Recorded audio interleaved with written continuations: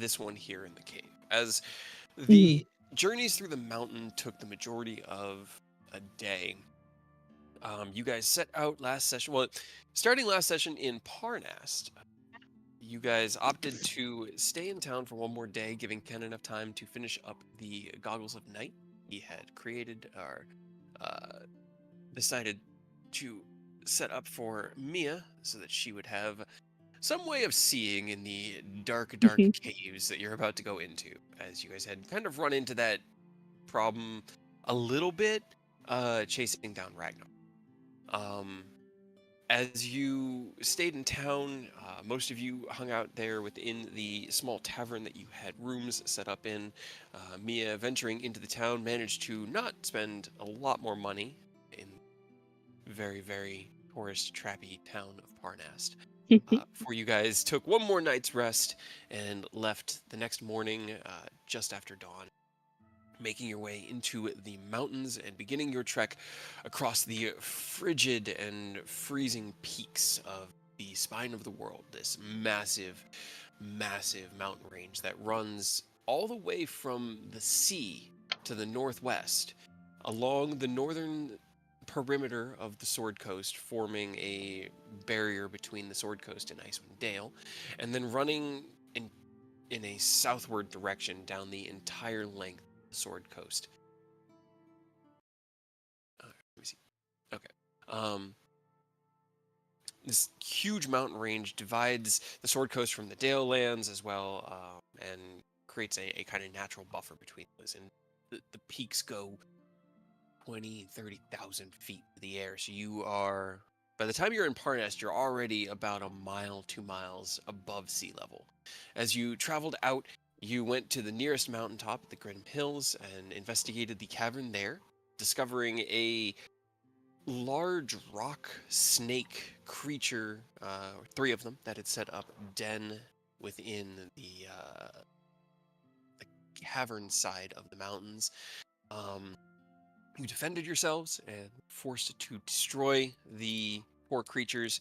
Uh, took one of their eggs and put it in a bag of holding, and then headed out to continue your journey that day in the hopes that you could reach at least a halfway point between where you were and the second cave that you had opted to try, finding this first cave to be nothing more than just a dead end, um, inhabited just by rock snakes. Uh, as you traveled, you went down and descended the mountain peaks, uh, passing through some treacherous terrain and avoiding falling or taking any levels of exhaustion. You guys set up camp that night in the deep valley between the Nipidim Peaks and the Grim Hills. And as Aerith's tiny hut carved a cylinder through the snow, the first flakes of snow began to fall from the sky, and Ken used Fabricate to create a makeshift harp that could be kind of strung up on stone pillars around the tiny hut to keep it from being buried over.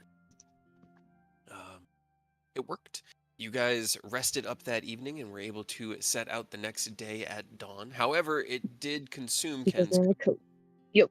and he Oh. was forced to continue the day's journeys hiking without his jacket. The second location you had aimed for was kind of around the base of the Nipidan Peaks, and you didn't do a lot of vertical climbing this day, but there was a lot of lateral movement, moving along sheer cliff edges and deep, deep ravines.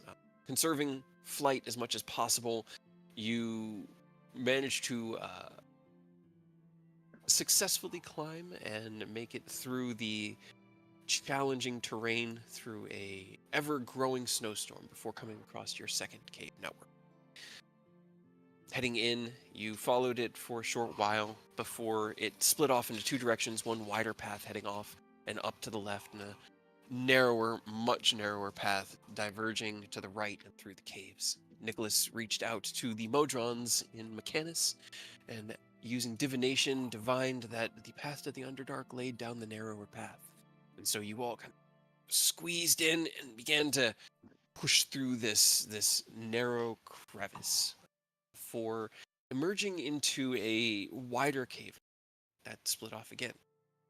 You flew over some dark, barely rippling water and landed on the opposite side to feel presence. Something that only an average perception roll of like 24 across the entire party would be able to detect. But something psychically active or psionically active, just ever so gently probing at the edges of your minds as you set foot on this edge of the cavern. Continuing, you found a large statue that bore a devilish figure on it.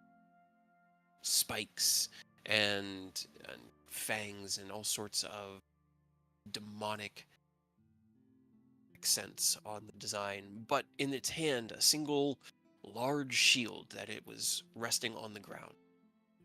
As you studied it, I believe it was Aerith who rolled. Remember, one of you I rolled. thought I did. Yeah, it might have been Nicholas. And remembered hearing ancient stories of these devils that protected the world. They guarded the spine. These ancient,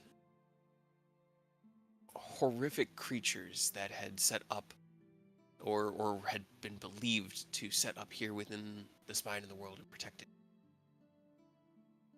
Whatever lay beyond this mountain, believed to be just stories until physical evidence questioned otherwise. And in that moment, Mia turned around and, shouting out into the quiet cavern to see if there were anyone there, saw a single stalactite open its eye. And as its eye opened and tendrils kind of slurped out of its rock-like body, it fell from the ceiling as four others fell from the ceiling, and you all fell into a battle with ropers. Dispersing them quickly and catching your breath in the aftermath was where we left off the game. So, as you all stand here in the battlefield, over the kind of slowly decaying and bubbling corpses of these strange psychically active ropers, what are you guys doing? Well, that was really rude. They should have asked before they were going around grabbing everyone. Unfortunately, they don't have the intelligence to do that, Mia. I mean, I guess if they didn't know any better, but I did tell him to stop. She just, like, brushes dust and goop and stuff off of her, like, outfit. Well. Let's investigate the area. Maybe there's some more clues onto how to get to the Underdark. Okay. One thing I had forgotten to mention, because it was discovered as you were investigating the area last time, there is a about 3-foot wide diameter tunnel that seems like it was burrowed underneath, or at least you see the opening to it right about here. The I statue. think you pinged on Where? the other one.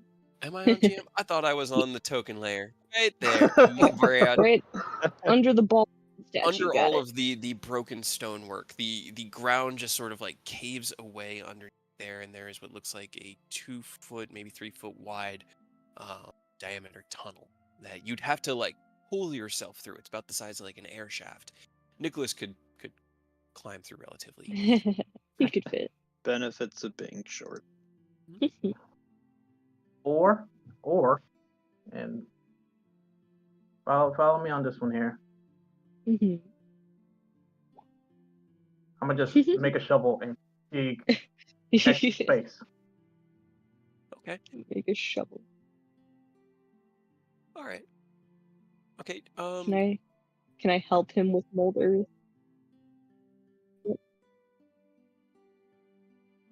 Oh no.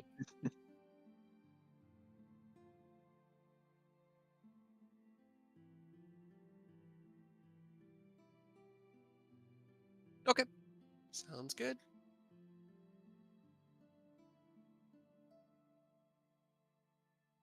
Okay. Alright. Sorry, I'm trying. Well, if he's going to shovel, I will try to help him as well with mold earth.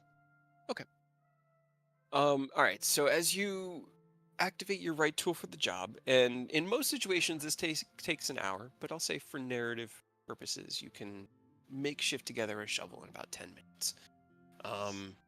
You gather together the energy, forge your shovel, while Mia starts kind of digging away slowly with mold earth. You roll me an athletics check. Athletics.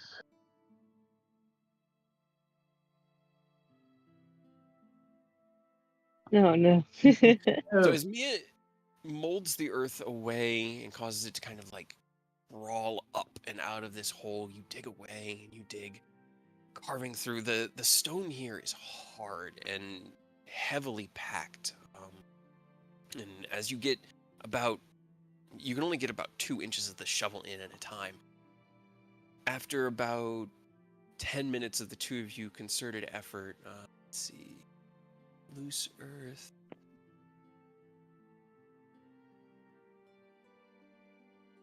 Yeah, even your 5-foot cube, because it's not really loose earth.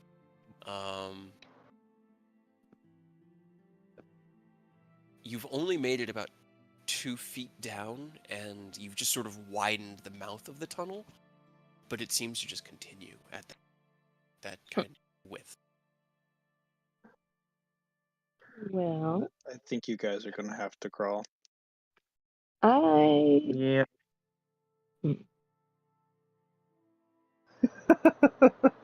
Or you could shrink yourself with enlarge reduce. I also can't do that. Do you have any other solutions that are better? Better. So this is, Can we see how far it goes? Like if we squint down there? you have dark vision that goes out 60 feet, right? Is Mm-hmm. I so think with the glasses, yeah. as you look through with the glasses, you see the like rough contour of the cavern continue in just like a gradual 20-degree downward slope for as far as you can see. Well, I can punch through 20 feet of it, or I could call a friend who might be able to help. What do you mean, call a friend? Well, I can make something that likes, is earthy. And he might be able to help. Could you be more clear about what you're talking about and less vague in this more life or death situation that we find ourselves in?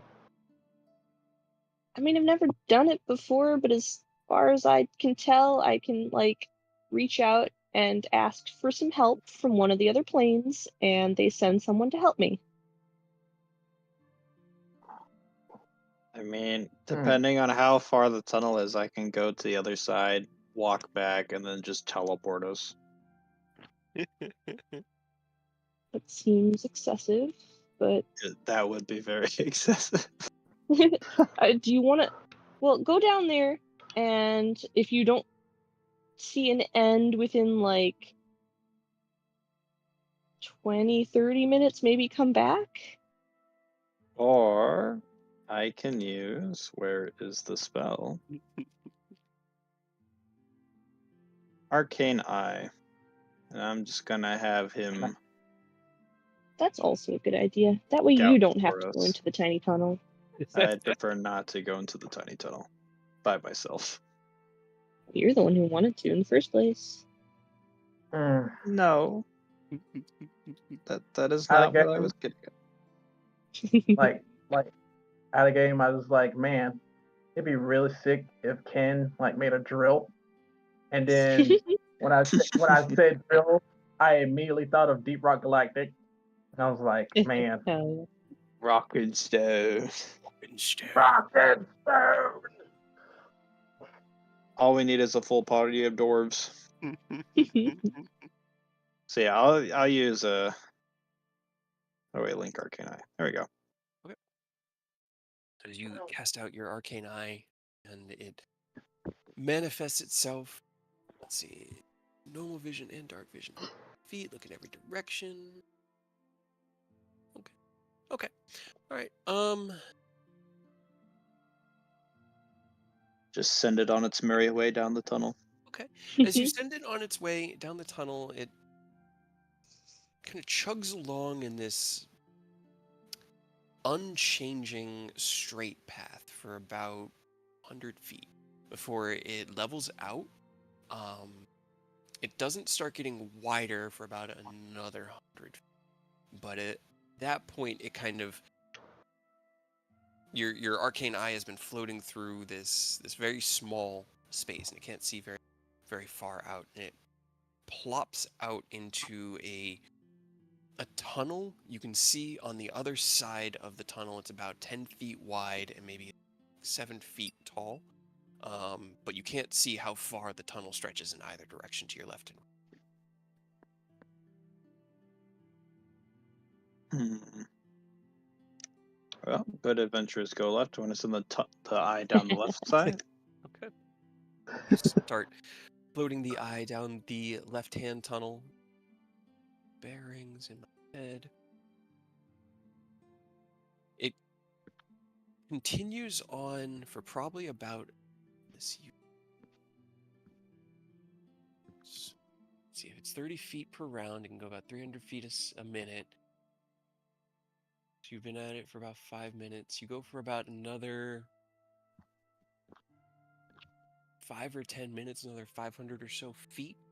The tunnel starts to wind kind of up to the right and just widens a little bit.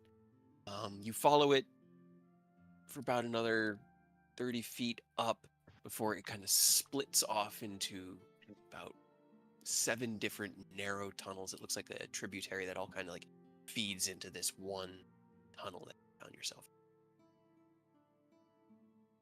Boy, I love tunnel systems.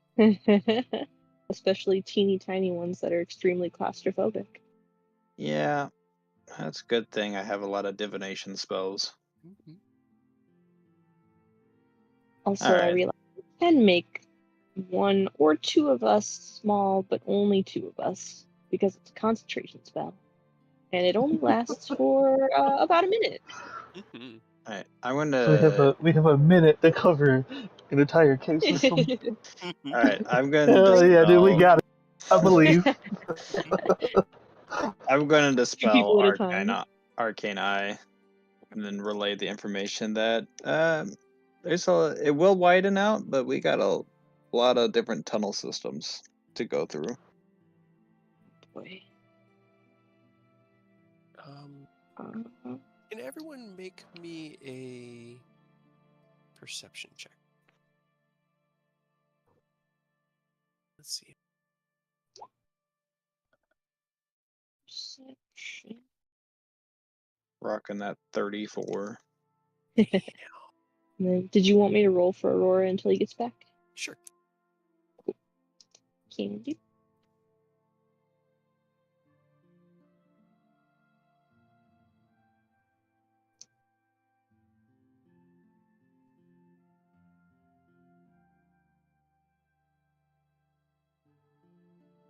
Go. What's that? Alright. Okay. All right. So as you guys are kind of gathered around here at this entranceway,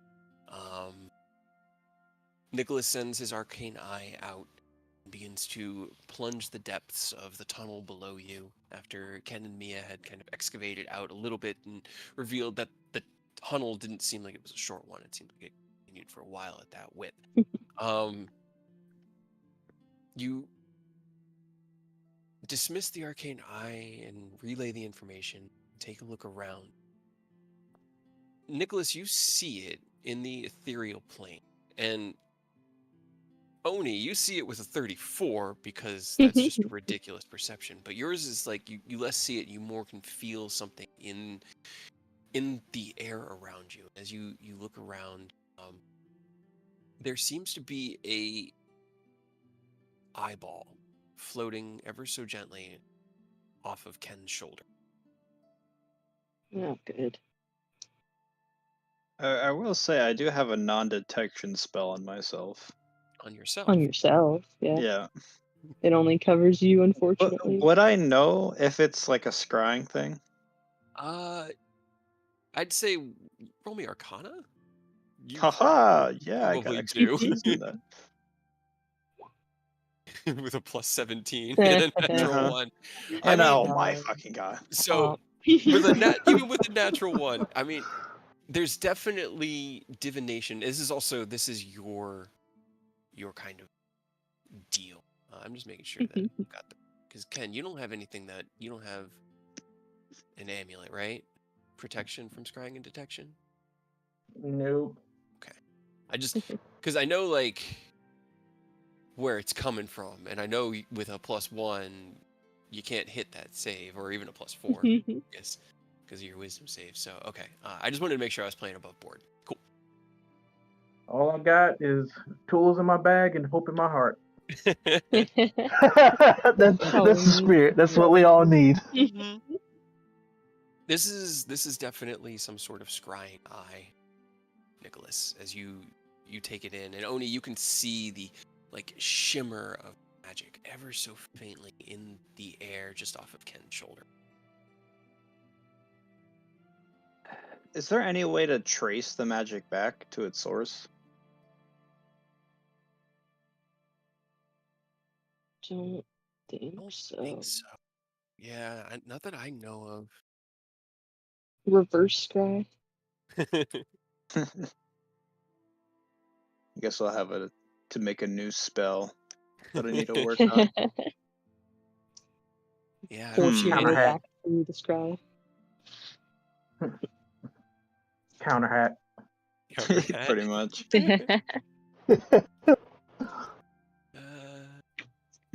Yeah, Now the you'd real have to question see is, do we want to disperse it or not? Yeah. I mean, I Yeah. don't see why not. Why wouldn't we? But Well, the last thing we want is it to be like one of Ken's siblings just checking in on him, making sure he's doing all right, and then be like, "Aha, be gone!" I mean, it's I don't know. It's either it could be one of them, or it could be somebody from the cult And it being could be a like, "Hey, lot of. what are these fuckers doing?" Well, first things first. Let's. What are these fuckers doing? I mean, it's a question I ask myself a lot, and seeing as I'm all of the bad guys, it's a fair question. Let's dispel magic on that. A second.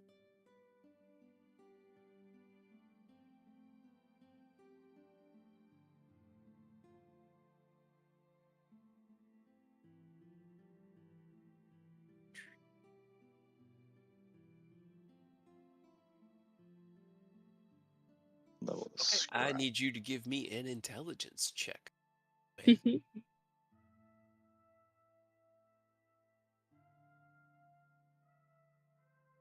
gotta get the thing. So just intelligence. Yep.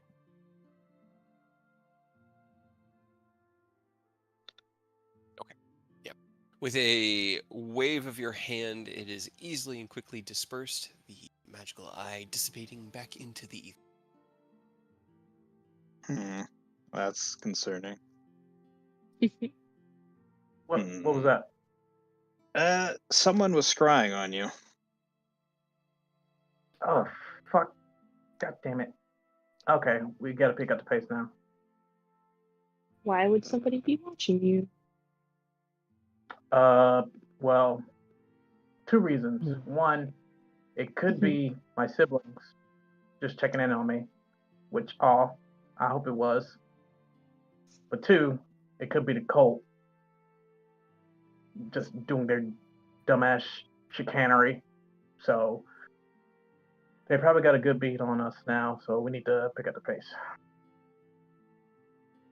Yeah, Um, I appreciate the optimism you have and thinking that it might be your siblings and not the cult who recently got tipped off with fireworks and conclusively that we were up to something.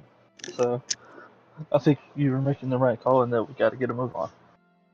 I'm sure it's fine. Okay. So Nicholas, how many feet did you say that it was real small? A couple hundred, I believe. 250, you'd estimate. I mean, I could get us through half of that. And then the other half would be up to some other means.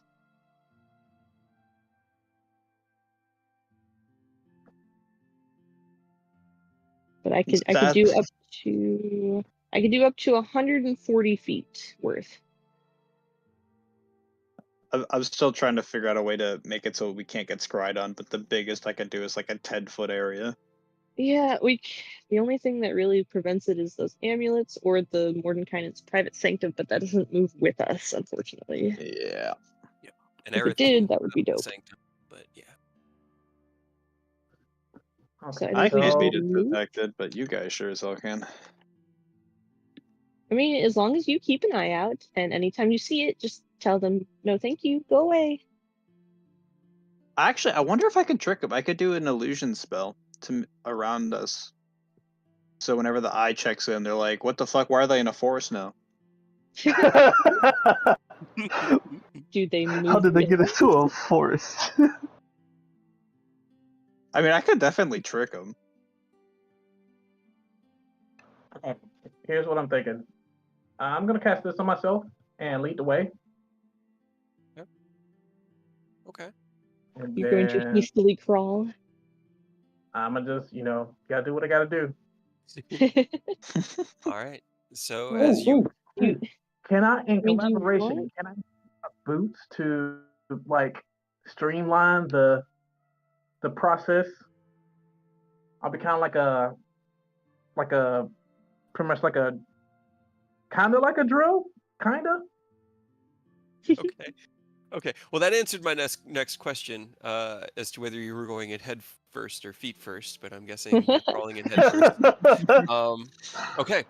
So as you debate ways of possibly opening up the path further, talk about the risks of being spied upon and the hope that maybe it was Protanther, can you activate your haste spell and crawl into the hole, and then using little Oh. kicks from your boots, you Okay, bye. use that to kind of push yourself and wiggle through the space. It's tight, and you're wearing your armor, so it's hard to get through. But with the haste spell and your boots, roll me an acrobatics check at advantage.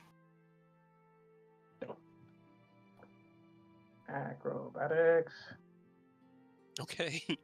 You crawl in and begin making your way through the space, keeping your eye on your breathing and using the extra action provided to you by the haste spell to dash and try to make your way through as quickly as possible. You get to the bend. You get to like the bottom of the slope in a single round. 6 seconds. He's moved 100 feet down this tunnel where he pulls himself like there's like little bursts of air and stone from the kicking of the boots at the beginning. And then all you can just sort of hear is this sound of steel and rock slamming against each other. And you reach that kind of like bend where it goes from about 30 degrees to almost straight flat. You kind of have to like worm yourself through it. Are you all going to wait for him to get through or follow in after him? Honestly, I didn't think he was gonna fit. He's real tall. He's very I tall. guess we follow after him. Yeah, okay, who else wants to be small with me? Because I'd rather not crawl. Or at least as much as possible. I am already small, so Yeah, I shall I don't go after believe. Ken. Oni or Aurora or Aerith. I'll go. I'll definitely. I'll be a little guy for a little while. I don't mind. Okay. Because I can. It only lasts a minute, but I can cast Enlarge Reduce from my staff without using any charges. So I guess indefinitely. So I'll make me an Oni small. All right, you make yourself an Oni small, following in after Nicholas as he follows after Ken. I need all three of you guys to give me acrobatics checks, but because you're smaller, it's much, much lower DC. It's just kind of like maneuvering a very small, tight space that Uh-oh. for Uh-oh. Nicholas, you don't find yourself in these tight spaces very often. Most of the world is very big, and you've kind of gotten used to the fact that it's all sized for the big. And you can pull yourself into this cramped little cavern, start crawling through, and you guys don't have to like get down on your hands and knees and crawl or anything. You're like pulling yourselves through and ducking your head under jagged rocks that kind of cut down. What is the marching order going through the cave? Because I know Ken's at the front. I'm still trying to figure out how to get Earth through, I would be behind Ken. I guess. So Mia probably last. Yeah, and then Aerith at the end, I guess. Okay. I don't really know what I can do for him besides he could also haste, I guess. I mean, he could fit. He's just gonna. So it's an acrobatics check to fit through the tight spaces, but depending on how big you are compared to how tight the space is, it's a He varying doesn't have DC. very good acrobatics. I don't suppose he has dimension door. Not that I guess it would. No. I also keep forgetting if we need it, I too have just the 1 a day dimension door because of that Cape of the Mont Bank. In case anybody needs a dimension door and don't want to waste a spell slot, because I don't use spells, so. Well, maybe if you have to drag one of us through, I guess I'll just have him roll it. Hope for the best. No, okay. So as you Might have to go back for him. turn Oni small, Ken, I need you to give me another acrobatics at advantage as you pull yourself the second part of the way. As you hear the casting of arcane spell work above you, and you hear people kind of, man, the advantage. Thank God for that advantage, yeah. Great, the hay spell is putting in some work. You definitely move through this space, these quick, jagged movements that if you had been moving slower, if you hadn't been moving with the additional alacrity and dexterity that haste provides, you could have been stuck. Your armor getting wedged between loose rocks and like jagged stonework. But as you can push your way through, you smash through bits of it, and you feel the rock give way under the sheer momentum of your force. The rest of you can still see little bursts of air kind of being kicked up and little pebbles of rock being kicked back as Ken continues to wiggle his way through. But after about another 30 seconds of uncomfortable advancement, you kind of slurp out of the side of the wall and crawl down the side of it, landing on the floor, and take your 6 seconds of lethargy as your haste spell wears off as you exit the cavern. Worth it. Nicholas and Oni, you guys have to duck and kind of like cramp in. For Oni, it's easy. You see the size of this tunnel, and being a dexterous person, you feel like you could have made it through pretty easily on your own. But being small, it's almost trivial. Before you hear, uh-oh, behind you. Mia, as you are maneuvering through the space, much smaller than you normally are, and kind of like looking back to Aerith, who's looking very, very apprehensively at the hole, which it makes sense that he was the one not enlarged reduced, because he's the smallest of you aside from Nicholas. You kind of turn your back towards him, give him like a reassuring smile and a thumbs up, and start making your way back through, and then you realize your staff is stuck, wedged between two stones. You try to pull it, it won't come through. I need that. Well, also, as if Oni gets further than 30 feet, ahead of me, then I can't make him small anymore. But he seems fine. Aerith then follows you in, covering about 15 feet before he looks up at you and goes, "Uh-oh." His shoulders are kind of pinned between the walls, and he's basically looking down at you in panic at the Nicholas and Oni, can you guys give me another acrobatics check as you maneuver the second half? Or is there anything you would like to do now, given your comrade's current state of affairs? They're about 20, 30 feet up the hill behind you. At the moment, you can see Mia standing in the tunnel, kind of blocking most of the view, and it is pitch black in here. You're only able to see with your dark vision. Wow, I hate it. And she is kind of like pulling on something on the wall, but she can't get a lot of angle or like force because of the tight quarters.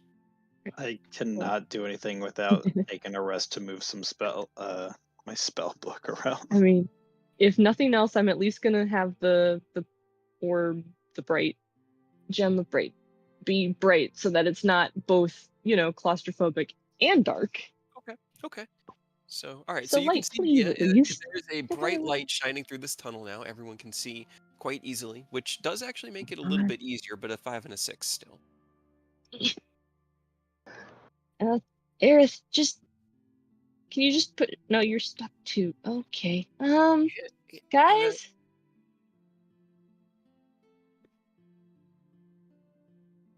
Have you tried putting the staff down at an angle? Well, at the moment it's stuck. You try turning it off and on So again? no. Give me a strength check, Mia, to try to pull it loose. Oh, good. Give it a hard tug. Okay. There's a little bit of a give. It looks like it got wedged between a rock that kind of got moved. You can move it a little bit, just rocking it a little bit, but it won't come completely free. Come on. All right. I'm just gonna this 20-foot section between me and Aerith, and I'll just punch a hole in it real quick. The space around the two of you just glows with ethereal light and then disintegrates into sparkling mist. You are in a 5-foot wide, 8-foot tall, 20-foot deep passage. At least gives us a second to breathe.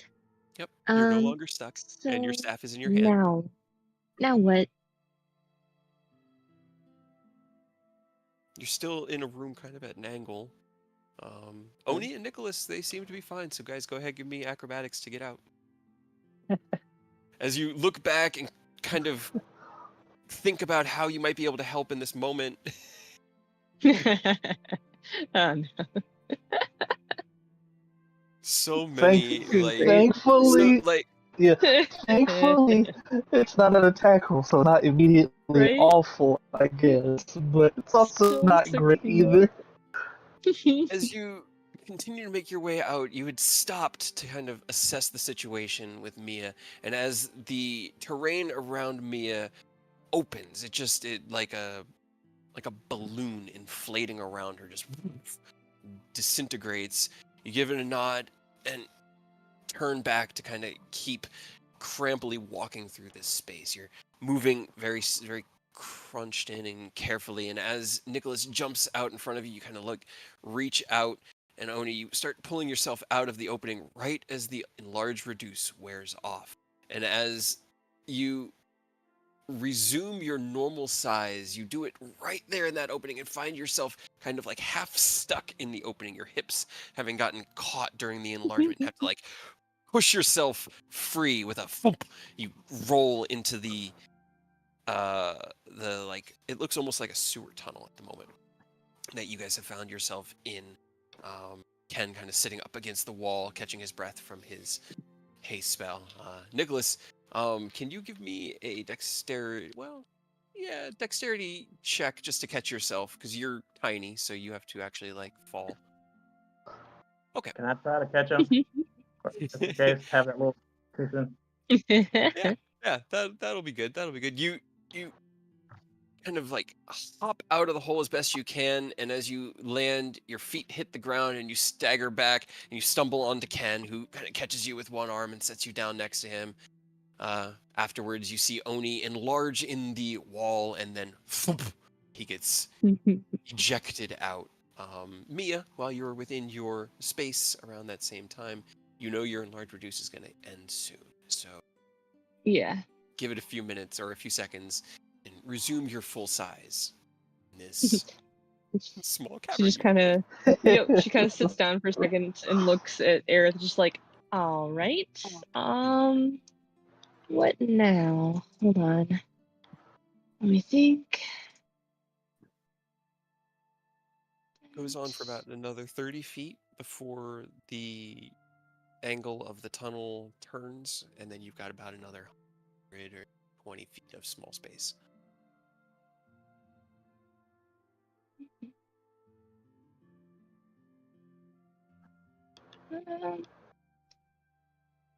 I don't know what to do. I don't know what to do either.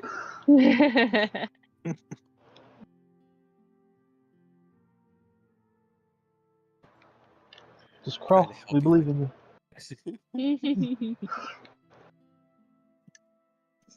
She's just like thinking through all the spells that she has. I mean, no. What? Do you have grease? Can you just grease up the tunnel and slide through? No. Oh, You I don't love have a finding dimension door. situations. Nope. Aerith has Misty Step, but not Dimension Door. I have Vortex Warp, but I have it. It has to be on a surface or liquid that can support the target without the target having to squeeze. Yep, and you are definitely squeezed So, in these tunnels. yeah. Ooh, Um, idea. I got an idea. what's up? I got you. I'ma Please send tell me Mini-Me before we get into the stuck. tunnel. Hold up. I'm gonna send Mini-Me back up the tunnel. Okay, so as you guys are in this slightly sloped cavern that you've created, Mia, trying to discuss how to get through it, seeing the sheer wall with this small tunnel kind of carved into it on the far side as the like this is where you have to go, and then you look up and you can see the tunnel on the same end, like up the same small circle. This is where you came from. As you do, you see is Mini-Me crawls his way up the tunnel, pokes his head out, jumps into the small space with the two of you guys. Hello. Oh no. Okay. Wow, All I right. hate it. As he stands in the tunnel, you watch as he lifts one leg and grease What it? Oh magically no. manifests itself, Oh, and the tiny. tunnel has been sufficiently greased. Oh. There's Okay. a layer of slipperiness along. Wow, that was. I mean, you couldn't have waited until we got outside. Sorry. Mini-Me gives you a Now. happy smile and then kind of runs back down the tunnel, back to Ken.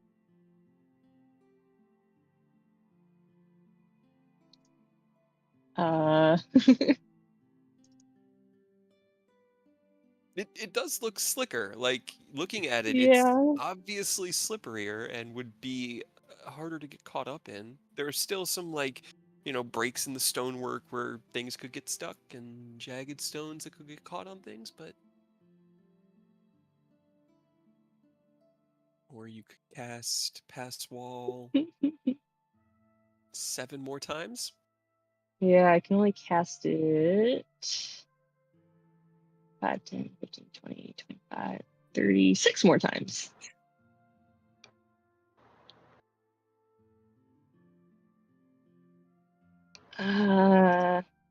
When you're in the ethereal plane, can you move through solid objects?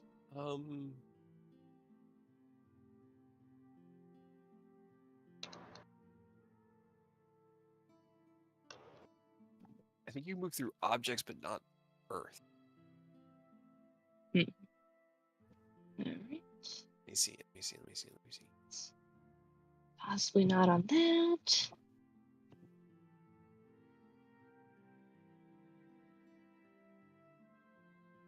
I mean, technically, yeah. Guess if you were ethereal, you wouldn't be physical. You just move yourself.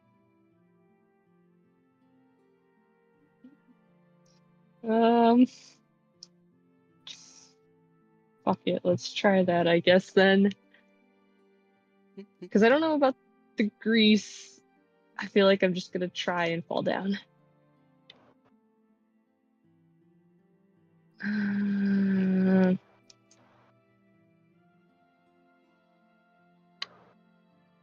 This is also a stupid idea, but alright. I'm gonna twin spell to hit myself and Aerith. Okay. And I'm going to... Nope, wait, hold on.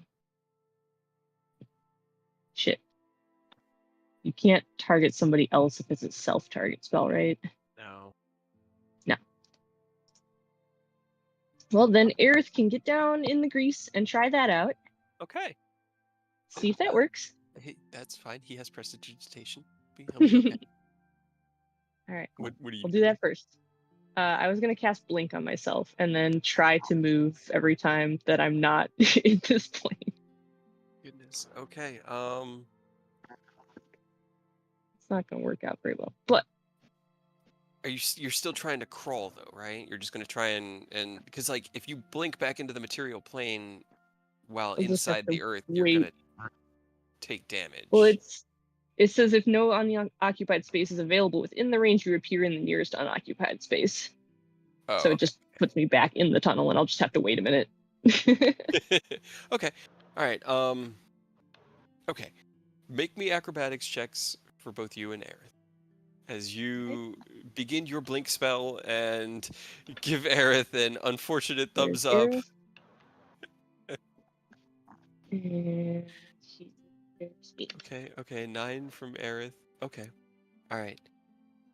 So as you cast the spell, Mia, you feel this strange kind of vibration.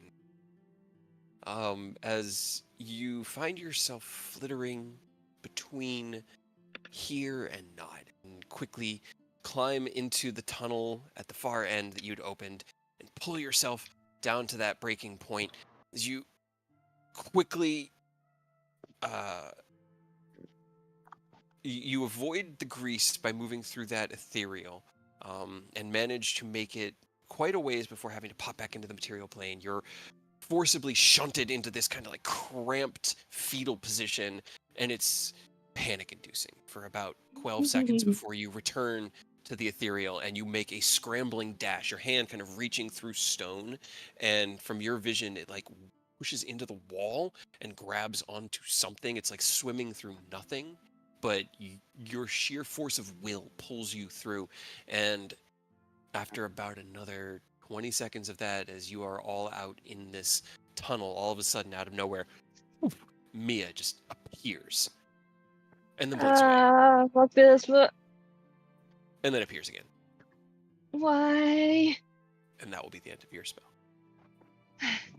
At the end of the Yay. tunnel, you hear Aerith going, why is it? It's greasy. Okay. Feet first this time. And he's going to go in feet first. And he slides down, and as his butt hits the grease, it kind of coats his entire backside with it, and he slides down that remaining 30 feet and gains quite a bit of speed. He kind of hits where the slope levels out and bounces up. The 9 on acrobatics. He takes 6 points of bludgeoning damage from a knock to the head. And then is like he had to like slide through this space, kind of hit the ground, slammed his head, and then has to like pull himself the rest of it. And as he as Aerith finally gets his legs out from the tunnel and manages to get his fingers out and pull himself through into this wider space that you've all found. You You've been rolling real good on your acrobatics. yeah. We had to grease you up. You got grease. I You look back over tried your... to think of another way, man. They tried. But you you don't guys have Dimension Door. Of course not. Yeah, this was like 200 feet of tunnel. It didn't work. Yeah. You land on the floor with a kind of thud. Aerith, seeing Ken, Oni, and Nicholas already down here. Mia standing there in the tunnel with a look of like calming panic. Your head is bleeding just ever so slightly from where you wanged it. Tunnel stretches off to the left and the right, and with the light that you are casting from your bright stone, you can see that it stretches off to the left and to the right in an almost straight path. Like it's just this 10-foot wide, about 7-foot tall, almost flat floored tunnel through this space. Nicholas had explored to the left and found that it kind of stretched up and twisted around a little bit. What you guys doing? Mia kind of just crouches down on the floor for a minute, like just trying to stop panicking. Oh dear. Ken is gonna come over and try to comfort. Hey, you okay? I know that was probably rough, huh? I'm sorry. I don't. Why is it so small? And when it's small, you can't move. Yeah. Ken, you still have to duck a little bit in here because you're very tall. Yeah. So he's a little hunched down. Alright. It's still While small. they are calming down, I'm gonna ritually cast Augury. Okay. And I wanna say, is going down the right path good to get to the UnderDark? You did you use your augury again? What was the...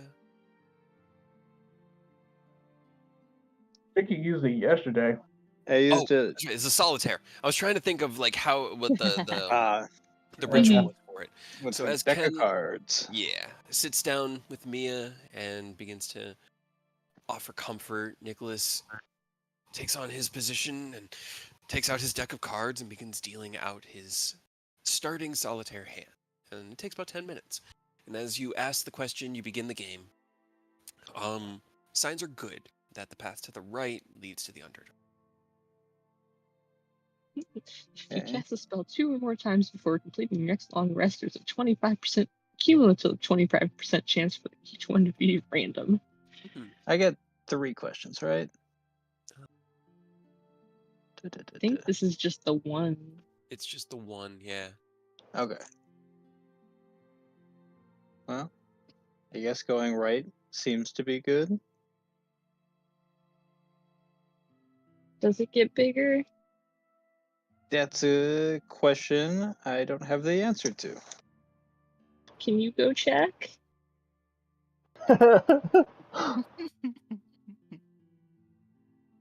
Todd can go. Are you good to start moving, or? Just a minute. I'm just gonna sit for a second. All right, Todd can go explore in the meantime. Yep. You send Todd hopping down the path. Yep. The gentle slapping of the frog against stone Gross. fading over the next few minutes. You can hear it echoing for quite a while, just like this. You be safe. We'll see you. Oh no. What was that, Earth? You kind of broke up. I just said be safe, Todd. We'll see you on the other side. Roll me a perception check for Todd. Come on, Todd.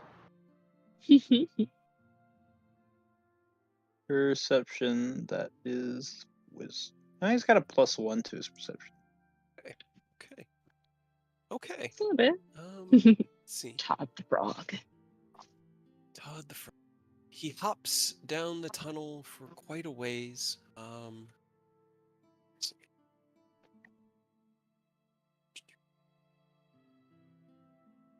He has dark vision that goes out for 30 feet, so he can see as the tunnel does close in a little bit around him. It doesn't get any narrower above him, but it kind of like pinches in from the right a little bit, so it gets to only be about 4 feet wide. It's like single file, but it's still about 7 feet tall. He hops along the path for another. It's a while. You kind of like watch through his perspective or wait to get alerted from him for about 20 minutes while you guys catch your breath and kind of take in having a little bit more breathing room. What's up? Do a short rest? Because I actually wouldn't mind that. I'm a little down on hit points, but it's up to you guys. I mean, that's fine if we're having Todd scout in the meantime. Yeah. See where Sure. it is. I don't mind. Cool. Okay, so as you guys settle down for a long rest, go ahead. You can roll your Long rest. or not long rest, short rest. Sorry, short rest. It's a short rest. You're gonna sleep in this sewer tunnel. Right now. You must suffer. Nah.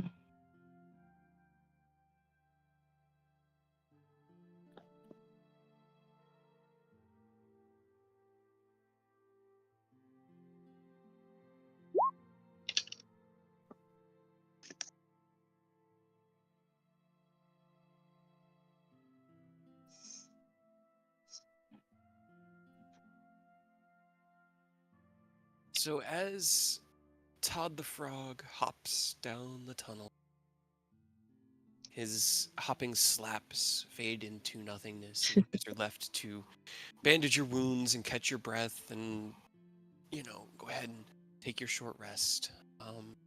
He goes for a while. It's about probably about a mile that he hops along this path, and it winds and twists, but it doesn't really get any shorter, like, height-wise. It stays pretty solid, and in fact, judging from his perspective, it looks like it's just sheet rock, whereas the walls kind of are made of mixes of stonework that look like they were packed together.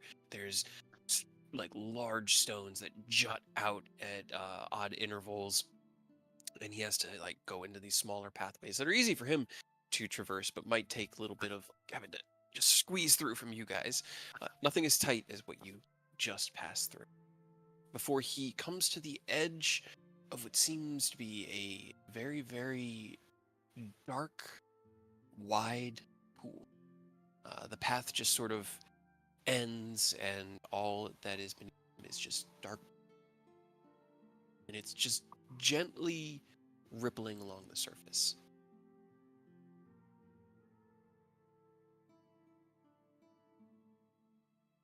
So it's just a giant font? So yeah, well, he can't see how deep it goes. From where he can tell, the tunnel had been about 10 feet wide at this point, like where you guys are now, and it just sort of opens up into a large cavern that isn't much higher off like elevation. There's not much more ceiling room. It's still only about 8 feet up from where he is, but it just goes out, and he can't really see any of the far walls. It's just wider than his dark vision can see, and further out in the distance he thinks he could see like a stalagmite kind of poking out of the water, but he's standing at the edge of like a rock path where it's just like a 1 foot drop and then just black water. I don't think we want to go swimming.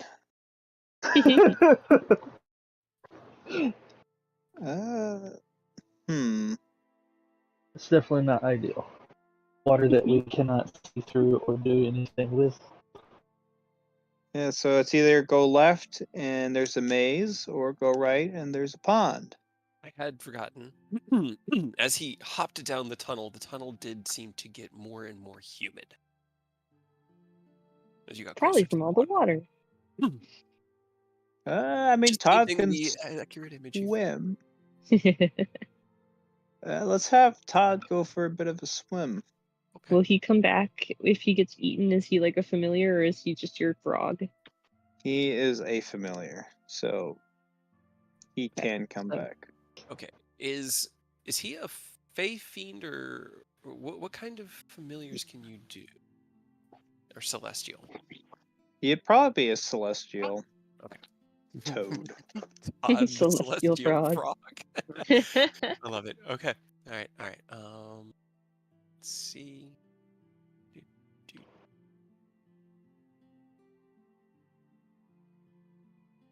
Okay. Can you and you can watch through his perspective, right? Yes. Can you make me a perception check from Nicholas as you get the alert from Todd that he seems to have reached water? What next, Master?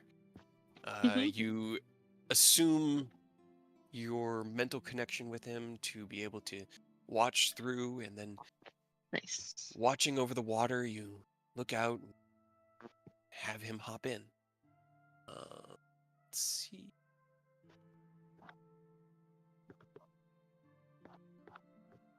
He swims around in black, deep water.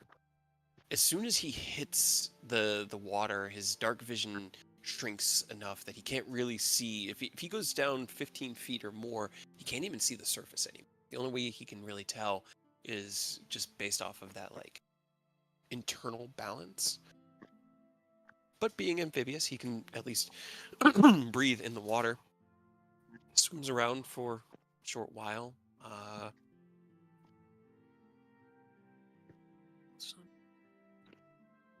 Doesn't seem like anything is immediately striking out at him. He doesn't get yoked back to Mechanus. Can he? Can he just keep going forward along the surface to try and find any sort of like pathway or other cave entrance? Sure. He heads back to the surface and kind of swims along.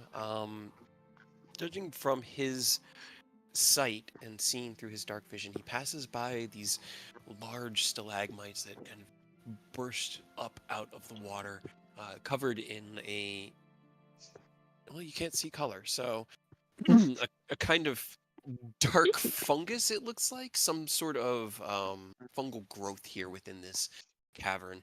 He swims for about another 200 or 300 feet before it seems like another pathway similar to the one that he had just walked picks up, a kind of like sloping earth up and to the left out of the water on the opposite side.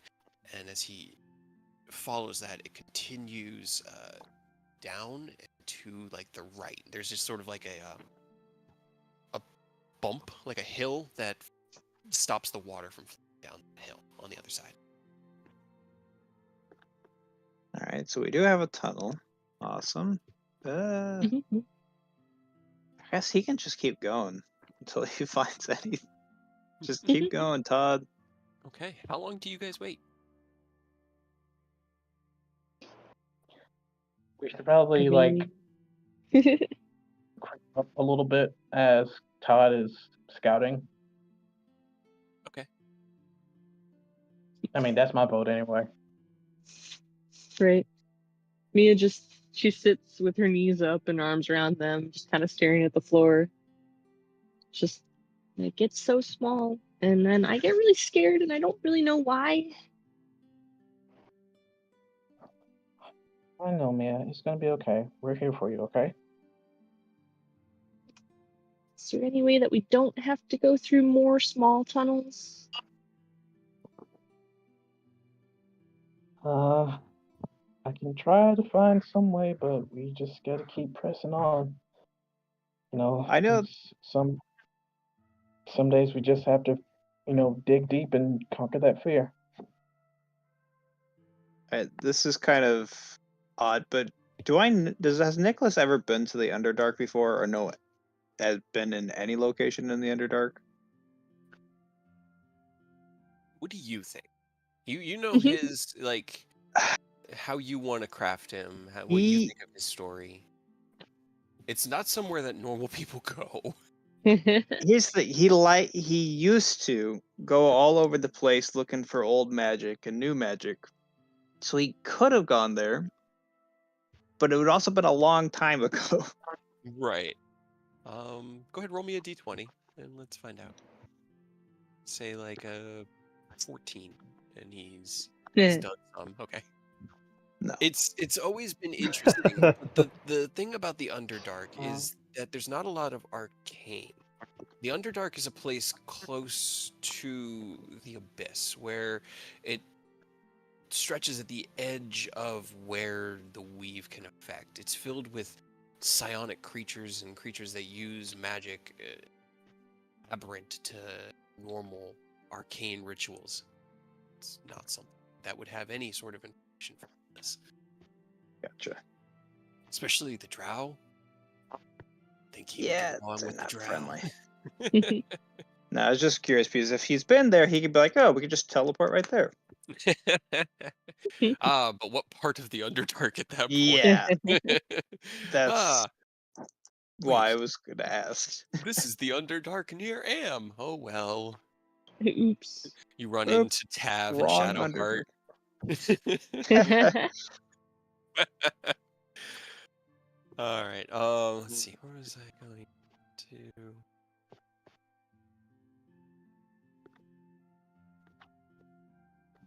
Cool. All right. So you guys were going to continue on while Todd scouts ahead?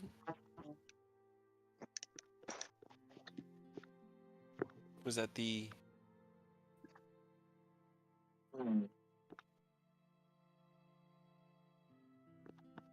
Or yeah, I kind of missed what Ken said. Were you guys going to check out the other path or continue on? Sorry.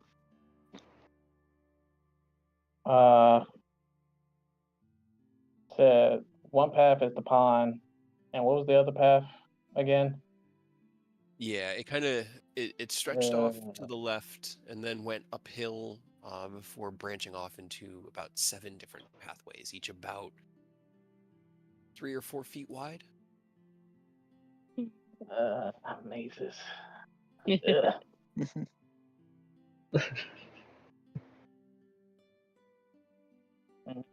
Nah, let's just cover the ground that we got cleared by the scout. Save us some trouble. At least hope so.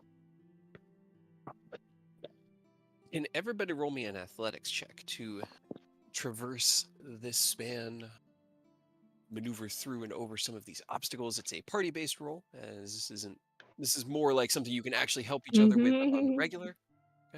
Okay. Hell yeah, that -2 modifier coming right up. Yeah, guys. That's actually Four.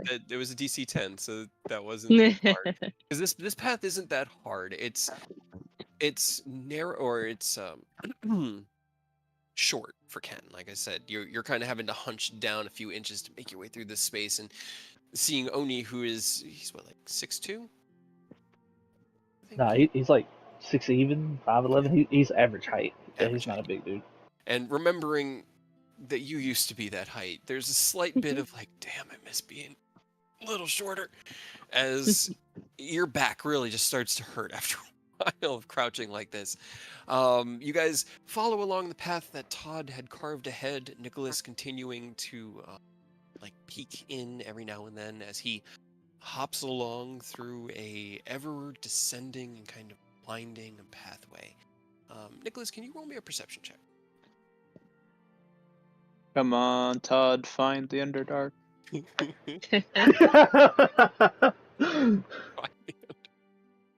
Todd is our map quest Hell right now. yeah, I'm doing great. You attempt to periodically check in on him. You don't see anything strange. Most times when you flash into his vision, it's just the same kind of repeating You have a high intelligence. Roll me nature. I'm curious about this.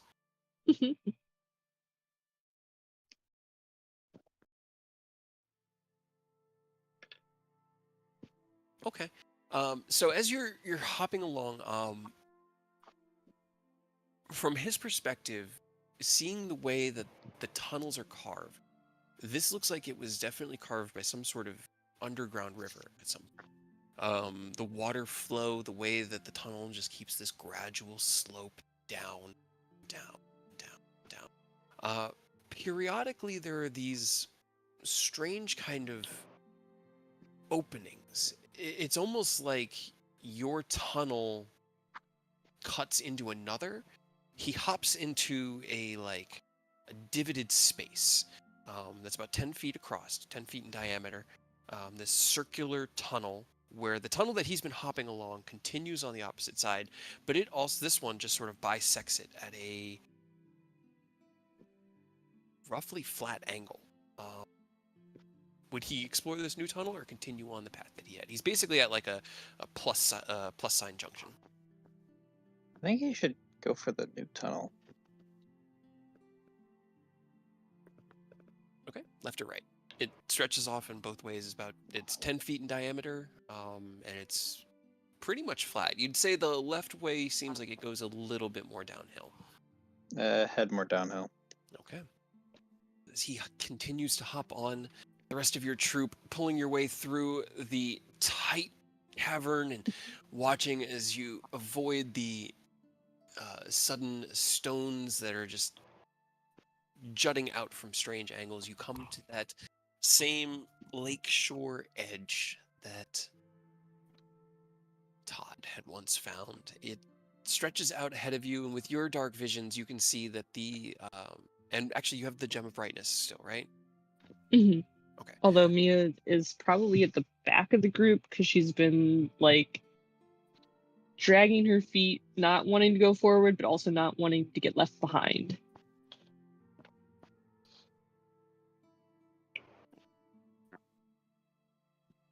It's up to you guys. It also bears the question that I hadn't thought of until now. Are you trying to be sneaky, or are you just trying to progress as safely as possible? What is the... Mia would not put out the light. Safety Something's dark. first. I mean, I'm definitely not trying to make as much noise as possible, so. Okay. Okay. All right. That's kind of what I was under the assumption of. Okay. A modicum of stealth, but mostly safety, it seems like. Mhm. That's Yeah. what it seems like. Okay, so as you guys have continued on this path, again, as you've gotten closer and closer to the water, the walls have gotten slicker and slicker. There's been this fungal growth, and as you shine the lights on, you can see it glistens with sparkles of almost quartz-like dust in it. These purple, massive, maybe 5 or 10 foot in diameter mushrooms that are kind of just littered here and there along the tight stonework. You shine the light out over the inky black lake and can see what looks like the stalagmite that Nicholas had described out about 50 or so feet out. And the waters are black and rippling ever so gently. Well, at least it's not small. Yeah. Anyone bring a boat? I can walk.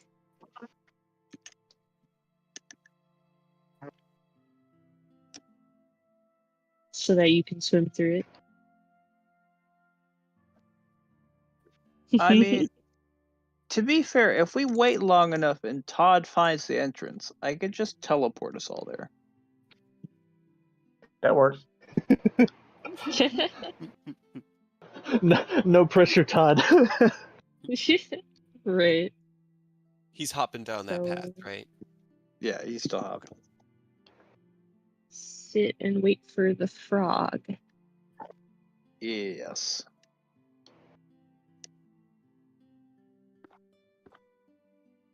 That's fine with everyone. Just waiting around. I mean, guess.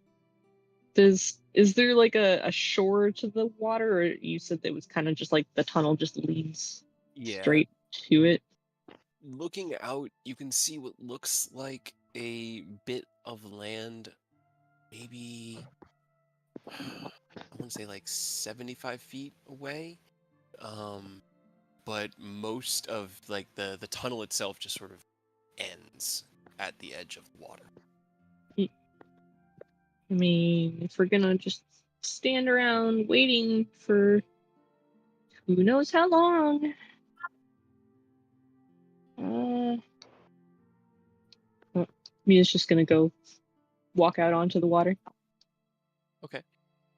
Right. Where are you heading? Just around. If we're gonna wait, she'll just kind of like wander around in circles. She just doesn't want to be in the tunnel.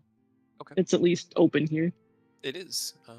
You step out into this almost like ballroom-sized cavern. It's still very like low ceilinged. It's only about 8-9 foot ceiling here. But it's about 200 feet Better across at least. and like 250 in the other direction. As you kind of step out, your light shines out and can't completely reach all of the walls. It glistens off of the water and the ceiling. What are the rest of you doing?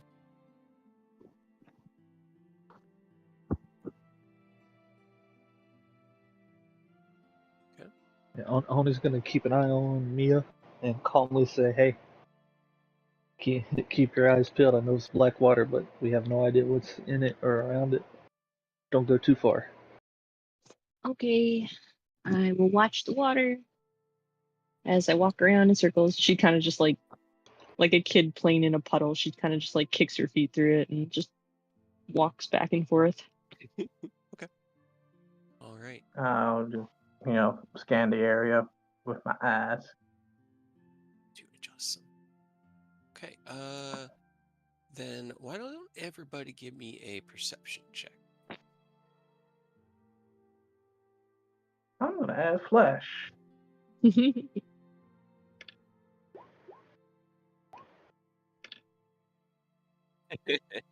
I'm glad I added flesh.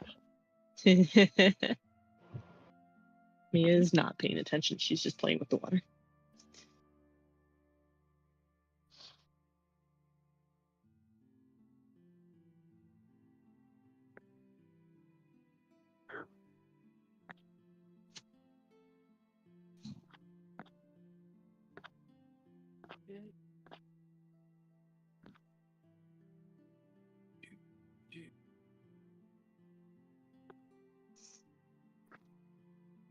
All right. So, let me see.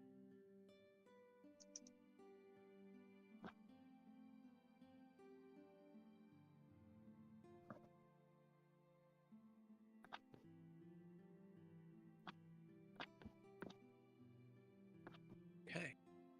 It's actually surprising. Okay. All right. Sorry, I'm just setting something up here. Okay. So as you guys kind of set up camp here at this 10-foot wide edge, Mia, you step out into the water, at least to get away from the cramped feeling of the walls pressing in on you, right? The rest of you take up sentinel positions here to try to not be caught off guard. And as you are watching the waters, Aerith and Oni, you can both see the surface of the water is rippling. And as you kind of watch this gentle, undulating ripple of the surface, it turns more into like the wake of a boat. And the point of it is towards, for about 6 seconds, you hold your breath, watching it, but then nothing happens.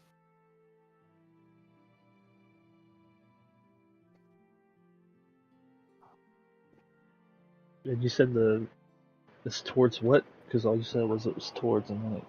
Oh, I don't towards know if cut it out cut for a out. second. It was kind of, sorry. It's like, it started about edge of your dark vision, this like weird rippling on the surface, and then it kind of arrowed towards Mia for about 5 or 6 seconds before the water just rippled away and disperses. Gotcha. Just,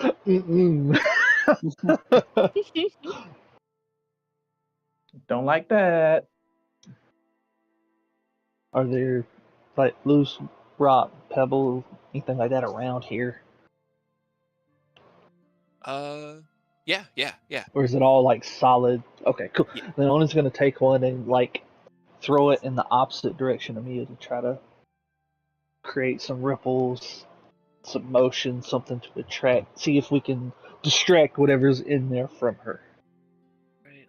See. Okay.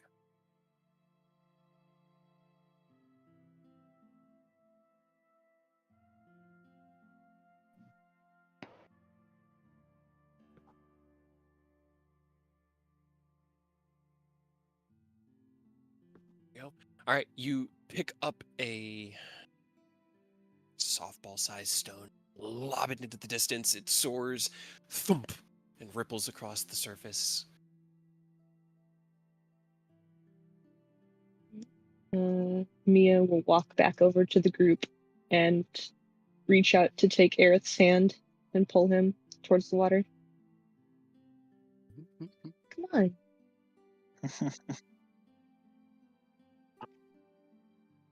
It's okay. Just come this way. No, yeah, Oni's gonna put his foot down, not me get out of the water. Or get, I guess, off of the water. I don't want to get off the water, though. I want to go this way. Well, that's not gonna happen. You either get off the water or we're getting you off the water. There's something in the water with you.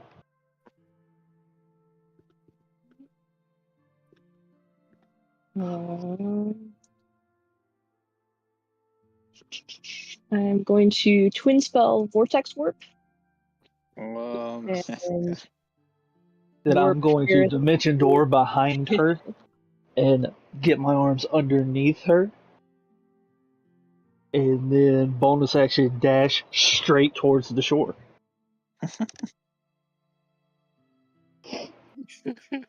Okay, counter We spell on have Vortex Warp. we have been through too many wisdom fuck ups and betrayals to not put our foot down when we're going into the Underdark. We're not letting this happen. That's fair. It's totally fair. As you see Mia start gathering spells and a glint of something in her eye, Aerith, you cast out your counter spell. Vortex is second It's just level, only right? second, yeah. Immediately, you disperse the spell from it as Oni steps forward and through space, appearing behind Mia, the spectral wings manifesting to keep him aloft above the water. Make me an athletics check to grab her. And Mia, I need athletics or acrobatics.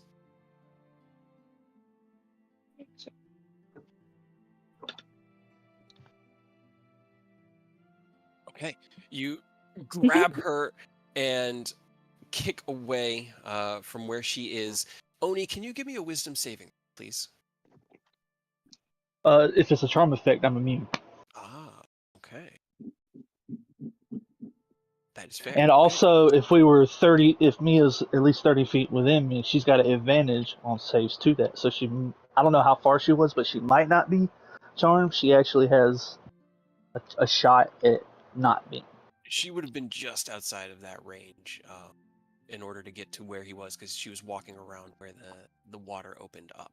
But Gotcha. you feel as something reaches out into your mind with a gentle kind of, come here, it's fine.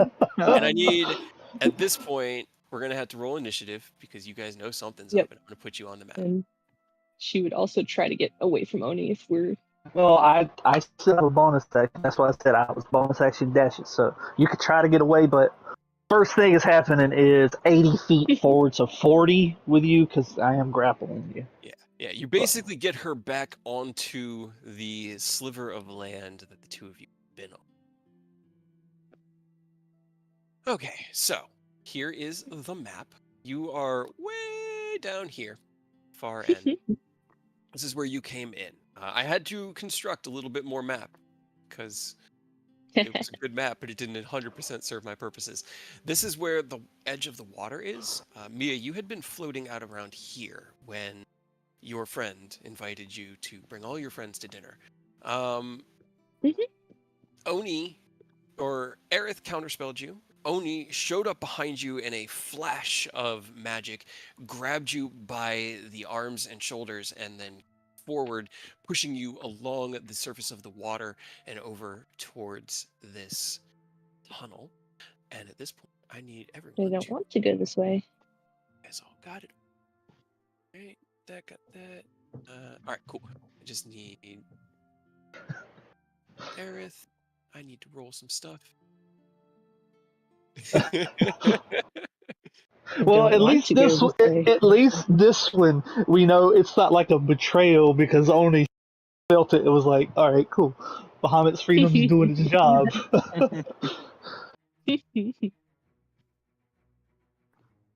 So I'm just making sure everyone's within 10 feet of me. Yes, yeah, you're all within 10 feet of each other now. Okay. And how far is Todd? Has Todd found anything yet at this point in time? You would estimate Todd's probably about another mile ahead of you, and he's you in the instant that Oni grabs Mia, you check in with Todd, and he's just hopping along a 10-foot diameter tunnel. Okay. He's just living his best life out there. Right,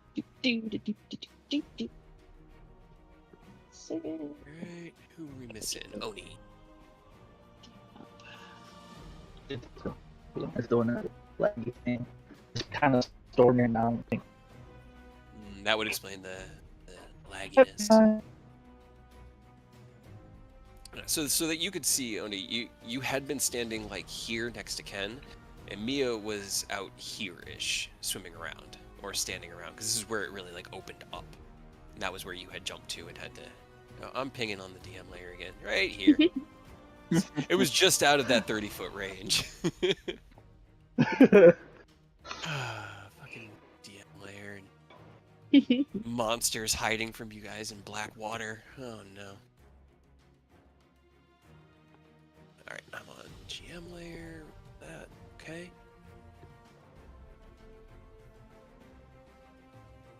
I don't think we've used this music since the Pirates. Okay. All right. So, Nicholas, as you open your eyes and flip your spellbook open, what are you doing? Mia has appeared in front of you. Oni still has her grappled, and she's kind of like struggling against his grip. Okay. Do I sense that something's wrong? Or would I know that something's wrong? When Oni brought her back, he was definitely not just like, shh, don't say it. He was like, there's something in the water. It's charming people. Stay away from the water. You know, I don't feel like dealing with this. I'm teleporting us to Todd. I guess that's one thing you can do. It is an action. They have to be willing though, and Mia wouldn't be willing at this point. Shit, you're right. Wait, hold up. Can I use a charm spell to overwrite a charm spell? I mean, you could try, but you don't know how potent of a charm spell she's under. She also will have advantage on the save, after her turn. Assuming she's not gonna like teleport into the middle of the water. Which could happen, I guess. Saves. Alright. I guess that's true too. Can you counterspell a charm? No, it's already done. Can you dispel magic a charm?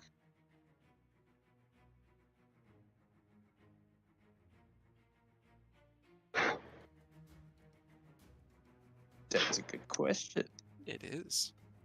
It is magic. Okay. Well, it is a good question, I should say. Oh, okay. I'm not going to give you that. I'm not going to just give you that. You have no idea whether it's natural or magical. Would I be able to tell? I was gonna say, could I use Arcana to tell, or would I have to use Detect Magic? I'd probably have to use Detect Magic, wouldn't I? Yeah. I don't have it prepared.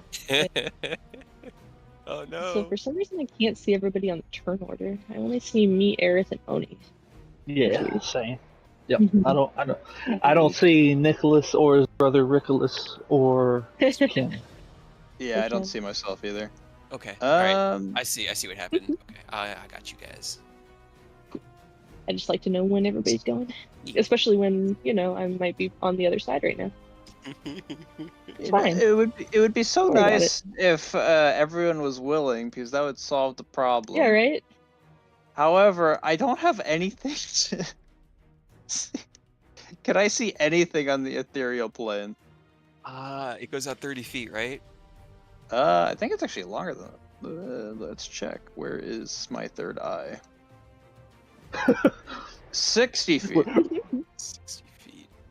Where do you keep your third eye? Where do you keep at the very, very edge of your vision, you feel like there's definitely something alive in the water. It's not huge, but there's something giving off a presence across the ethereal plane in a this-wardly direction. Alright. Different solution. Wall of force, and I'm just blocking off this entrance. Can I Big counterspell ol' that? Do you have counterspell? Yes, I do. No, You- you already Oh my You used counterspelled. your reaction. Your turn hasn't come back up. You're next. Wall of force Oh, did she is- auto? It's fifth. You it's- counterspell her counterspell, Nicholas. You can use your reaction on your own turn, easy. No problem. It's a 5th level spell. Do you have counters? Did you want to counter? You can. You're not wrong.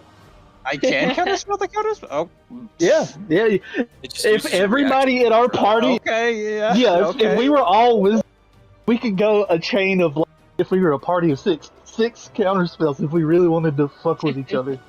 That's hilarious. It's Yeah. unnecessary. Let's counterspell the counterspell.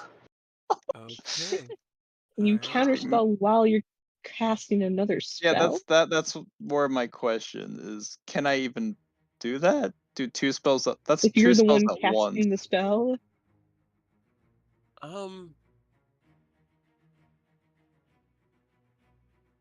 Or is Nicholas just that good?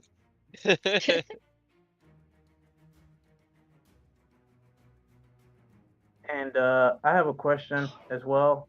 Will this kind of spell count as an ability? No, not that won't be counted as an ability check, will it? No, and according to the D&D rules, you can counter a counter spell that's after your own spell. There's nothing in the rules that prevent that. It's like Okay. it's like card priority and chains and like Yu-Gi-Oh! How it's weirdly set up. Yeah. That is weird. So I could.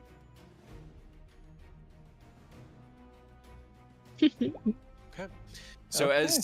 as you go to cast your wall of force, you see as Mia reaches out with a flick of the wrist and a single word to dismantle the weave of your spell. And as you see that, you pause the casting and slash back at your own with your own kind of counterspell to disperse her counterspell. And then returning to yours, you cast the wall of force and it pops into existence. Anything else you want to See, do? the reason K was so down is because we're using all kind of spell slots. All according to plan. Fine.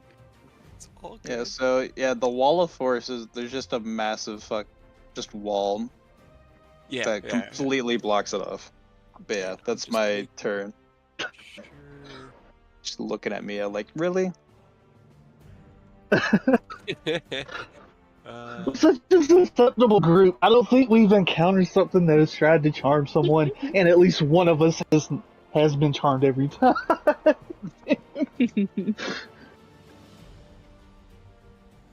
I feel like it's Next always game, Rose who got next charmed. game we need to come in all clerics and druids with high wisdom. That way we could just save against charm. Forget all the other saves. We'll be super susceptible. Okay. Aren't Warforged immune to charmed effect? Maybe. Rude, bro. Just all be or all be elves as well, just so they have advantage against it. Just you cast the wall of force out, Nicholas, and while still looking in that direction, you see as the creature in the water moves forward towards you guys. I'm reading this. It can't be targeted. It can't be hit. It can't pass physically through the wall. But it says nothing about preventing spell effects. Yeah, that's what I was wondering too. I was gonna add. It depends on. So if the spell has to travel, it will Right. hit the wall. Mhm. However, if it can target someone, it can still target them. Okay. Ken, I need you to make me a wisdom saving throw at advantage because you're right next to Oni. Alright, 5.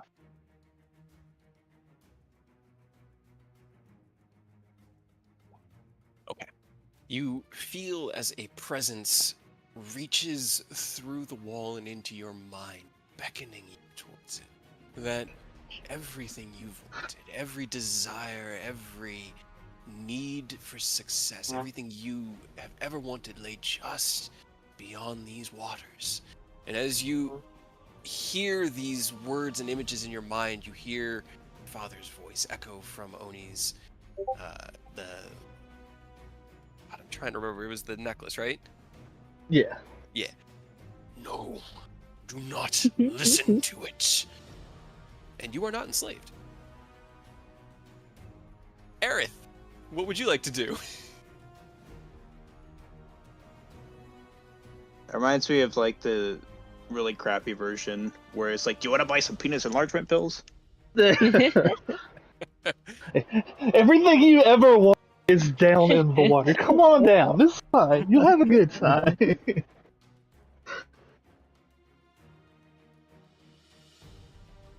Wall is It is solid blocking it off. You're not Mhm. being able to touch it.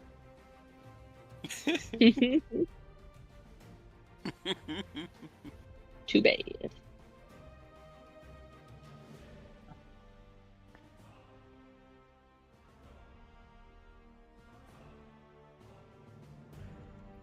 Yeah, it's clear. Mhm.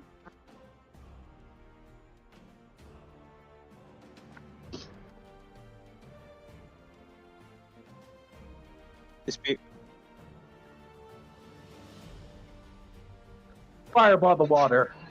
we don't Do even not know fireball what the it is. water because it will That's hit the the wall of worst part. force. Do not do fireball. Do it. Do it.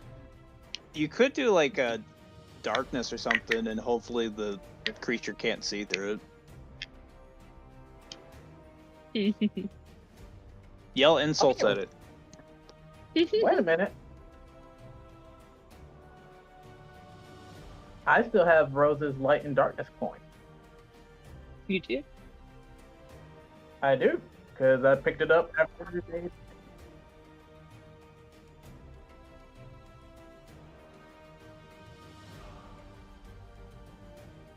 Yep. Oh yeah. Just yell at it. Maybe if you annoy it enough, he'll reveal himself. Just walk away, sir. Idea. I'm gonna roar at it. At the creature? Yeah, I'm gonna use fucking dragon trigger, Well, and then use the roar to fucking. We're in initiative. Yeah, it's Aerith's You're turn. all the way right at the now. bottom. Yeah, You so you have to can't wait do that your just turn. yet. Yeah, I'm Sorry. getting too hyped. I'm sorry. It's all good. We gotta let Aaron figure out what he's gonna do to see if he can do something. Because right now Mia is charmed and she goes after him. So If Okay, you yeah. smack Mia, Alright. like knock her out of the charm. You don't know. Sure, I'm sure that's how that works. Oh, You boy. never know. Oh, I'm guessing. I mean, you could try. You could try. Just do non-lethal if you wanted to. I guess she's grappled right now, so Or if you have any spell that you could try and dispel magic on her.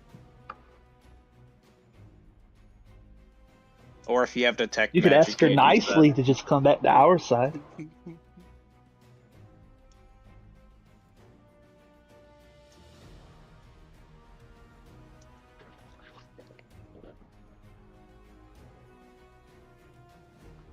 Yeah, all you can really see is the surface of the water rippling. It rippled from like, god damn it, here towards like this direction before finally stopping. You don't see anything on the surface, just like the movement of water as something moves beneath.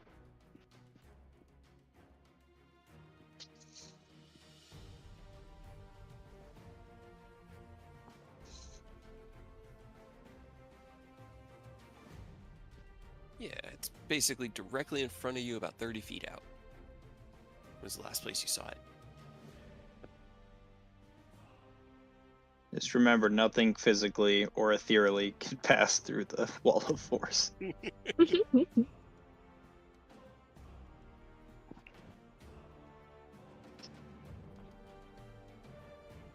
Okay. No, that doesn't originate from you.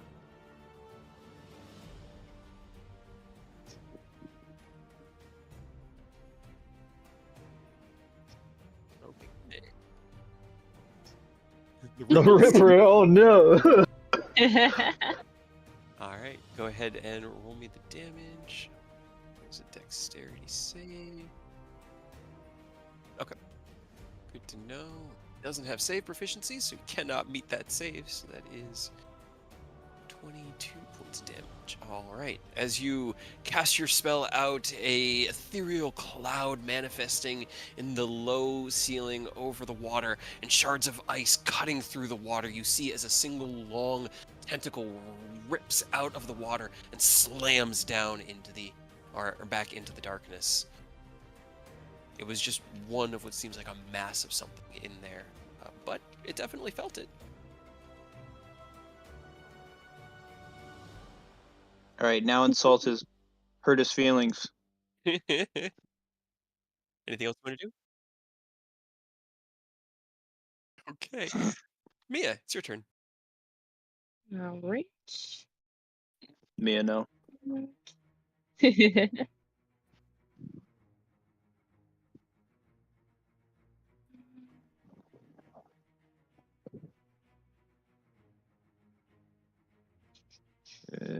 Does Mia get a saving throw? Yeah, we have no Oh, idea. no. Oh, damn.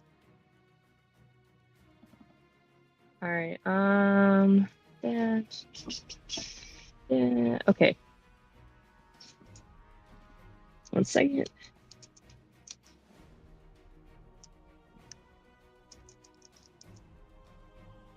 I just need to ask a question first. Coordinating behind the scenes.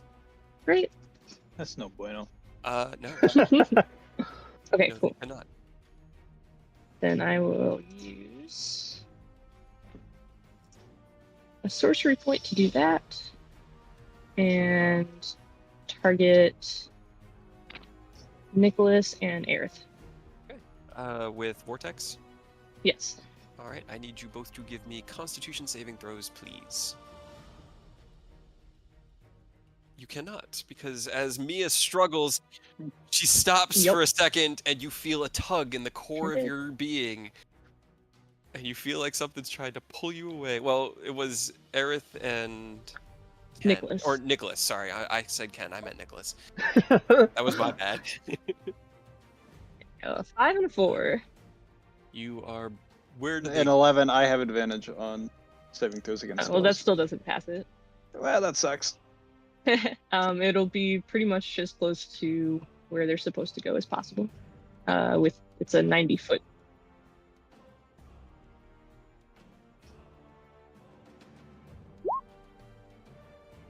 Okay, and they have to land on a surface that can support them, correct?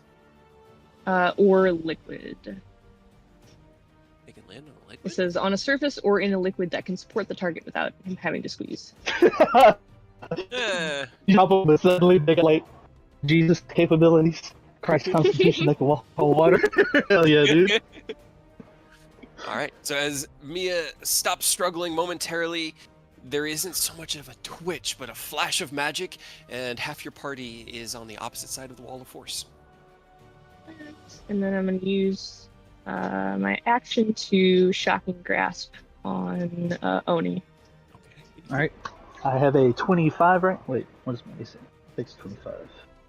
Yeah, 25. No. You reach back as he twists out of the way, unable to make contact with your shocking grasp. Anything else? It's my turn. Okay. Oni, it's your turn. Oh, he's just looking at Kim like, why? For what reason? I don't know. Something's wrong. Still okay. I'm gonna go ahead We and got to try to find a way to make her snap out of it. Okay, well, I mean, so I've got her grappled, so she's going to take damage at the start of my turn regardless because of pressure. I got to double check because I don't want it to do anything. And it will always be, not crusher, it's the unarmed fighting, but I got to make sure it's not a lot. I do not want it to be lethal on our own homies. Where is my fighting stuff? There it is. Okay, it's only 1d4. Yeah, that's fine. So we'll try a quick. See if a little bit of damage will give her an opportunity to snap out of it. Mia, you take 3 points of damage, and can you give me a wisdom saving throw at advantage, please? Okay. It's better. As Oni kind of pulls back on your shoulders and you feel this pop in your back, this pain kind of racks through your body gently, and you feel this presence leave your mind. Why did you do that? Oh, I'm just gonna sigh like, okay, alright, well, because you got brainwashed, you lost yourself in whatever this is out there, and kind of threw Nicholas and Aerith into the tiger's den. Oh. So She kind of peeks over your shoulder like, uh-oh. That's not good. This is no bueno. yeah, he'll let go of, give her a pat on the shoulder now that she's back on, in her right mind, got all her faculties back. He'll kind of look at Kim like he blocked it off physically, so there's nothing I can do unless Nicholas drops the wall. But he'll kind of look out towards them and be like, we snapped her out of it if you want to drop the wall and let us back you guys up. But that's all I got. Can I drop it on any turn, or do I have to drop it on my turn? I think you can stop concentrating on a spell at any time.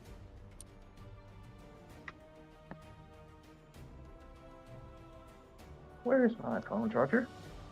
The rules. Why did you say that like, where's my super suit? You can at any time on any person's turn you can stop concentrating on a spell and it immediately ends.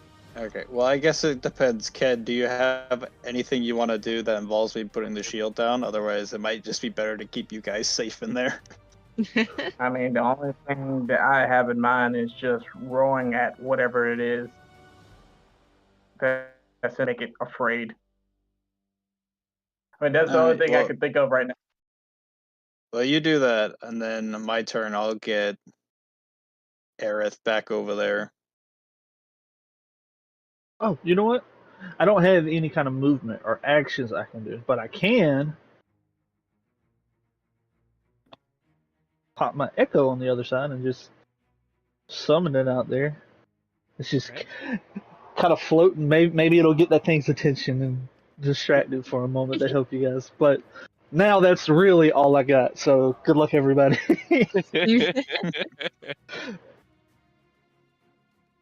Right. So what you doing, Ken? I'm gonna roar at whatever it is in the water, and I'm just gonna yell out, "Touch my compatriots at your peril." As you shout through the wall of force and roar out, can you link it for me? Let's see. Shit. Yeah, I linked it up there already. Where is it? Bonus action, 2 charges. Hostile creatures within 120 feet must make a DC 18 Wisdom saving throw or become frightened. And then all friendly creatures gain advantage on all saving throws until the end of my next turn. So you roar out, and as you do, the water ripples, even with the force, the sound waves of your voice being blocked by the wall of force. The energy and potency of this power ripples out across the surface of the water. You feel it come into contact 120 feet. Let's see. With a number of creatures, about 5. Unfortunately, only one of them isn't immune to fear, and he rolled a natural 20. So as it rolls over this space, you feel as these aberrant minds reel back and then focus on you. Anything else you want to do? Okay. Well, that was my bonus action. I'm charge up my left arm, aim it down towards the water. Oh wait, hold up. It's Nick. There is still wall's the wall of still force. up. I can remove it if you want, but I was planning on my turn. Well, my Mentioning next door action- Aerith back behind the door. Well, my next action depends on this question I'm about to ask. Are you an Aerith in the water? No. No.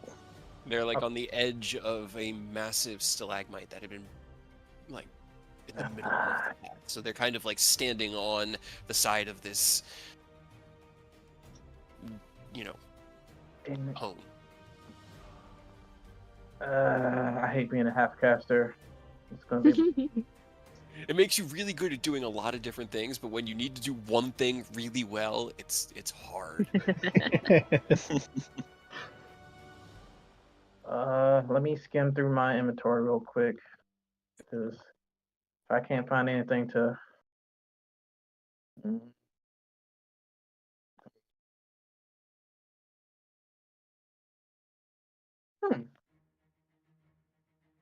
Wait a minute, we might have something.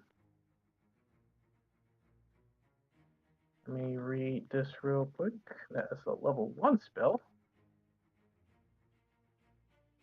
15-foot cube. And okay. I'm gonna ask Nick to drop it. I'm gonna fly up to where I can get within 15 feet of whatever it is in the water. And I'm gonna cast Thunderwave. Underwave the water. Okay, so in order to get there, you Tsunami! shout out for Nick to drop it, flying out. It's pretty much your flight distance. Okay, that's actually okay. You aim down, catching Oni's shadow. Unfortunately, in the Sorry, Oni. it's fine. He's fine. Let's see. Con save.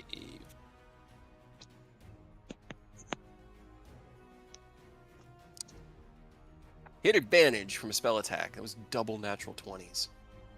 So What the fuck? I know. I'm Right? gonna.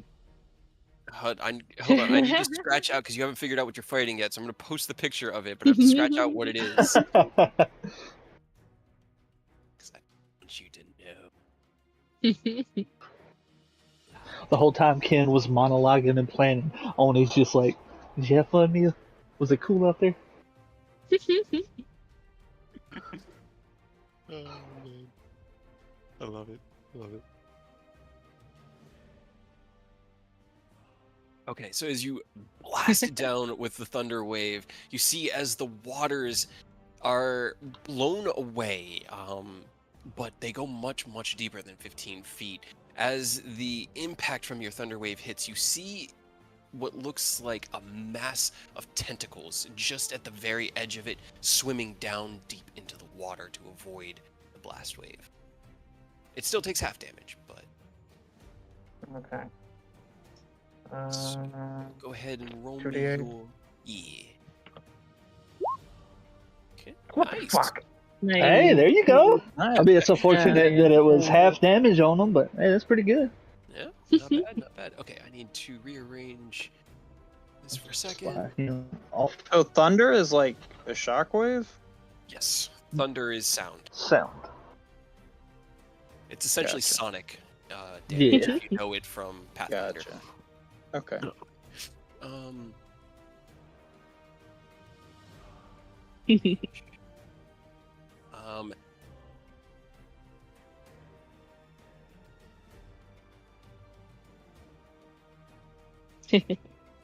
I would just say Colorado. because thunder and water would like the shockwave would be extra deadly. it would be if he didn't roll a natural 20. Yeah, right. On this one's turn, you see as the black surface of the water lifts itself up What is into a this? humanoid form, but it has 4 arms. And as it kind of pulls itself out of the water, one of the arms lashes out at you, Nicholas. Do not touch. I had no wait, never mind. I'm about to say. I was about to say. No, that's for melee attacks, right? Extra attack. You could have made an attack, but you didn't have any target. You wouldn't have been able to cast another spell Yeah. on your extra attack. Yeah. Yeah, You Do I could've know just what shoot- that just is? shoot with water. Based off of your knowledge of the Underdark earlier, you have no idea. But as its arm wraps around you, Nicholas, you are grappled. You take 10 points of psychic damage. And That's then like it's going half to use... his health. Well, luckily I had shield, so He's going to use the rest of his movement to drag you towards the water. wait, Actually, he hit me? he's gonna drag you towards him, and then he's gonna use his other arms to make his attacks. What's your AC? 18. 18. Okay.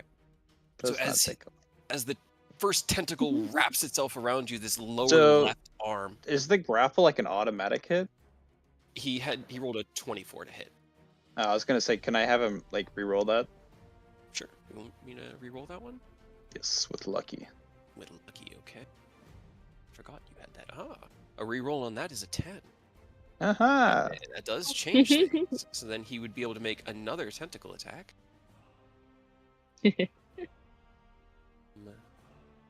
Another 10 to hit. All right. So Hey. unable to. Our then lucky he's gonna boy, what's up? close the distance. So as the arm whips out and kind of cuts through your space, you feel that instinct to move that you've just come to trust as a future version of yourself sending notes back through time. You duck out of the way of the first tendril. The second lashes out to try to grab you. You dodge out of the way of that. It lunges forward with this spear held in both arms and makes 2 jabbing attacks towards you. But it can't hit you with either of those with a 9 and a 12. Finally, it looks at you and it screams in a hollow, gurgling scream. And with an 18 to hit, it does hit you with the Psychic Lash. Okay. Unless you do anything to block it, because it's an attack roll with an 18 to hit. Nope, because I technically used my reaction to counterspell. Okay. Mia. Then you take 19 psychic damage instead of the 10. Okay, so minus you're not 12. So 7 damage. He's fine. Yes. As you Luckily, I hear- had a shield. As you hear the sounds of this happening behind you, Aerith, it's unfortunate. Okay. You've got your own thing to deal with, I'm sure. You see as 2 tentacles. Actually, hold on. exactly. So let's see. Does 25 hit you?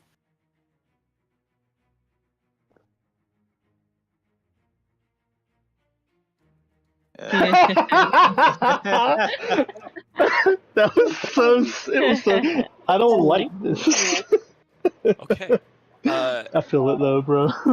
As you hear Nicholas behind you having trouble fending off his own weird slimy aberration, the water gurgles in front of you and one tentacle whips up towards you. You kind of duck out of the way, and just as you're ducking out of the way, another one whips around and wraps itself around your body. Your arms are free, you're just grappled, but you take 11 points of psychic damage as this one lifts itself out of the water and is going to... He basically is going to step towards you and then pull you towards the water because he wants to get within melee range of you to hit you with his spear, but he also wants you in the water because you're a tasty snack. It's 23 to hit with the spear.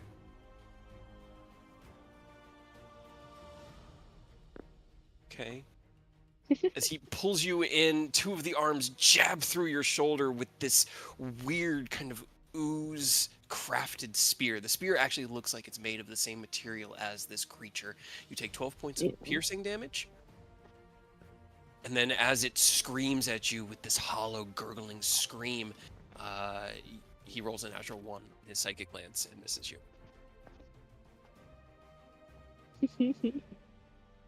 Right. I'm the one who's screaming, not you. Fuck off.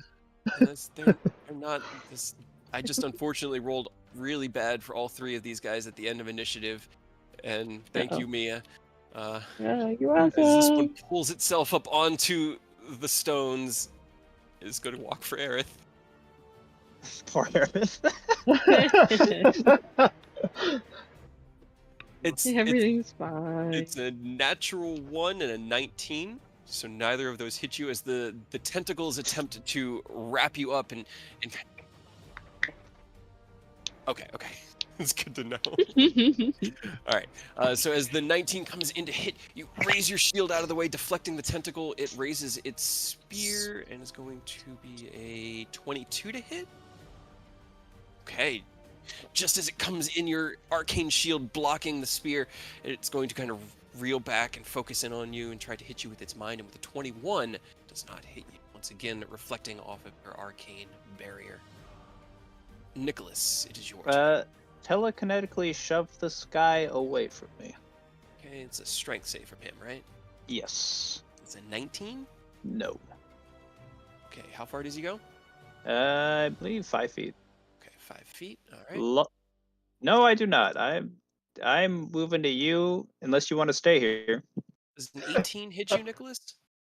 That is my armor class. As you attempt to step out, you telekinetically shove it back. It slides down into the water, and as it does, and you step out of its 10-foot reach, it whips its arm out and wraps its tentacle around your body. You are now Let's grappled. make it a 13.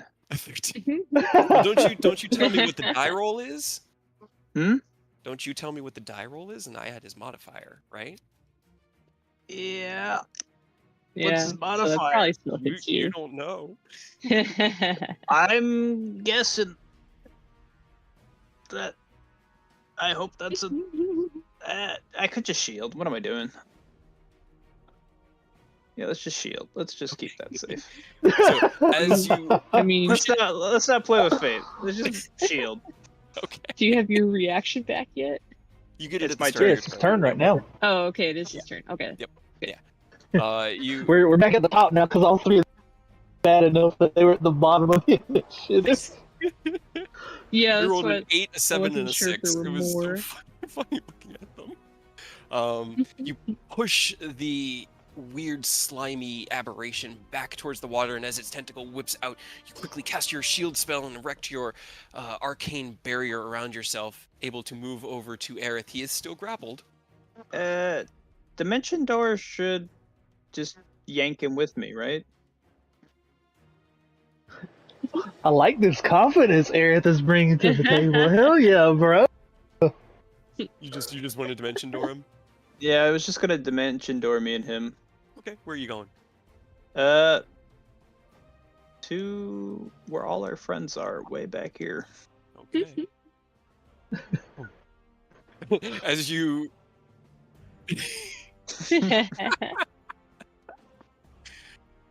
Oh my goodness.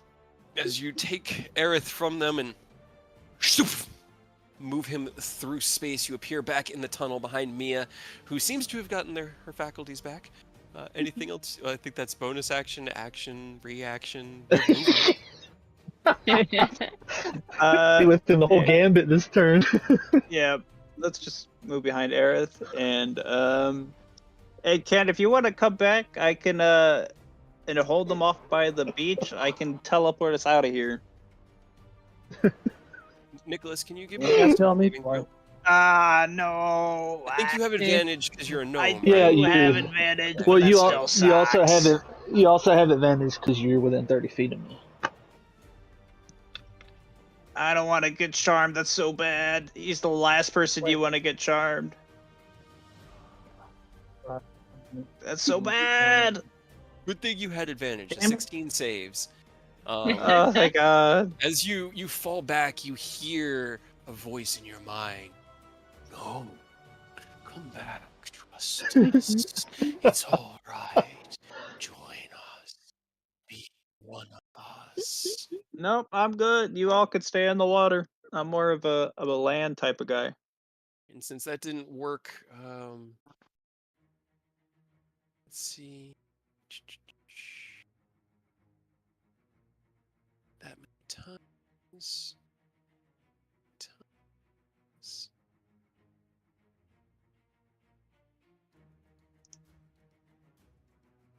Oni, what's your AC?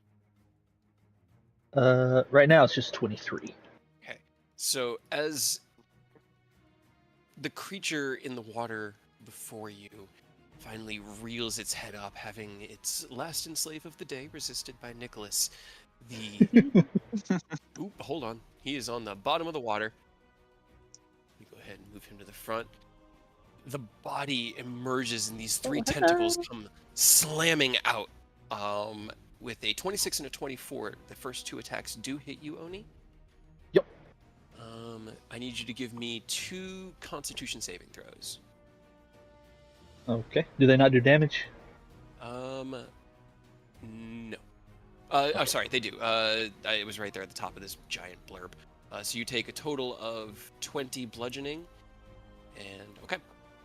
Okay, hang As on, because I've got my reaction, so I'm gonna reduce. I can reduce one of them. I can't reduce it for both because it's just one hit. But Gotcha. I reduced the first one by 22. Okay, well the first one is And completely negated, and you take 7 points from the second attack. I have seen that monster before, and I don't remember what it is. I just know I've seen it before. I love these things. They're so They are bad. They are They're very bad. horrible. Especially if you have high intelligence. Yeah. Hey, Okay. let's keep Nicholas and Aerith away. Let's keep them out of there. Right, and then it can do that. Okay. All right.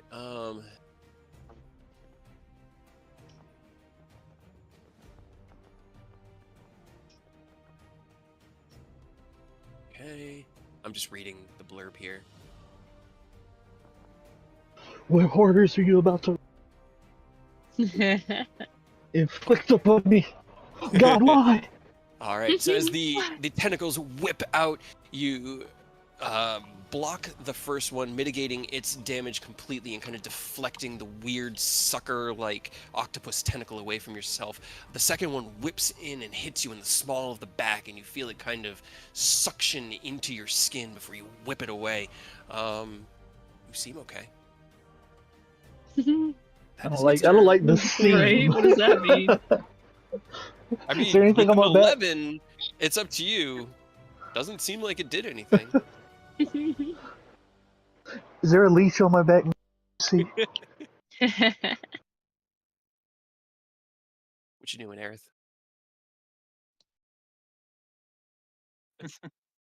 Okay. Yeah, you Get could hit all three of them.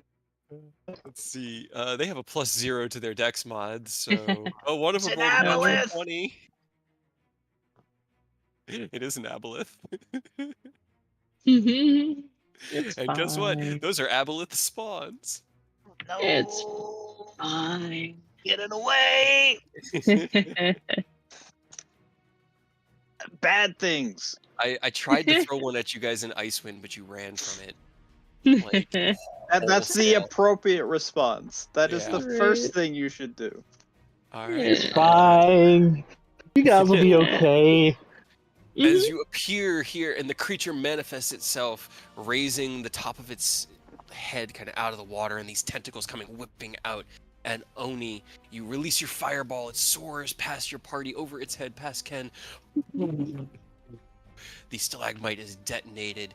None of them even seem to move, but they also don't seem as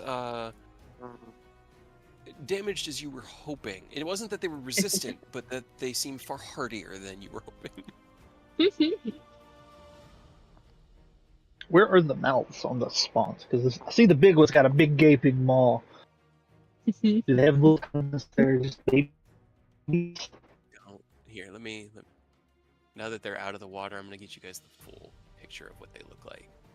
Because I was going off of the little token, and I was wrong. They're so much worse than I thought they were. Oh, good. That's So what an bad. aboleth spawn looks like.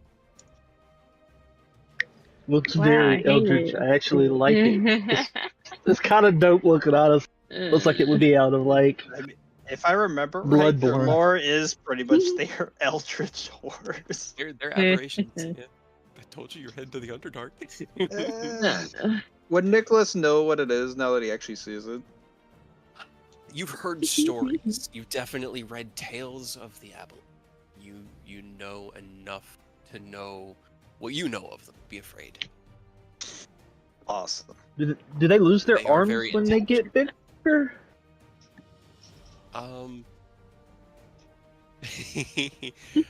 So the spawn, I think they're actually different. The spawn are what happened if you are turned into an aboleth. Oh, okay. So that's why it touched my back. Got you.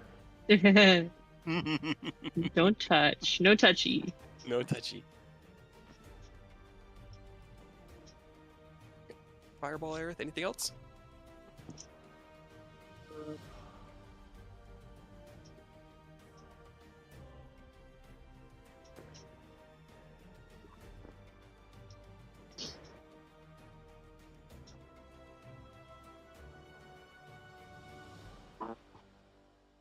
Okay. Well, you did an action spell, so you need to. You can't do two. You can do a melee attack with it, but you can't do two action spells, even cantrip. That's the catch, right? That's I gotta have that as the trait. You can shoot it. You have a gun.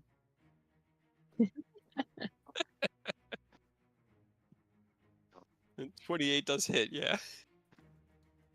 Okay.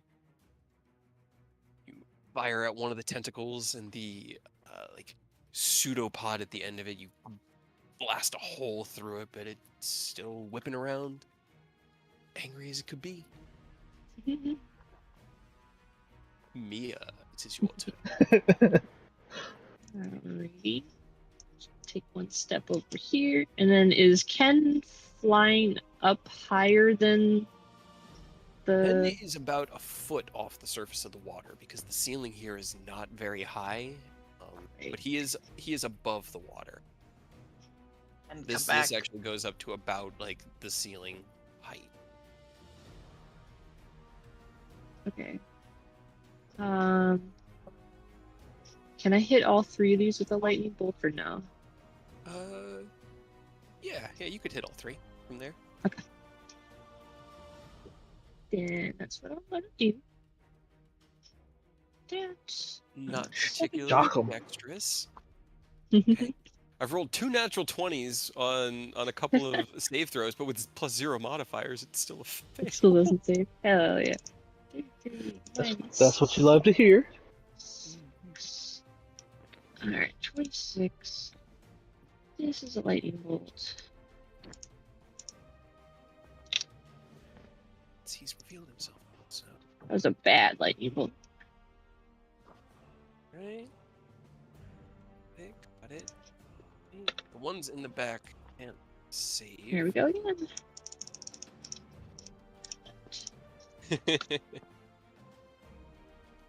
89. Chaos for days. Right? Invisible or What's this? Instead random music. of... What is it? Invisible for the next minute. Other people can't hear me. It ends if I attack or cast a spell, or you are surrounded by faint ethereal music for the next minute. Well, let's do the music. We can hear our battle music now. Okay. As our characters. Characters here. All the battle music. Sure. Okay. Right, then I guess he's just gonna do that. End of Mia's turn. Hold on, That is not the end sorry. yet. Not the end. I'm going to also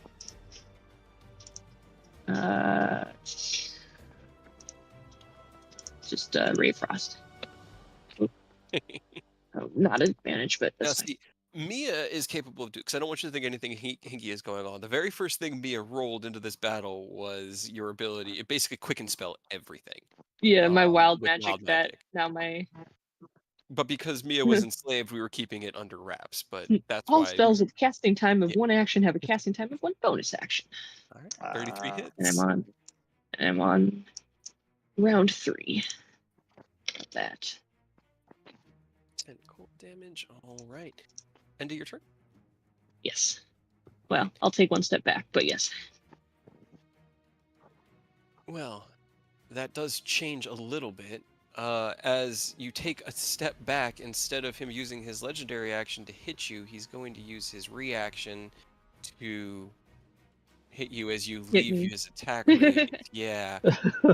So it's a natural 20. Oh, Oh good. my god. All right, you take 19 bludgeoning damage, and I need you to give me a Constitution saving throw. Sure. Actually, not terrible, but 15. Okay, got it. I hate how it's just like, Right? no, no. Maybe, maybe not. You feel this weird kind of like slimy substance on your back as the tentacle like Ew. ends the attack, but you feel okay. Like not like you were poisoned or Okay. anything. Sure, that's fine. All right, then I guess he's gonna do a tail attack on Oni with his legendary action. Then at the end of Mia's turn.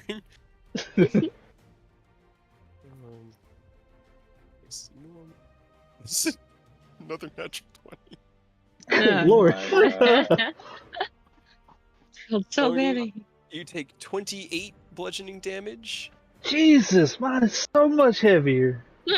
Well, as good, because I got Mia less was hit being points. hit with these like smaller tentacles with pseudopods. You see the pseudopod whip out and smack against her, and then as you look back, the bulk of its body is out of the water now in this massive tentacle that could be called a tail. Bam! Down on top of you. It is now your turn, Oni. Alright, I'm swinging on this fool. Okay. This weird, creepy asshole. 28 hits. Let's just say you need to not roll a 1. Okay.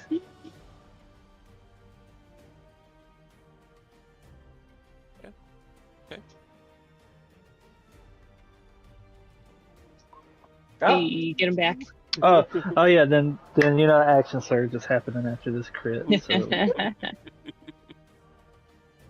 Punch, punch, punch, punch, punch, punch, punch, punch. And everybody has advantage on this thing until my next turn. So feel free to just blast this fool. Woo, 66 points of damage. Okay. So far. Do we But actually want to fight this thing, or do we want to run? I haven't got. We haven't long rested, so I don't have Unleash Incarnation or anything. So it's just these other three. As the tail slams down onto you, you kind of cross block with your arms and feel your body pushed into the stone wall and slammed up against it. And as he starts to reel back into the water, you grab the tail by the narrowest part and just wail into this soft part of the body. At one point, you uppercut into the body of the aboleth, and his whole form is kind of pulled out of the water and slams back into it. He's still alive, but barely. He's definitely like... just like making roaring, gasping noises, and in your mind you hear, "You aberration, you monster, you are dinner, you deserve to be fed upon." I don't End of like your being turn. called a monster by a literal monster. Yeah, that's it. 19 to hit Oni? I don't think that No, hits. his AC is 25 now because he got to attack. Its tail whips around and you deflect it out of the way. Ken, it is your turn. Can I fly back and circle around to get right here? Sure. Fly over top of the creature, kind of narrowing yourself down and landing next to Oni as it is falling back into the water. Uh-huh. Surprise, motherfucker. I can see you now. You said all attacks have advantage? Yep. I crit him, so everything on this fool's got advantage until my next turn. Yep. So just do your thing, go off.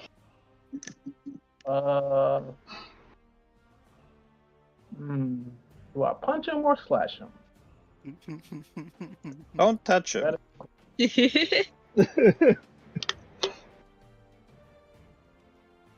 know what? Wait. Let me read something. Spit in his mouth real quick. Interesting choice of words. Just roar down his Using throat. dragon breath. Shoot your breath. Yeah, hell yeah, dude, do it. Funny you would say that. I was about to say, can I use an action to activate Child of Tempest and then Dragon Breath?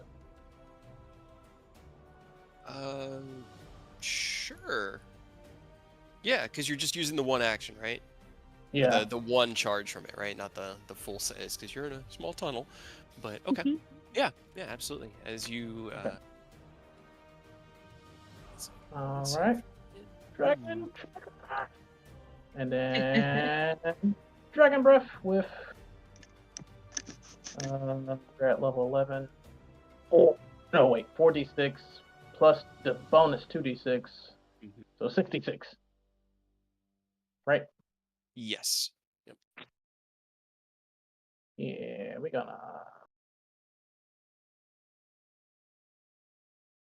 Right at his mouth face.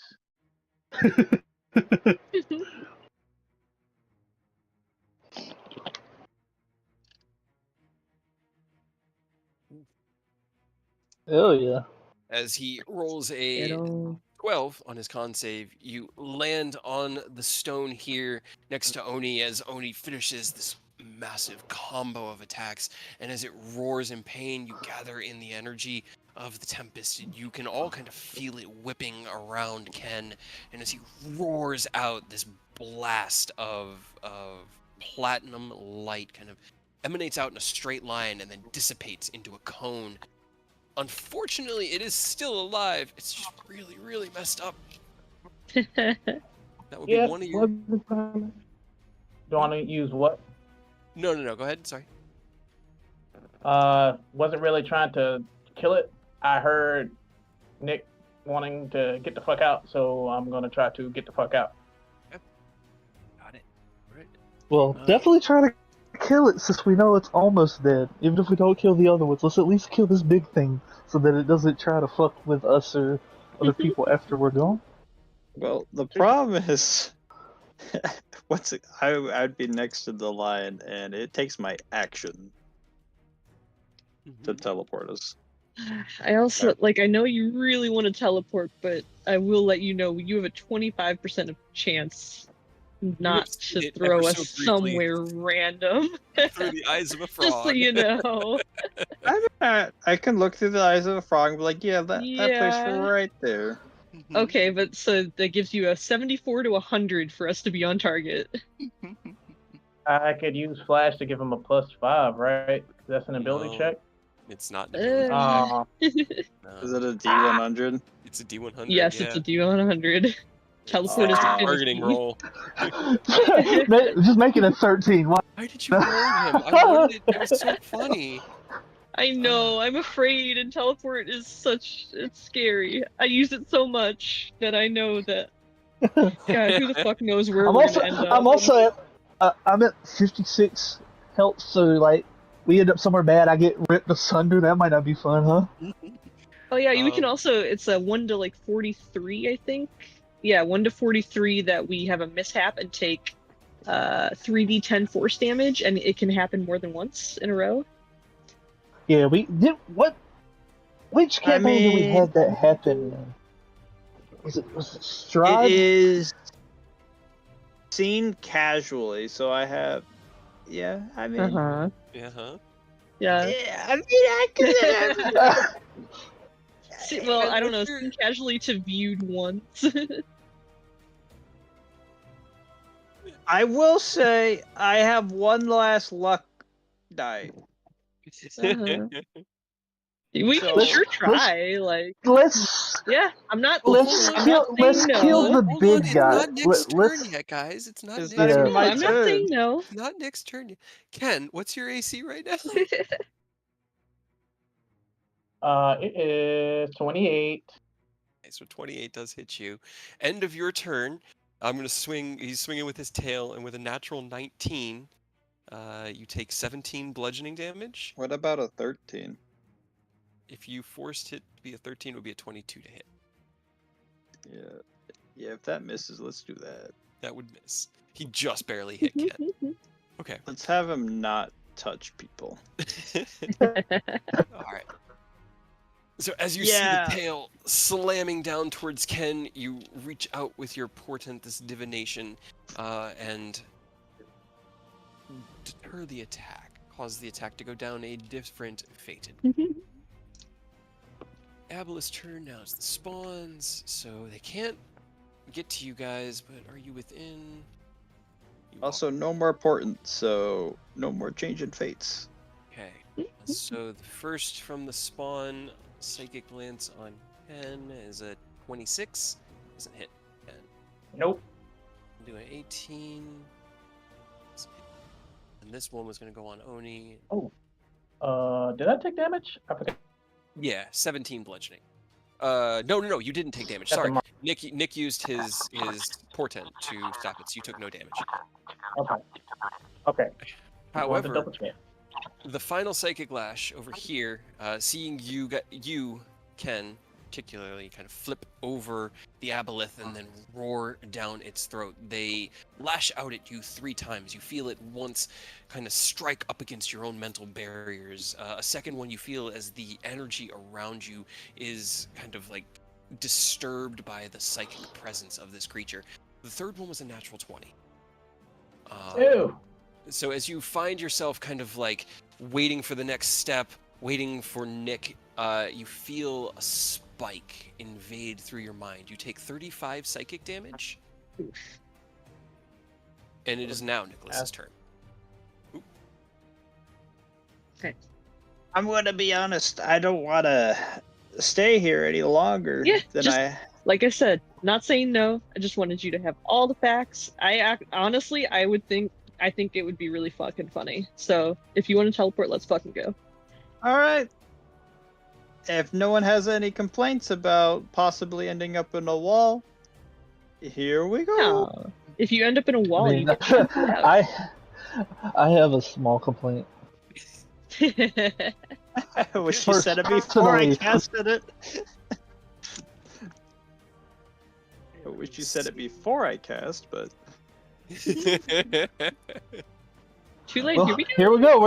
Where we going? Because did you say we We're needed a going to Todd the Toad. We right now are going Sure. to take a short break while I determine where you're going, how much damage you take, and where you end up. So give me give me a minute.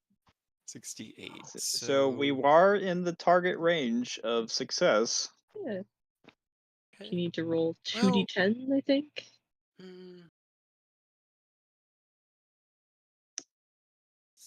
Because you've viewed it once through the eyes of a frog. Mhm.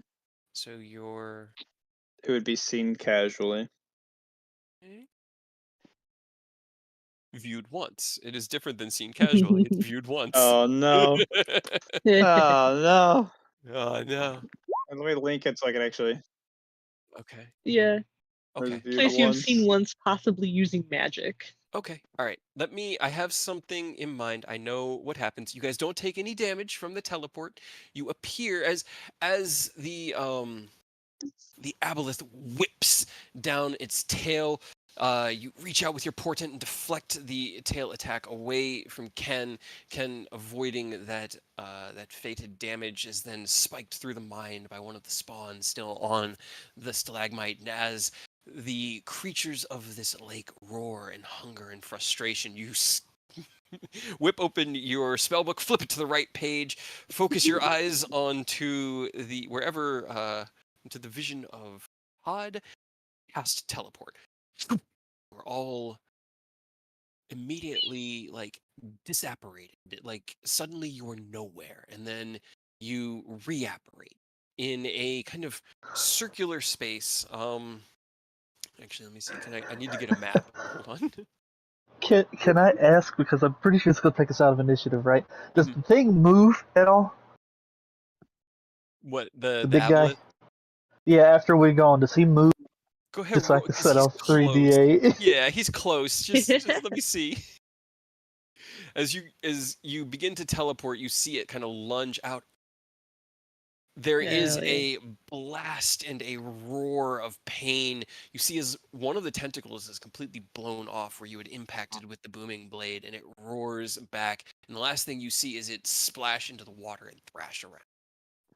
You don't know if it's in its death throes or if it's at 5% of its hit points, but it definitely is not happy.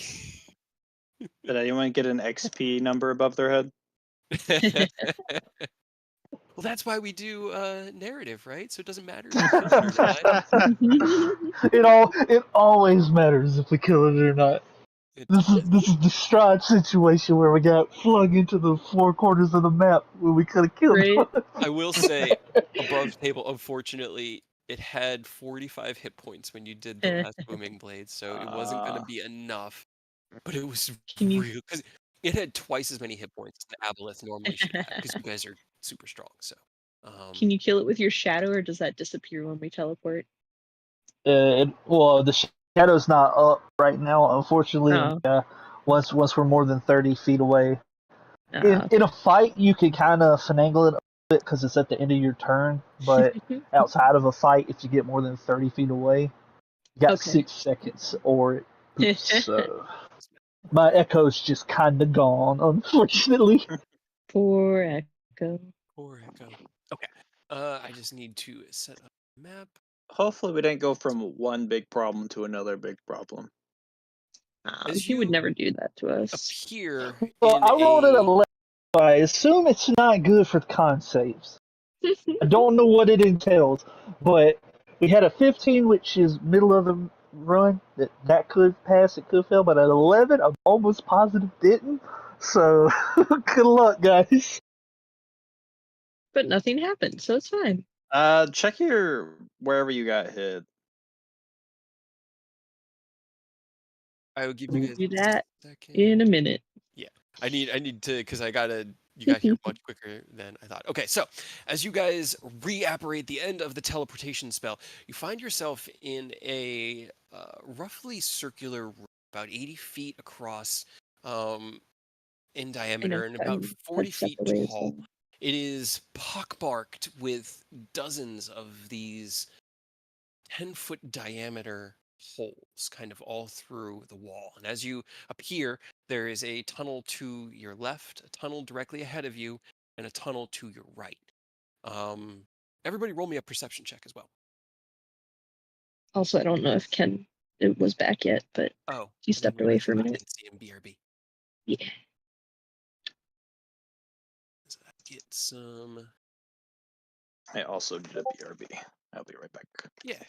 Okay. So we'll take a Yeah, short break here I'm gonna- now that I've got things Right. set up. Okay, cool. Yeah, I'm gonna go pee too after I perception. Okay. Good. Perfect.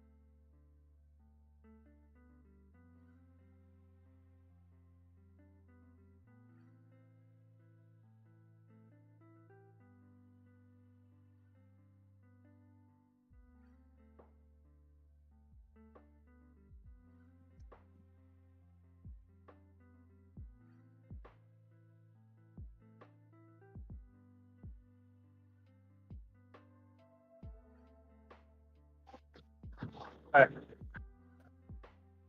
I'm doing perception. Make sure I'm at normal. Fire. Ken was a little distracted by spitting radiance down Abila's throat. Yeah. Oh boy. That was fun. I love aboliths. They're so much fun. I just remembered while I was in the bathroom. You know what I forgot? Twitch. Lair actions. I chose him because he had lair actions. And then I completely back. forgot about the lair actions. That is what I was most worried about. Yeah, they're really dangerous, aren't they? Yeah. Yeah. Well, it's a lot of just like pulling it in the water and stuff, and that's exactly what he needed. So I was like, dang, I need to get them in the water. It's fine. Practice. I haven't done lair stuff in a while. Yeah, the moment I saw that, I'm like, yeah, we need to get out. Man, we had Mildly it, dude. metagaming, but Yeah, you guys don't had want to it. fuck with them. If I had been able to charm Nick, that could have been a huge problem. Like That would have been fucked. because you failed the first of the saves, but you didn't succeed on the or you did succeed on the advantage part of it. So if you hadn't had advantage, it would not have gone well. No.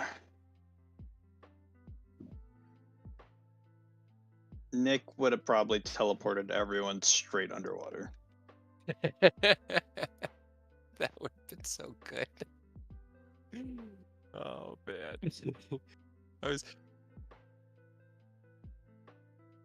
I honestly I wanted. Oh no, just don't worry about it. You can breathe the water of an aboleth lair. It's fine. Go for it.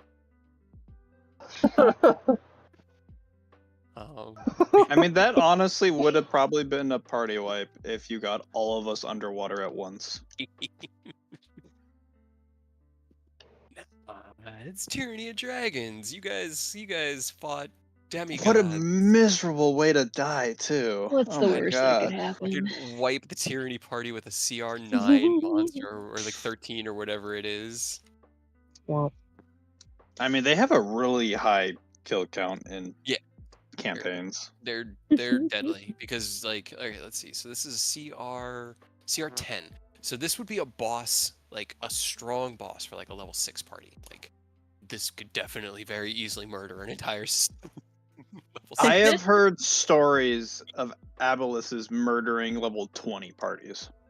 Yeah, they can be deadly because when they're in the water and everything, they're a lot more free to move around and just getting a good like the way that their charm works because it's an enslavement. It's like having them as a familiar. You can just command what they do when they do it. It's not like it wasn't like Mia was charmed and was just like, okay, well now you see this creature is friendly in addition to your friends. The creature was No. like, bring me your friends, and Mia said, okay. Sounds good. It'll be fun. Let's go. No. You have to get That a mile was away from so it. close. Yeah, you have to get a mile away from it or take damage. And it's the only way to repeat the saving throw. That's why it Yeah. worked when Oni crushed That's her. what Oni did. Yeah. Earth always knows what to think about. If it hadn't worked, I was just gonna non-lethally give me a quick nap.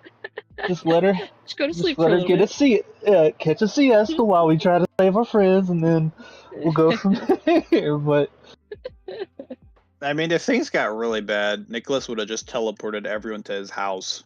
Like, nope, we're done with our UnderDark adventure. We're going home. Going home.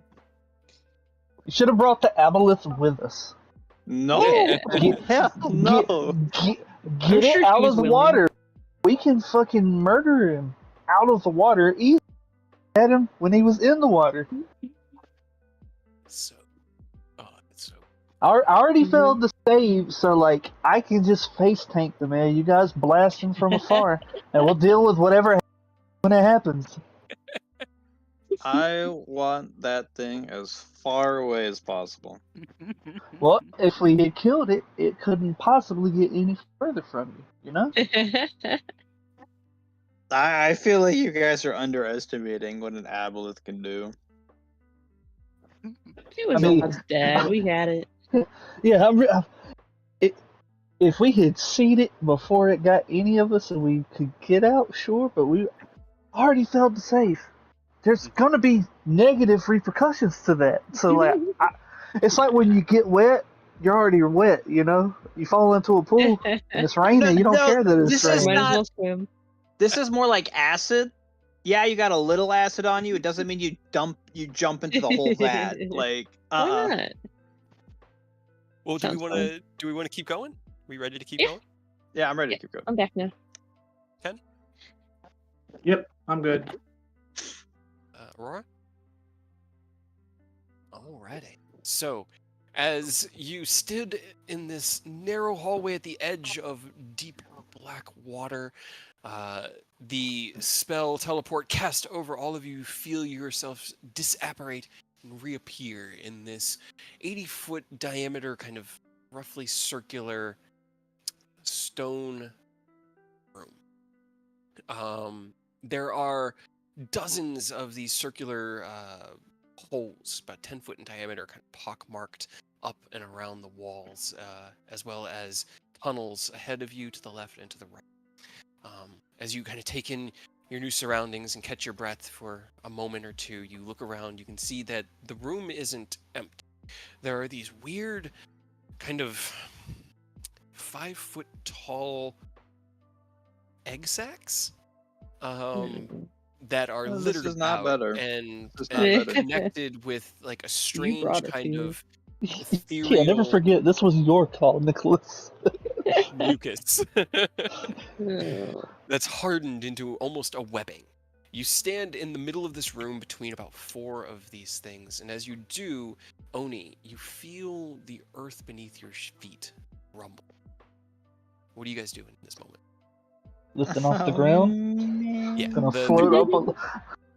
I'm gonna float up off of the ground that I feel rumbling and move a little. Like, point that out to the gang. Okay. Yeah, How I'm gonna go ahead far and do you put go my up? It's boots about on. 40 feet to the ceiling.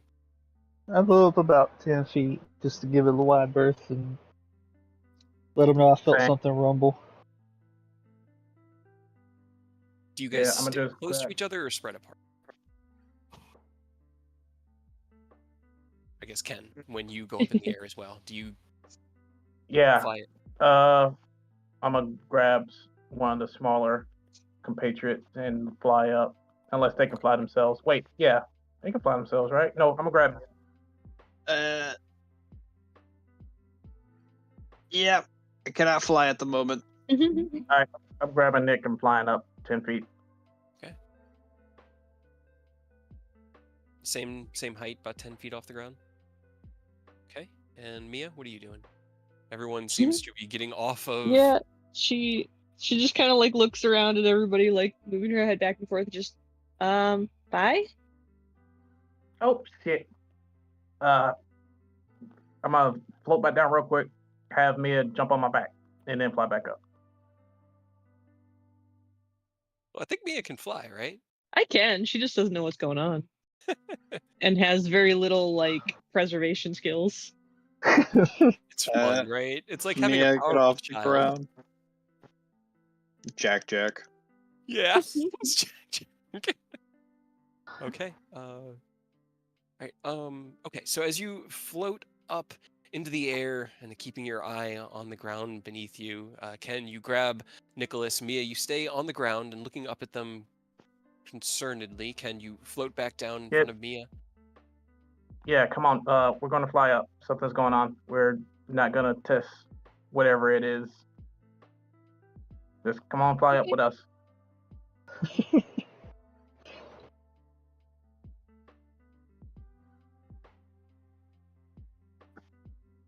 I will do just that then. And, okay. So Mia will go with Ken. So, Ken else. Oni, are you with the rest of the group or by yourself, kind of separated off from the cluster?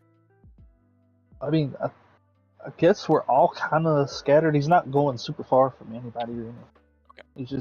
He just went. You said he felt rumbling in the ground beneath him, so he just kind of floated up instinctively. Like, okay, I don't want to get caught slipping a second time.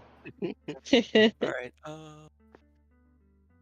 Let's see. I will say after about 20 seconds of tentative waiting, you guys start to see the stones kind of skitter across the floor ever so gently, just like can't feel anything anymore because you're not on the ground. What you feel, Oni, is the spot on your back where the tentacle had hit you feels sticky, like you've been sweating heavily into your robes and the robes keep sticking to your back, and it's just becoming more and more uncomfortable. Love to hear that. A moment passes. The rumbling stops for a second. What you guys doing?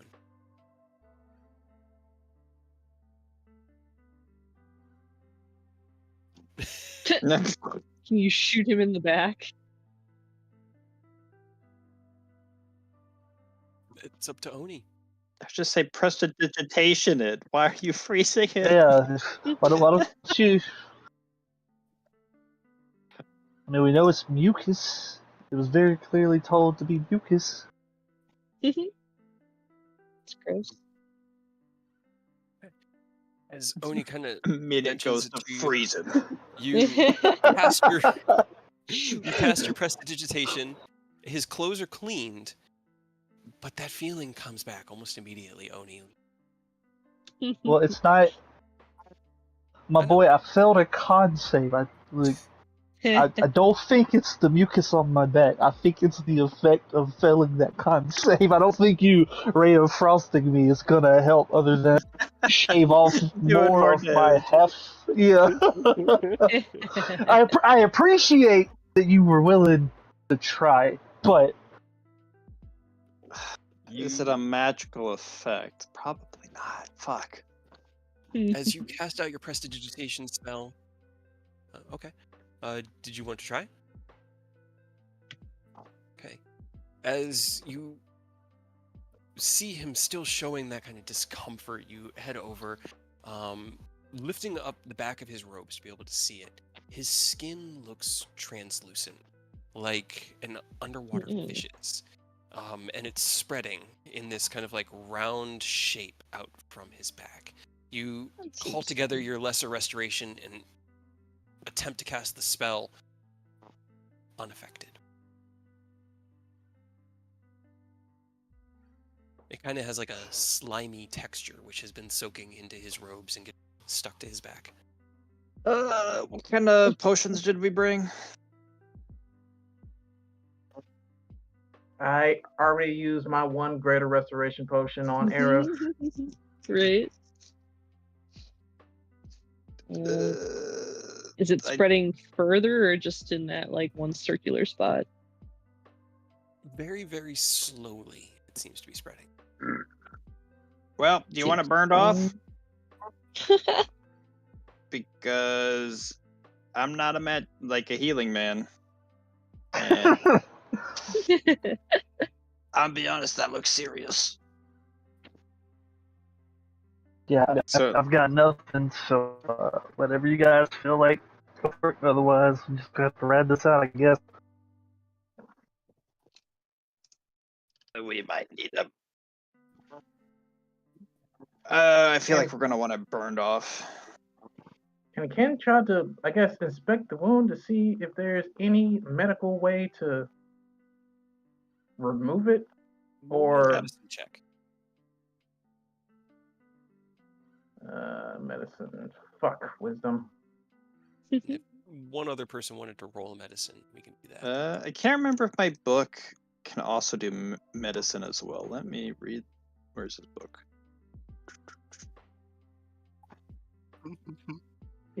I've got a hot zero, so. Let me check my thing really quick before you do that.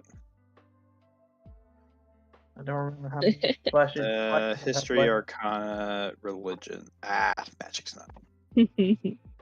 Medicine is not one of them, sadly. What's your modifier? 1. I also plus I you go for could. it, Aerith. Well, I mean, I could do it at advantage if I try, but I've got a 0.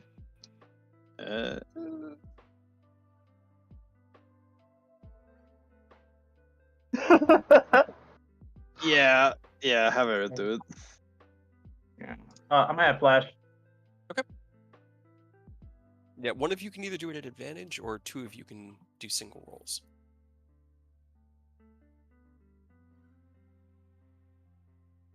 Do it with advantage, plus my flash. Okay, cool. So 19.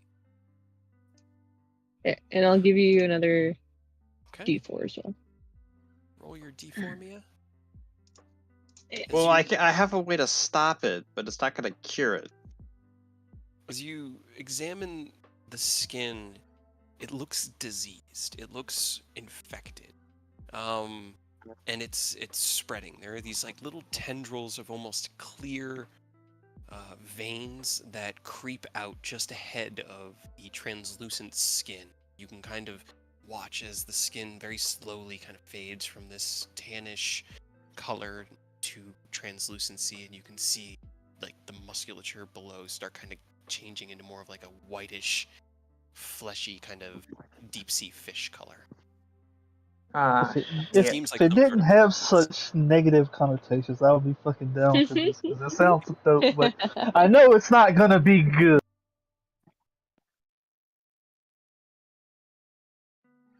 Not Fortunately, this necessarily. disease, if not cured within a minute, requires much, much more powerful magic than just lesser restoration. Alright, do we need to buy time really quick? What do we think? And this has all Yeah, happened in let's- about 5 minutes. You guys floating in the air here in this central chasm, kind of whispering quietly to each other. I should have just. Damn, I should have bought another one. I should have bought 2. Alright, either burn it off or we need to pause time. What's it gonna be? I mean, whatever you want. If we burn it off, we're gonna have to take a short rest because I'm at about a 5 out of 10 in terms of like vitality currently. So Yeah. All right, Aerith, you ready to perform surgery?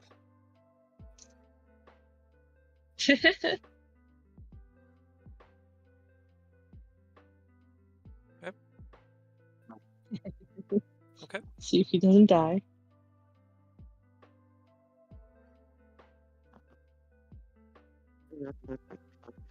Okay, Oni, Yes, don't I increase can. your hit points. Hold on.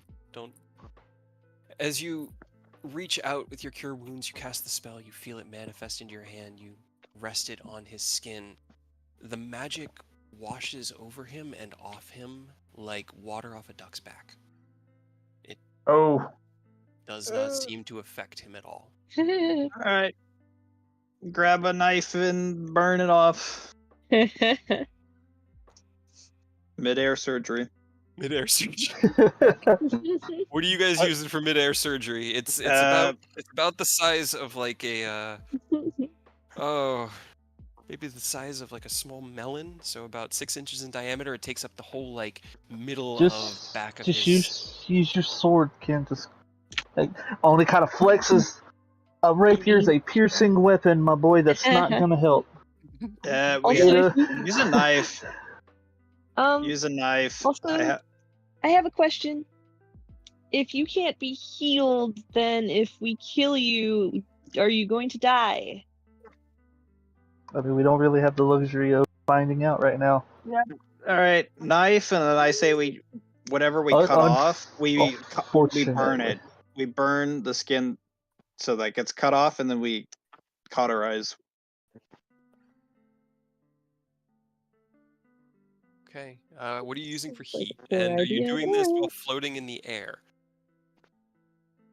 Could probably step back down. It stopped rumbling, right? Hasn't rumbled. You guys have been keeping your eyes on the ground. It seems still. all right. So I'm gonna shit.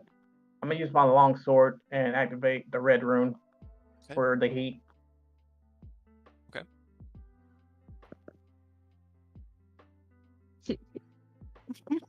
Maybe not everybody swing at me at once. Yeah, not Let's- everyone.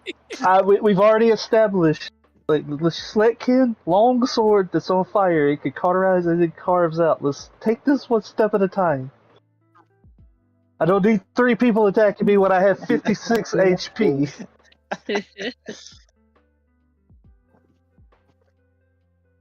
Well, we're gonna let Ken do it. We just established that he's gonna use his long sword with the fire root. Let's just do that and not.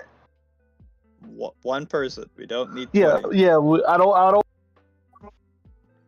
This is out of character by the character, so we're not wasting time talking about this. But it does not make sense to have 2 to 3 people attack me with weapons and fire with 56 HP. Everyone's stabbing him in the back. This will Kill work. Oni. Okay, so Ken, as you drift over, your winged boots still keeping you aloft, and you've probably used about another 5 or 10 minutes of them. Just staying here in this room and keeping yourself in the air. You expend the charges from the sword, activating the fire rune, and as you kind of give Oni like, you ready for this?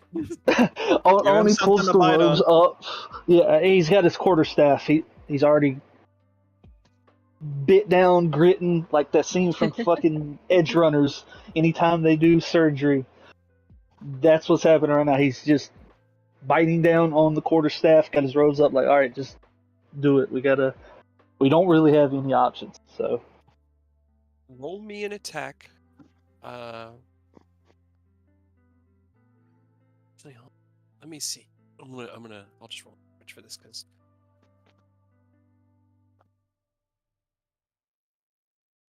So as Ken places the long sword on your back, the sword is wide and the flames kind of lick around, but the area that is on your back right now is wider than just the single width of the sword. So this is going to take at least 2 applications. I need, as the first one hits you, I need Oni to make me a Constitution saving throw at advantage because you've got yourself something to kind of bite down on. You're prepared for it. But to maintain There, yeah. Yeah. You're okay.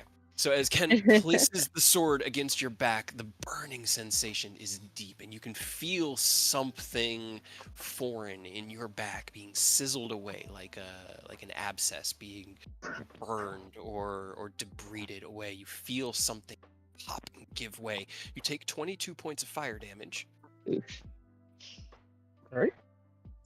And as Ken removes the sword, there's a weird sucking kind of ripping sound. The blade activates with the fire again. He goes in for the second push. Give me another con save at advantage. Okay, 23. All right. As the blade once again presses into the lower part of your spine, this time you take 15 points of fire damage. And as you Alright. feel that last bit kind of sizzle away with a you release the quarterstaff and you reach behind your back. It is still heavily burned, but you don't feel that kind of stickiness. And Ken, looking at it, you have burned these like 2 cross hatches across his spine, covering all of the area that had been affected. There's now just a massive burn on his back.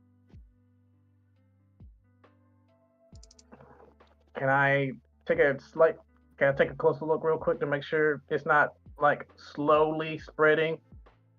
Sure. Roll me another medicine. Aerith, you can do it at advantage. You got it there. What do you see, Dr. Aerith? You look closely, Aerith, and the smell is the first thing that really gets you. The smell of burning flesh and hair is repugnant, but there's also kind of an almost sweet pork-like smell beneath all of it, because burning flesh is also kind of delicious. So it's this kind of weird, like sickens you to your stomach, but you look at it and the skin is badly burned, but you've seen worse. You've slept off worse. Doesn't appear like the diseased flesh is spreading it. If Can real I- quick, if I take a deep breath and second wind, am I able to recover HP, or is it still no go? You take your deep breath. You feel better. You do. You do Okay. recover your hit points. It's fine. Well, hopefully that's a good sign. Okay. First level. You manifest some energy into your hand, casting it into your Cure Wounds cantrip. You place your hand on Oni's shoulder, and he heals by 8 hit points. The 3 of you still kind of like hovering softly in the air with each impact each burn. Oni had to maintain his concentration on staying aloft, and with each one, he didn't so much as dip an inch. So everyone is still, it's because you hit a 23 to 24. What you guys doing now?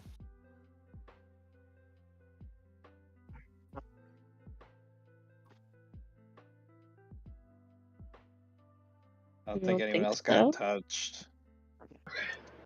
Alright, that's good, because it's not fun. It hurts. It's gonna hurt for a while. Yeah. Well, now you have for- a cool scar to tell the ladies about. Yeah, keep an eye on me, guys, because in case you see patches going translucent, I'll keep watch of myself to make sure. But seems okay right now. He's kind of like looking himself over, got his ropes pulled up, just double checking any surface he can personally see, because he can't look at his own back, obviously. But Right, it hit you right where you couldn't see it. Right. You look around, you like your sides. You can twist just enough, and twisting hurts. But you can twist just enough to see the edges of the burned scars on your back, like the burn marks that have been lightly healed through magical means, at least to the point where it's not like tearing apart and bleeding anymore. But you don't see any other clear patches or translucence. Mia will pat herself down real quick, because I think I got hit as well. You pat yourself down. You kind of feel the space where it had hit you, and you look at your skin beneath, but you're not transformed. You don't have any. any Seems change. fine. Okay, that's good. That means if we run into it again, we know it's somewhere below 15 that is the cutoff. Because she had a 15 and she's cool. And that was middle of the pack. So 14 or below, somewhere in the 11 to 14 range is the unfortunate spot. So let's just not roll 11 to 14 if we run into another. Yeah, ideally we don't we nat 20 all of these from here on out. But Sure. Yeah. I'm stressed. Very, very stressed.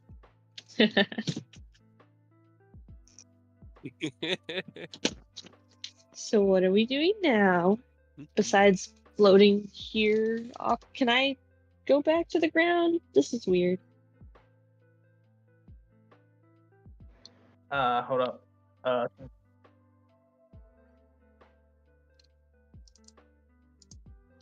Yeah, we gotta just double check our surroundings real quick before we touch down, because I'm not sure what that rumbling was. Alright. I'm tired. Well, if you're tired, come hop on my back until we can figure There- something out. along the ground, now that like Oni's kind of like catching his breath. He's in the air, but he's doing that thing, where people just went through something. They got their hands on their knees, bent over, like, oh fuck, oh shit. He's doing that, but in the air, and he's just kind of staring at the ground. When Mia mentioned, like, is everything good? Is anything out of place? Are we seeing movement or cracks or anything weird down there? You don't see any movement. Did you bring the gem of brightening here? Is it all lit up in here now? It should be. I've pretty much had it out consistently since we got into the darkness because the dark is scary. It's scary. Yeah, that's fair. Staring at the ground, it seems still. There isn't any movement. Roll me a nature check. Oh boy, that means there's animals. Hey. Okay, hold on one second. All right. So for Oni, you have traveled much in your time, and while you haven't traveled much through the Underdark, you've moved through cave networks and mountains. You know of some of the creatures that live within the mountainous regions that make these kind of cliff sides their homes. You look at the tunnels carved into the wall, the size, and you look down at the odd egg sacs littered along the floor, and you notice something kind of offsetting. And as you do, it dawns on you. They're purple. Purple worms. Giant, monstrous, tunneling worms that devour everything and carry within them an extremely deadly poison. Wow. Awesome. Extremely deadly what? Poison. Poison. Out of the frying pan into the oven. Huh. You know enough to know that they live in the mountains, but you don't know how they hunt, weaknesses, anything along. So you just recognize this strange kind of room, and the only thing that makes sense is nest. He will definitely elaborate that it could be a purple worm. That they're dangerous. They've got deadly poison. The whole 9 yards. That's why I didn't send it to you in a towel. I figured it would be easier if I just said it. I know he's going to pass it along. Oh boy, that's what we love to hear. You also know that they tend to live close to entrances to the Underdark and create as well as use the passages between the material in the Underdark, or the Underdark and the rest of the world. So their presence does mean that they're close, It's a good sign. that you're going in the right direction. But yeah. Is Todd okay? Yeah, I was about to ask, like, so how's Todd? He's having a jolly time just walking. You flip to Todd and plip, he's just hopping along a oddly familiar 10-foot diameter tunnel. You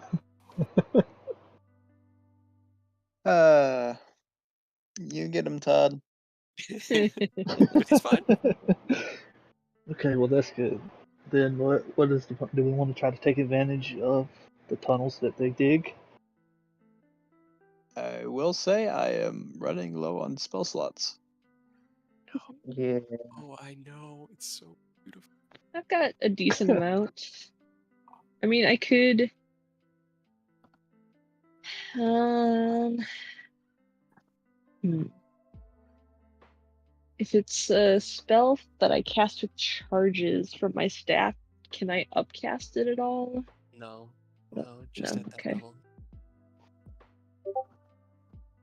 Then I can only make like 2 of us invisible at max.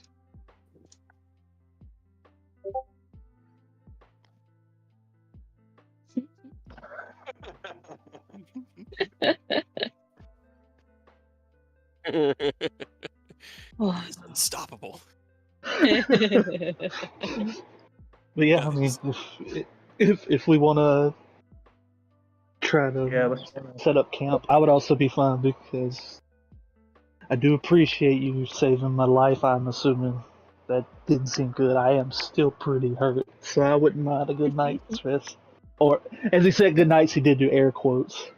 Yeah, let's And try if to. you do the bubble, the worms can't eat us in the bubble, right?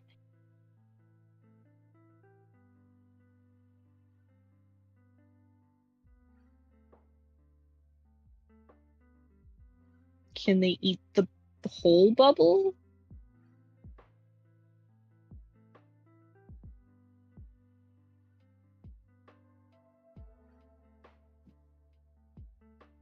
They sounded pretty wormy.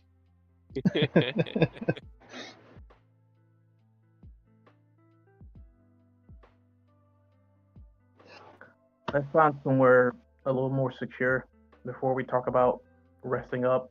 As shitty as that sounds, I don't want to get like snuck up on by a worm. At least, Yeah. At least let's try to lower the chance of that happening. I mean, all we know is we're Minimize worms. supposedly close to the Underdark. Yeah, and it seems like it's net.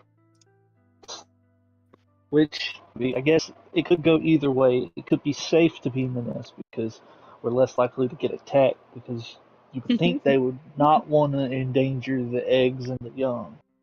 But it also means we're somewhere that they know of, and they might say, fuck these young, that's a meal. I'm going to eat it, and I'll let more eggs live. Yeah, that's what I'm afraid of.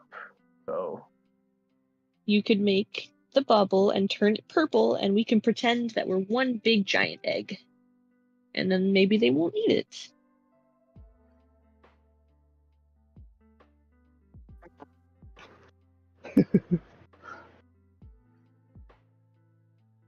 I don't know. Usually worms are pretty dumb, right? usually,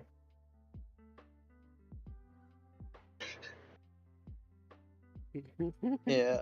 Are there any tunnels that look different than the others?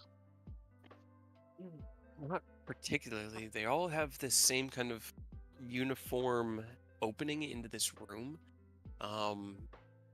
It's not like they're, geometrically spread out or anything. There's probably about 30 tunnels that all just feed into this 80-foot diameter, like, hub.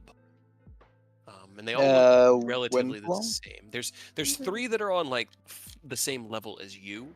And then most of the other ones are up on higher levels. Like, they're just, like, littered along the dome. Any of them have Windflow? Well, you are currently on Aerith's broom, if I remember correctly. Yeah, so you know what? Means my book has infinite pages. I'm just gonna pull out a page, turn it into a paper airplane, and toss it and see where one takes it. Hell yeah, dude. You throw the paper airplane. All right, so you've got three tunnel entrances that are on the same level as you, and then a couple dozen spread along the dome ceiling. Are you throwing it directly ahead of you, to your left, to your right?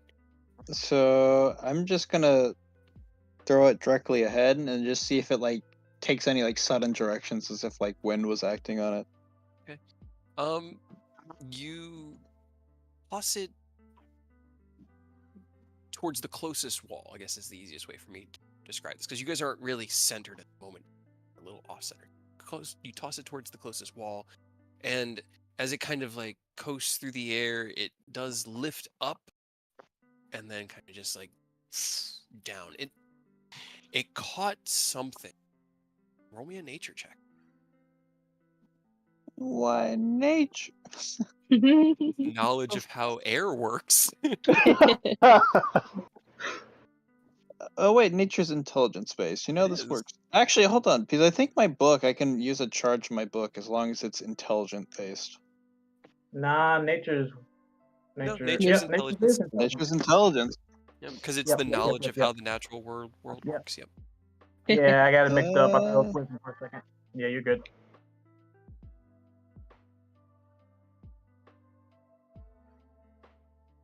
Yeah. Okay. So yeah, I can use a charge out of my book to get a plus 10 or plus 5 for now. Plus 5. You think medicine would be interchangeable between wisdom and intelligence?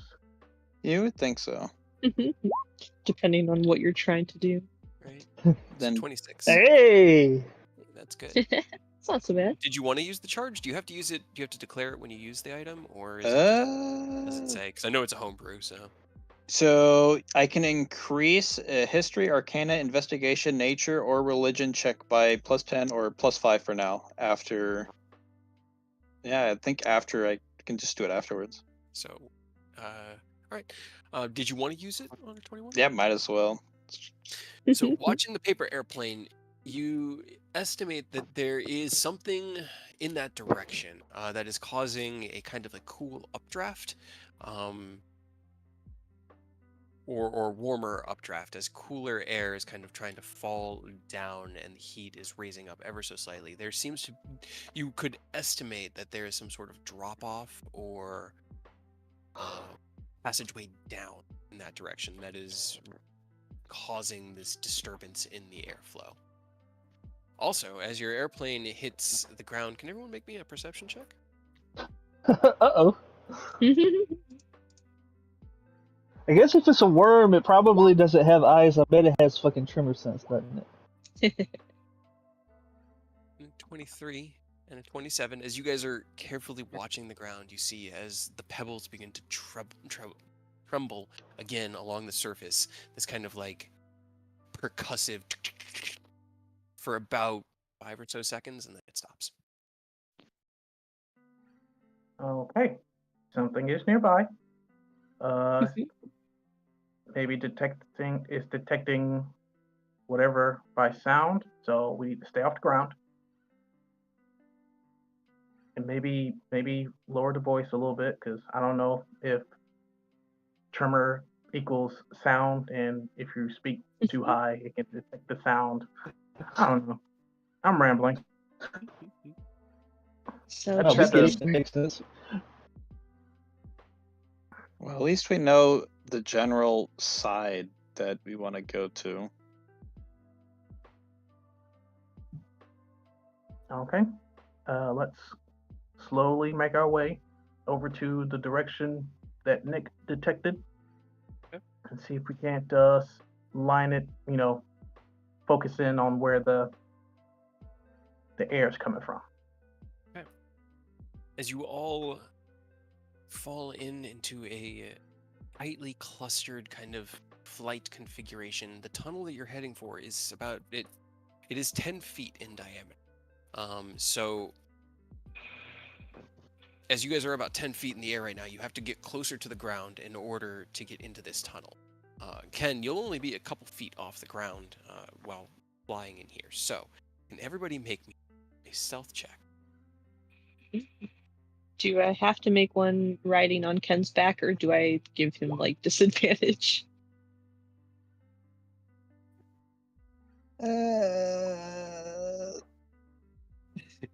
I mean, fuck. Nick's just loudly ripping pages out of his book to throw paper airplanes. Wait, so Listen, it's do I been a make- long time since I've been on an adventure. All right. do What I are you make saying, one or Nick? not? What? Because I'm on Ken's back, do I make one, or does he like make one with disadvantage, or? No, you make one.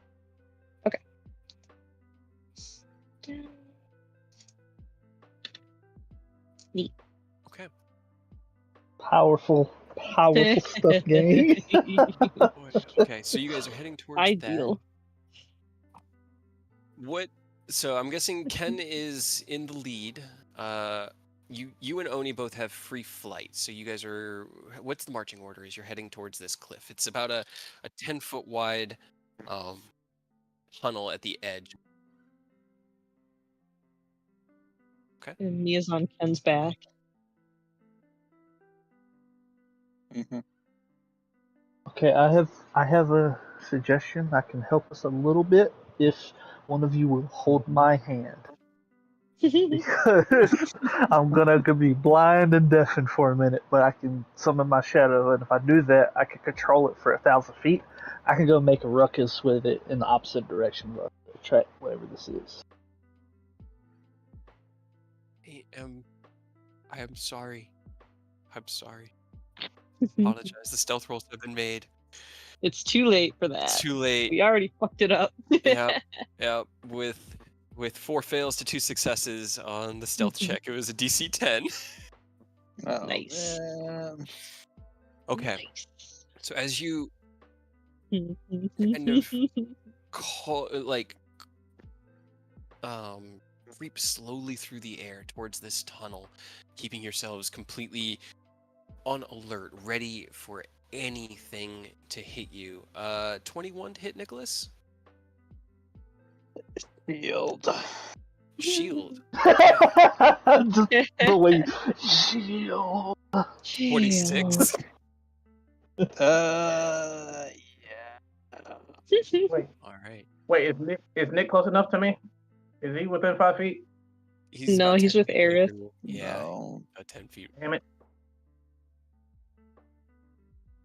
As I will say, with the amount of spells I've been casting recently, I probably have enough temporary hit points to tank it because I forgot to be calculating that. temporary hit points don't stack. I they thought with overwrite. Nicholas's items, Mm-mm.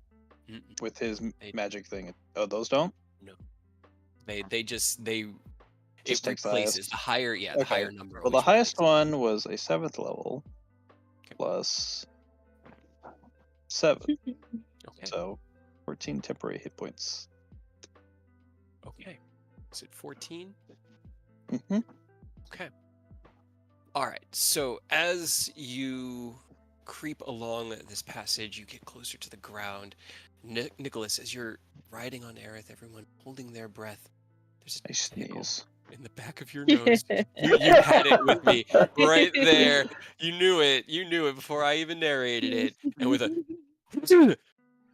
the ground begins to rumble, and a 10-foot wide hole creates itself directly beneath you as you flew over right where it was because you went to where the airplane was, and a Well. massive worm erupts out of the ground and tries to take a bite out of you. Although if it bit you, it would just swallow you in one bite. It is that big. You erect your shield spell blocking it, and as it roars through the air, it twists and slams its tail into you, and the stinger kind of punches through your chest. I need you to make me a Constitution saving throw. Man, that's not good. A -1. Okay. Oh, Got it. Okay. Uh-oh.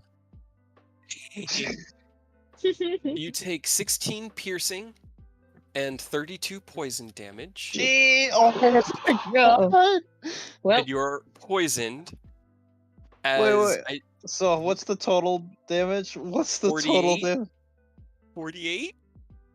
Hold on. Math be hard.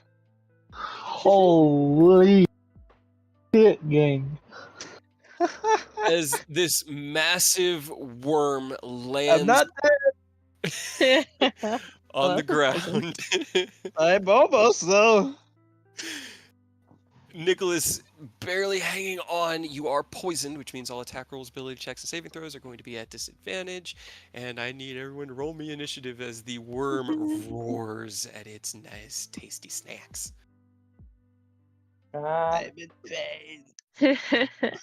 So I have disadvantage on initiative, right? You would, yeah, because it's an ability check. Yeah. That Hey, one, baby. yeah, that works. All right, Worm, just roll a 1. Let us all go before you so we can get out of here. Yeah, well, Oh, that's great. It not gets to what- go first.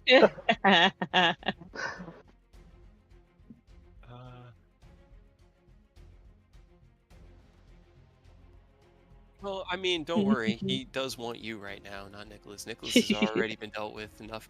All right. So as it slams into the ground and roars at you, you each turn around, and in a moment of panic, it lunges out at Aerith, and it's going to try to. It's a 28 to hit Aerith. Okay. I need you to make me a dexterity saving throw. Okay. You take 22 piercing damage as the worm jumps through the air. The mouth, the edge of it, slams into Nicholas, kind of knocking him off of Aerith's broom and swallows Aerith, broom and all. Whoa. No fucking. It's always then- 4. It always comes back to 4. It's then going to attempt to hit Oni with a stinger, 21 to hit. No. 21 misses. Okay. As this massive stinger dripping with purple toxin comes racing towards the air towards you, you deflect it out of the way with a heavy heel hit from the palm of your hand. It is unable to hit you, and it is now Aerith's turn. Okay, a swallowed creature is blinded and restrained. It takes the start of its turn. You take 15 acid damage as you are slowly being dissolved by the worm. You can attack it. You're within it. You can just hit it. But it is attacks at disadvantage as you're restrained. Let's see. Yeah. Do you have dimension? I'm trying to... Nope. Right here. If it's large or smaller, it must succeed a dex save or be swallowed. Creature is blinded and restrained. You have total cover against all attacks from outside the worm, so there's that. Hey.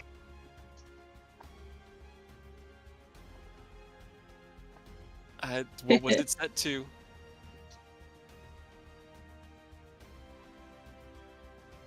Wasn't it Flip a like coin. frost Flip and coin.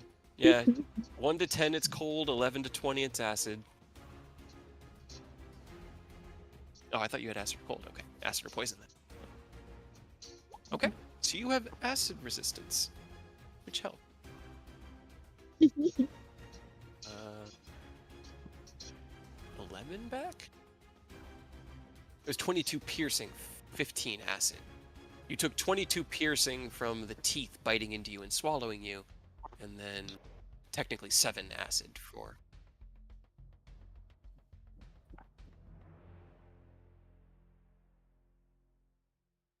Okay, so as you calm your mind and focus on your chant, you begin just like a mantra to yourself, casting your blade song. Feel the power.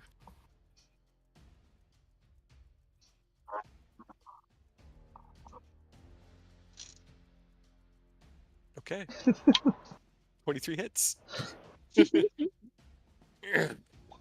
13 piercing. Okay. You jab out at the soft flesh of this worm's esophagus, cutting through. It felt it. Right? 20 hits. For another 21. Some damage. It. Is that?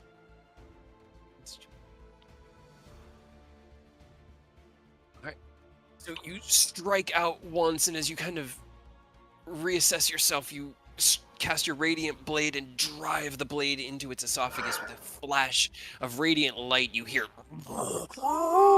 and kind of like convulse around you as it fights off the urge to vomit you up and swallows you further. Mia, it's your turn.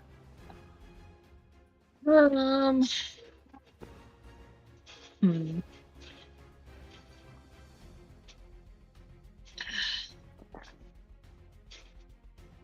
I have a weird question, I guess. Okay. If well, if something were to teleport, is something inside of it going to go with it? That's the question I was gonna ask on my turn. Technically, yes. Technically, yes. Okay. Yep. That's where as you guys got close enough, you kind of had to only poke your head in to see that there's a chasm there that just straight down. But this was the room that you guys were doing surgery in. All these gross egg sacs and yeah. Right. You did. You guys got off the ground fast. Like you did not fuck around. For You're a also still second, I'm clinging. not gonna lie, I thought it was something fucking with Oni whenever you were like, Oni, you feel the ground shake. I was like, is this the con fail? What's happening? No, you just were the only one to roll high enough, but that helped to the misdirect, didn't it? Yeah. Alright. Well, I guess Mia will look down at Ken because she's on his back and just. Well, I have an idea. I don't know if it's a good one, but we also need Aerith for the plan. So. Well, Should I jolt just- it until it throws Aerith up. Okay. My plan is gonna need me to, cast a spell though, so I won't be able to do it this turn unless I do that and then hold it. How fast do we want to get out of here? Very, if possible. Could you get him before it gets back to my turn? Maybe? Alright.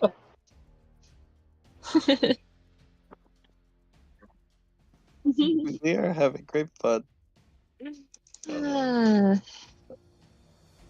I didn't even throw the flesh colossi at you guys. I opted for something different. It could have been The worse. flesh colossi. Yeah. Colossi. I don't like that. Alright, I'm just gonna lightning bolt it first, I guess then. Okay. Because it's also a slightly complicated plan, so. Well, hopefully it won't die. You'll be fine. Just try not to die. Hey. Upcast lightning bolt. All right. Do you jump off Ken's back or are you still piggyback? Because he's still slower with you piggyback. on him. Like he has to Yeah, carry but you. we're so not he's moving. too far away from the monster, so I'm gonna stay on him because depending on if we do my plan, I need to be close to everybody if we're going to do that. Okay. So unless he throws me off, which he can. You're not high enough off the ground to cause falling damage, but okay. All right. So as you turn around and hold out your staff, casting the lightning bolt spell out of the staff. It's a fucking like 200-foot long worm, man. It's not very dexterous. So it takes the full damage. Let's see, that's 8d6 and an additional 46. That's 12d6. Okay. All right. So as the lightning bolt racks through its body, it rears back and roars in pain. Aerith, from within, you take 13 bludgeoning damage as its body convulses rapidly. Its esophagus kind of crushing you slowly within the convulsing body. And then after a moment, the electricity fades and the musculature is crushing you a normal amount again. Anything else you want to do, Mia? Nope. Okay. Nicholas, it is All your right, turn. I have a lot of questions. Okay. So, banishment, I'm assuming, would take Aerith with him. Uh-huh. Polymorph, if I polymorphed it into a chicken, what would happen to Aerith? Would he get polymorphed Wait. into him? Wait, didn't we have this situation happen where Rose ate Bog, and when they transformed, Yeah, that was as they were transforming back, they vomited him up?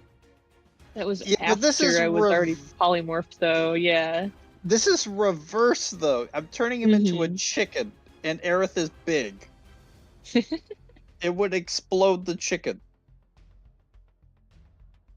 Yeah, but you would be But then outside maybe of him you'd be then. outside. Maybe. I'm reading. Give me a second. And if that doesn't work, I have another spell, but Aerith would have to crawl his way out if I do it. Well, this would make it so you don't take too much more damage. But I'm How more you looking down interested there, in Nicholas? polymorph. How you feeling, big guy?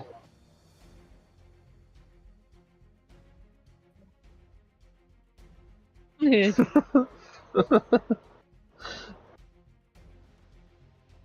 know, it's fine. No. You've never What is you've never tested it. lovely? You've never tested this before, Nicholas. Okay. However, you've done one thing similar. And this is so that Nick has the same information the party has. At one point, you were curious what would happen, so you polymorphed Todd into something large enough to eat a horse, and waited for the polymorph to wear off. And the horse was ejected, vomited up during the magical transformation sequence. The only damage you saw on the horse seemed to be from the devouring process. But that's all you were able to ascertain. This is a different direction, but the same magic. It's up to you. Can't hurt to try. Yeah, it could hurt Aerith. Yeah, it Yes. could. It could hit. So I So have. could stain inside the worm. So I have two options. I either try polymorph, or the other option I could do is I could time stasis. So this is the custom spell. Time stasis the worm, so he can't do anything, and then Aerith could just crawl out as long as he doesn't damage the worm. Don't hurt the worm. Yeah. But polymorph is a 4th level spell. Time stasis is a 6th level. You know. And I want to be efficient. And I'm curious to see what we can do. I want to see it. So I'm gonna turn it into a chicken.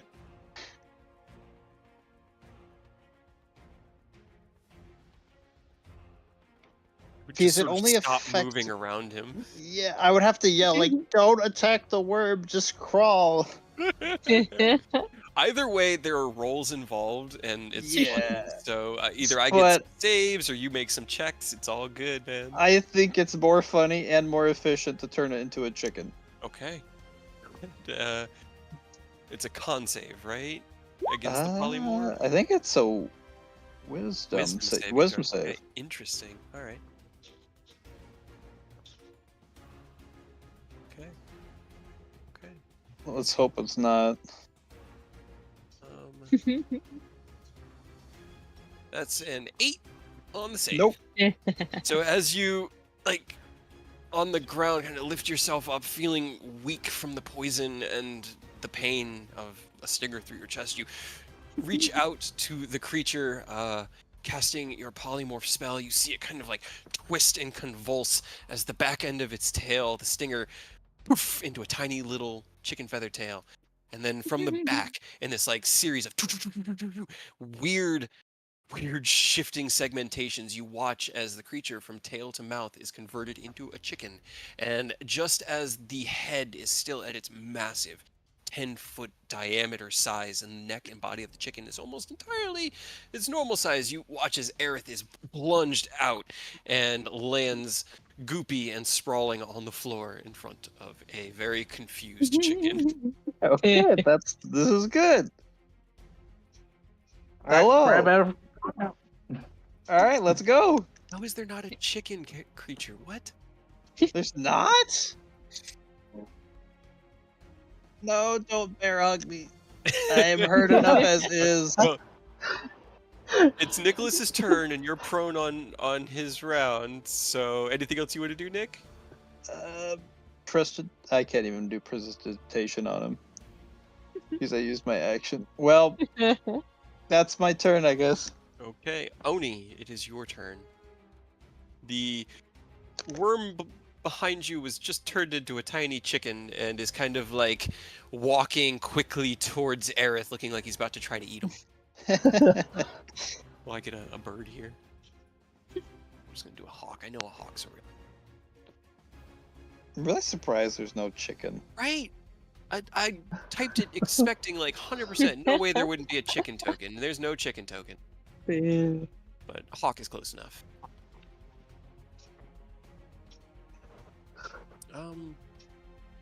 You do hear more rumbling around you, Oni, from the direction you guys are heading in. I think we need a with your minute, passive perception. right? Well, you're still in initiative. This is still... We haven't even I done know. a single round yet, so... We just got Well- an aggressive chicken on us right now. Mhm. Okay, if I pop my echo, just have it grab the chicken and walk towards the middle of the room.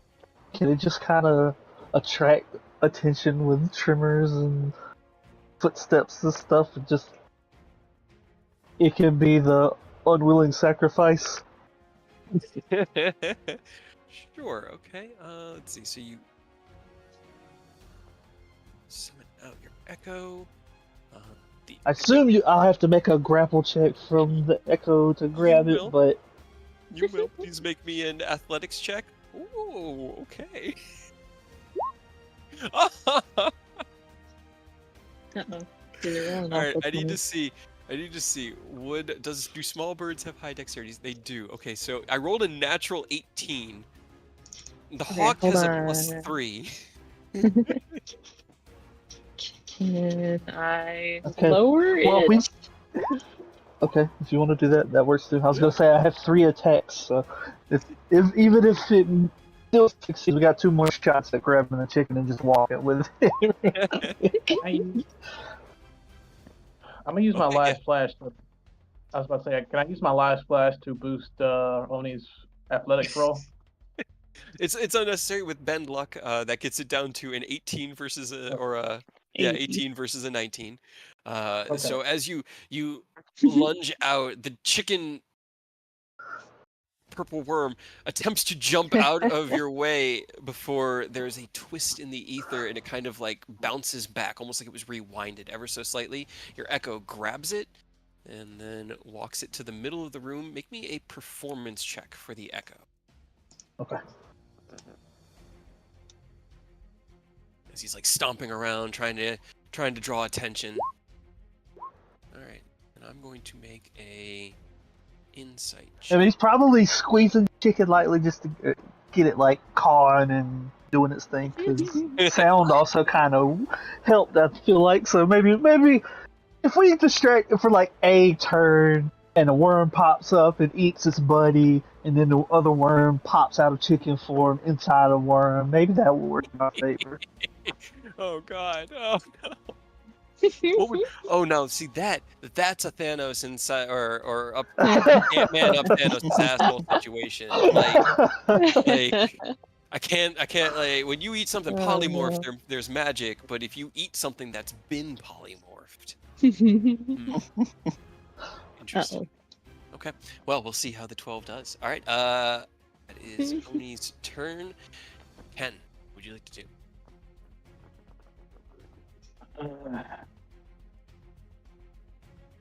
We're gonna go help Aerith get up. I'm gonna use the help action. You get Aerith prone with your help act, or get him up from prone. Yeah, with your help action. And then, yeah. I'm wearing armor, so it's fine. Let me give him one. Give him a look over, and then just give him a quick level 1. Okay. So, And go ahead and actually click it. okay, you regain 10 hit points, Aerith.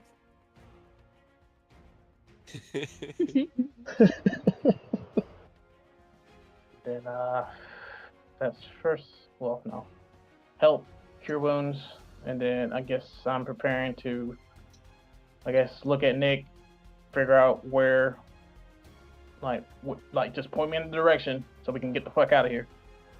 I'm gonna point wherever the cold wind was coming from. That would be the chasm, most likely, with the slight updraft coming out of it.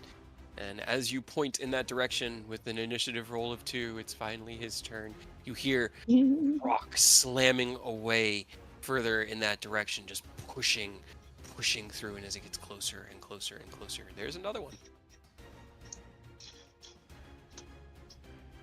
Gets to about here on its turn. This is the I don't like the. it's had to like carve a new tunnel through on the other side, and it's the back half of its body is still in the tunnel, and as it lunges across the chasm to try to hit Mia. It's a 16, Mia? Where did my character sheet go? But I think that meets, yeah. I mean, well, wait, hold up now. She's on my back. I know. So was So Nicholas. that He was wouldn't- riding on Aerith's broom. Mm-hmm. Shoot. Okay, you can try to make an attack. Definitely. Yeah, make an attack roll. Mia, can you make me a dexterity saving throw?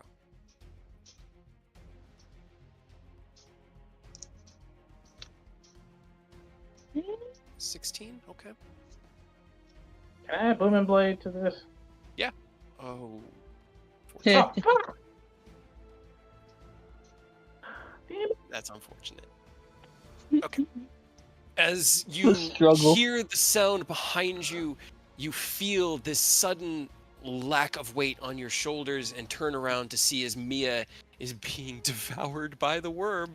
Unfortunately, a 16 doesn't meet. Doesn't hit the save. No. Mia is then swallowed, and in that moment you lash back to try to punch it in the face, and your fist just goes wide as the worm kind of recoils back into its space. This one's turn, it's a chicken, so it doesn't get to do anything. It's gonna try to make 3 attacks against Shadow Oni. Okay. If you get a 19, it's poof because he doesn't only have 1 HP. There was a natural 20 on the second attack. And just to be, I also rolled a natural 20 on the insight check to see if. I feel so bad, man. You guys have such good plans, and the dice are just like, no, be eaten. So as this worm's turn starts, it hecks down at the Echo, who pulls its hand out of the way, and as the Echo pulls one hand out of the way, holding the chicken with the other one, it pecks at its hand, and with 1 point of damage, the Echo is dispersed. And the chicken hits the ground and runs over to Aerith. But that's its turn. Aerith, it's your turn.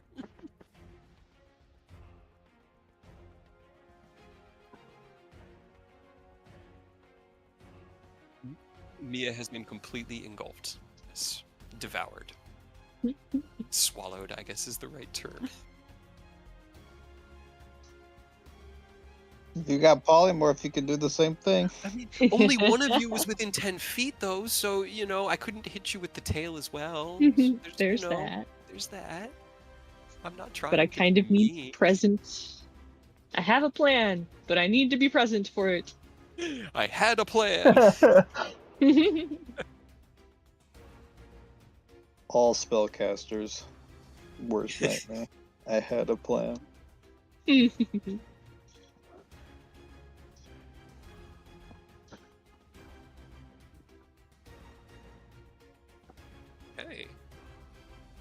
int save, right? Yeah, roll me. Would you believe they have an int score of 1? Yes.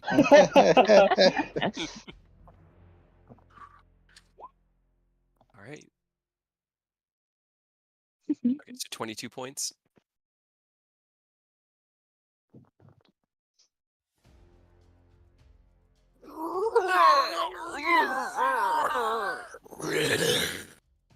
Just sort of like it reels back and then kind of rests its head down on the edge of the cliff with its like massive maw almost bridging this like 4-foot wide chasm.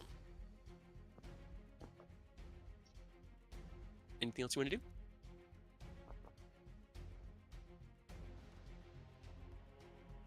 You were blades on. Yeah. Yeah, you're good. Okay. At the start of your turn. Oh, sorry. Go ahead.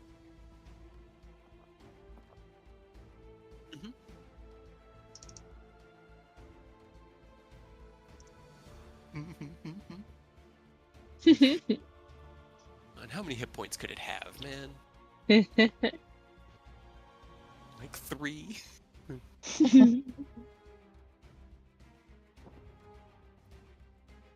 Okay.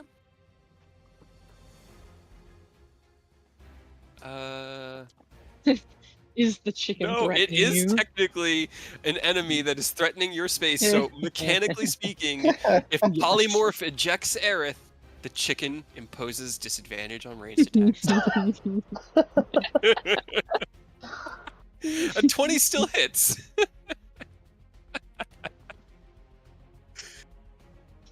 I know. All right, All right, so that was your bonus action, right? Okay. That was your extra attack. Okay, cool. Okay, so you cast your spell, fire the weapon. At that point, it should be normal. It's a DC. Okay, cool. As you lash out with your psychic lance, and as it kind of reels back and then refocuses in with this primal animal hunger, you shoot it. And as you do, its mouth closes, and it kind of gives that like it's about to throw up before it twists its head side to side, and does not vomit up. But you did something that almost forced it to. Nicholas, it's your turn. No, you did something. It was your turn. You skipped Mia. Did I skipped Mia? I'm sorry. That was I triggered onto Mia when I thought you were done. That was my fault. At the start of Mia's turn, you take 19 acid damage. And what would you like to do?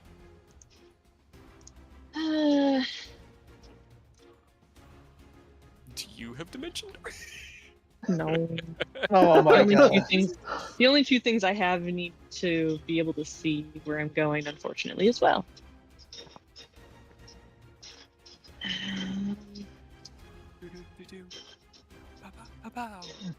Nicholas, we need to get you a couple levels in sorcerer so you can twin spell polymorph and just start making things throw up.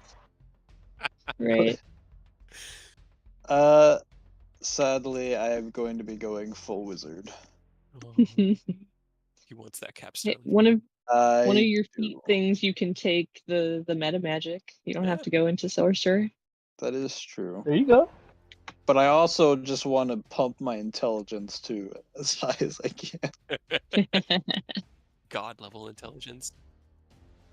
I don't have a max. It's 30. It's 30. Oh, is 30 30 is the max? 30 is the max that any normal living creature, anything that's not a god, can reach. Alright, well, there you go. Yeah. Until I reach 30. But that's gonna take a lot.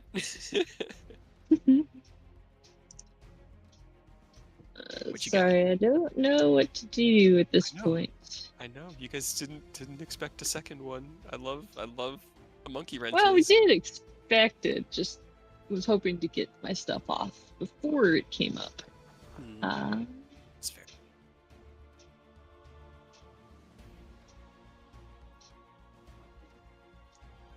I don't suppose if I tried to like push it with telekinesis, I would go with it, right?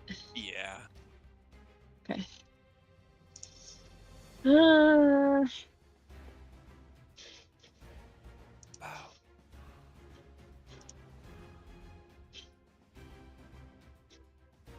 just telekinetically shove its uvula to make it throw up.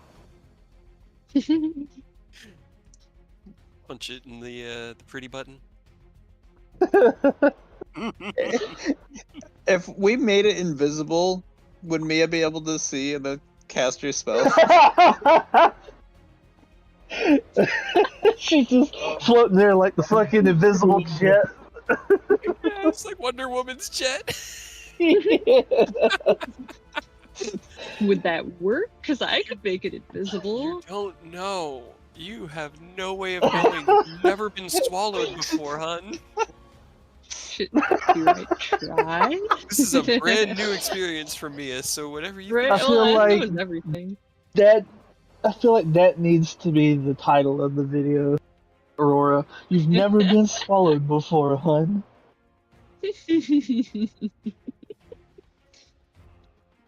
At I least Mia mean, that hasn't. might Rose actually. was. Yep. Rose went exploring down Robert's throat. It was fine. That's just foreshadowing. Yeah.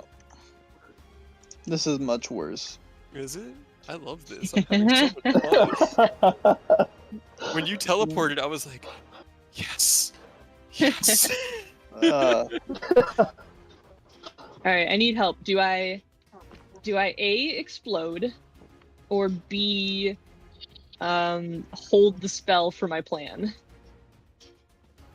What does exploding entail? You casting fireball and using a careful spell so that I only take half damage. You also get advantage on the save, so you might be able to save. Well, restrained So- would disadvantage it, so it would be a flat save, but you might save. Well, if I cast careful spell, I would automatically succeed on the saving throw, but I think I still take half damage. Well, no, Yeah. you do, and then careful also gives you evasion, doesn't it? No, it doesn't. Unfortunately. Here. At least I don't think so. From the full force. So if I were to Yeah, but if you save on fireball, Okay, you I'm still sorry. take half. I'm thinking of sculpt spells. My bad. No, I'm thinking of spell sculpt from Evocation Wizard, not Mm-hmm. careful. It's different, I think. Yeah, it's So- different, it's worded differently. if you use a spell that teleports a specific creature, would that also teleport the creature inside of it? You have no idea. I guess this decision really depends on how much health you have. Can you risk taking a fireball even at half damage? I could, but any damage after that would probably knock me out.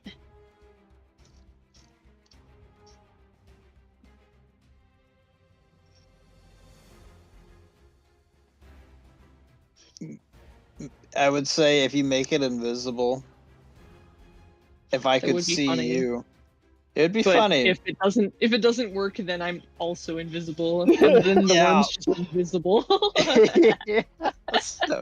That's terrifying. It would be really, really I'm funny. trying to think of anything that would work. I know. Me too. That's why I'm Just hit trying it. this Just song. hit it really hard. 'Cause when they hit it, it almost threw up, right? Maybe we just gotta fucking punch it really hard in the gut. Do you have like Big B's hand? Can you do a really hard punch from the inside? No, I can explode myself. Or lightning. That's about it.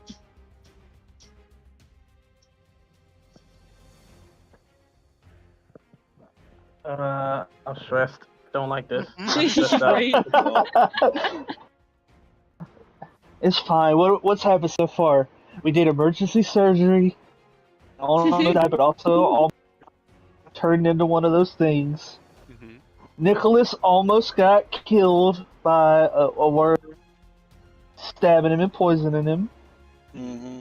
Aerith got swallowed. Also almost probably died. So, I mean, this is just par for the Right? I mean, I could switch my polymorph to the other worm, but then we'd have to do with the original. Yeah. Okay. So If we in can, theory, if I were to if we can get, oh, my bad. Go ahead. Sorry. No, I was just in theory, if I were to cast invisibility on the worm, would I be able to see outside? Theoretically, yes, because regardless of, well, yeah, Because if I can see outside, I can get myself out next turn. But you'd be able to. You'd have to maintain the concentration on the invisibility, but either way, you'd be able to see out of it. Whether or not you'd be visible is a different thing. yeah, but that's It'd be like trying to look I through your guess it hand would. while you're invisible. You can see through your own hand while you're invisible. You would just see Right. like kind of a like predator heat vision type thing. I guess then, as long as I don't drop my concentration, it would work either way, whether I turn invisible also or if all of it goes. Okay, so I'll try that. That's terrifying. Now we have an Turn- invisible giant worm. It's fine. Okay. So as Aerith shoots the worm and it manages to hold Mia down, it looks at you all with purpose and intent and then vanishes. You don't see Mia. Cool. Fucker. So that's the end of Now, the match. well, okay, so hold on. Because I just thought of something and I don't want to gotcha you. Let me see something. I want to send you this that I couldn't know. But can Mia see out? Like, can she see Yeah, best Mia can as see now? out. Yeah. And that way I So can do that's good. something. That's fine. Right. I You don't should be able to need Misty to Step, add- right? Do you have Misty? I have Vortex, Warp, or Thunderstep. Both of those need to be able to see, which is why I need to be able to see outside of the worm. Okay, so if we get Mia out, she's good to go now, and then we can. As long as I don't lose concentration or get knocked unconscious. Right. Well, okay. That's a different story.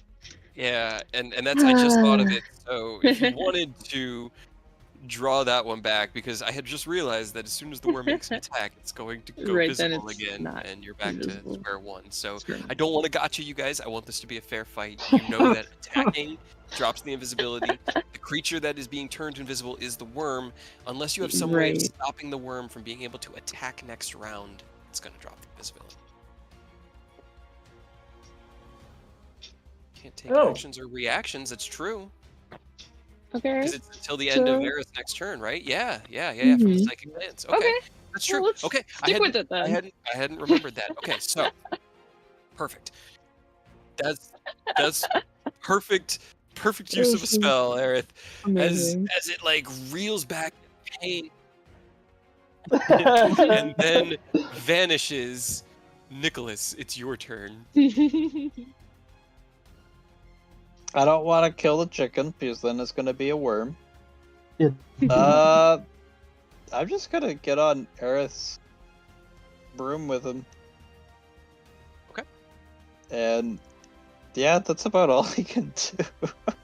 Okay. Did you have any? You would use any potions? Or... Wait. Oh, please tell me I brought potions. I really hope you brought potions. I know we spent a lot of time discussing potions. Cold weather. I don't. How do I not have potions? Like, because we didn't give you any.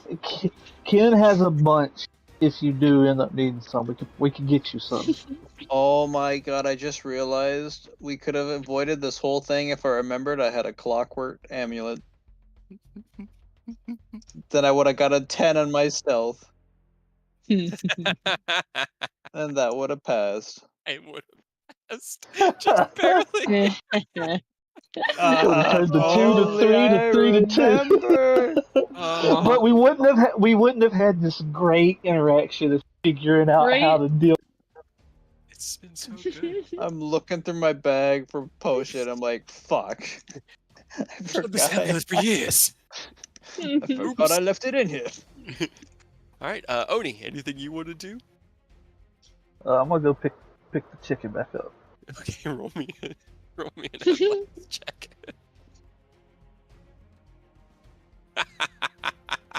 Oh no! I rolled a 23 with a natural 20. It's beautiful. There's this like left-handed lunge from Oni, and the chicken jumps out of the way, giving him like a ha-ha, and his right hand comes out of nowhere and gets it right by the neck. You now have the chicken in your hand. Alright, then I'm gonna move back, like, I would say probably about right here, since I can't make reactions or actions. And then when Mia comes out, we can get her to drop the invisibility, and I do want to throw the fucking chicken down his throat. And even if we peace out, I want to see what happens with a chicken and a giant worm becoming a giant worm and a giant worm. That's fair. Okay. All right, so as you hold the chicken as it struggles in your grip, getting ready to toss it into the currently invisible, but you can still kind of feel that presence. The breath is distinct here from the purple worm. Ken, it is your turn.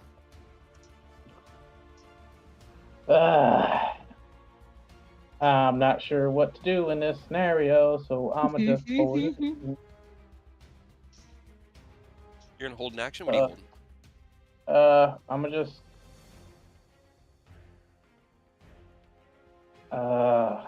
That's a good question. The second I see that Mia is out and safe, I'm gonna toss. Ooh, might as well. I'm gonna toss Summon Construct, like, away from us, like around here-ish. Okay. And make it just fucking go berserk. Got it. Make all the noise it can.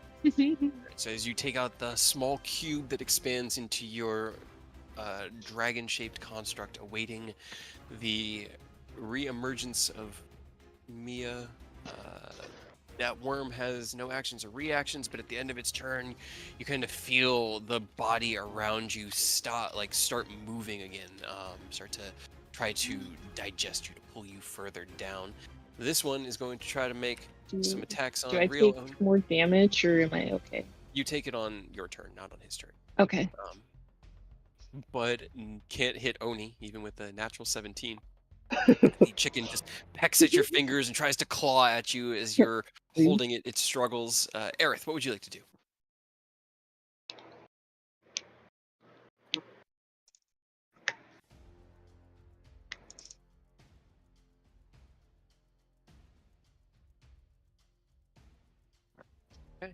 Okay. Well, you get one shot if you hold the action, because you only get one attack if you hold the attack action. Okay. Sounds good. Mia, your turn has come back around. The worm around you, as well as yourself, is still invisible. What would you like to do? Do I take damage now? You do, yes. Okay. Take 26 points of acid damage, and I need you to make me a con save. Whoa! Yeah. 6. Okay. Sorry. That's D6 just what, to fuck 13? around, man. Yeah, it's a DC 13. That's not bad.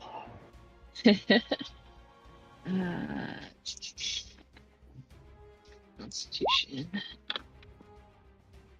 Okay. That's fine. Concentration maintained. You can still see the outside of the worm.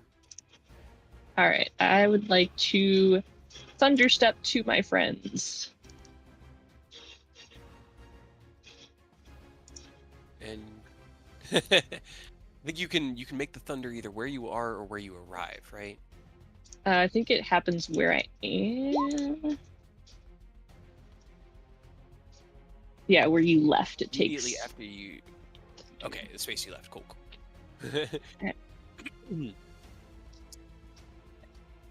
I'm gonna do it at 5th level. Okay. All right. 34. Get 'em. Okay. And then you jump out, right? Hold on. Whoops.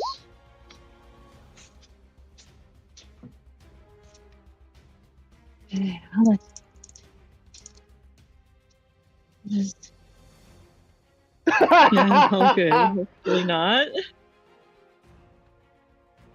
That's fine. I'll take the unicorn. Alrighty.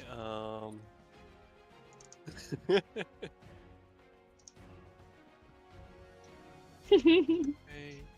Fucking arc light going through chaos and then.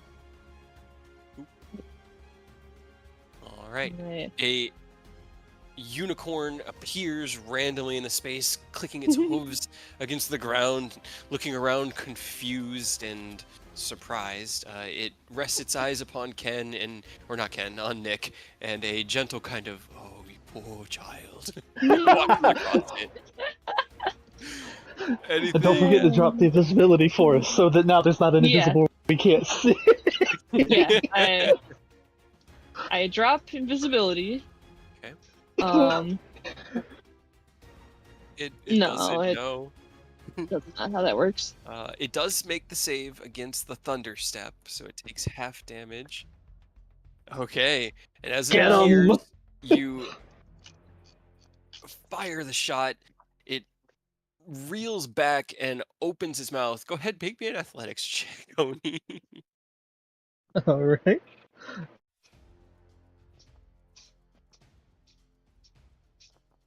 Oh, Mia's back. My action goes off. Yeah, All right. I'm back. Yep. Only falls back like a NFL quarterback and just throws the chicken like a football directly towards his mouth. Okay, Ken's pipe construct. Go. Okay. Ooh. Yeah, that's actually the size it is because it's supposed to be medium. Though that's definitely still tied to Ascalon's character sheet. That is way too many hit points.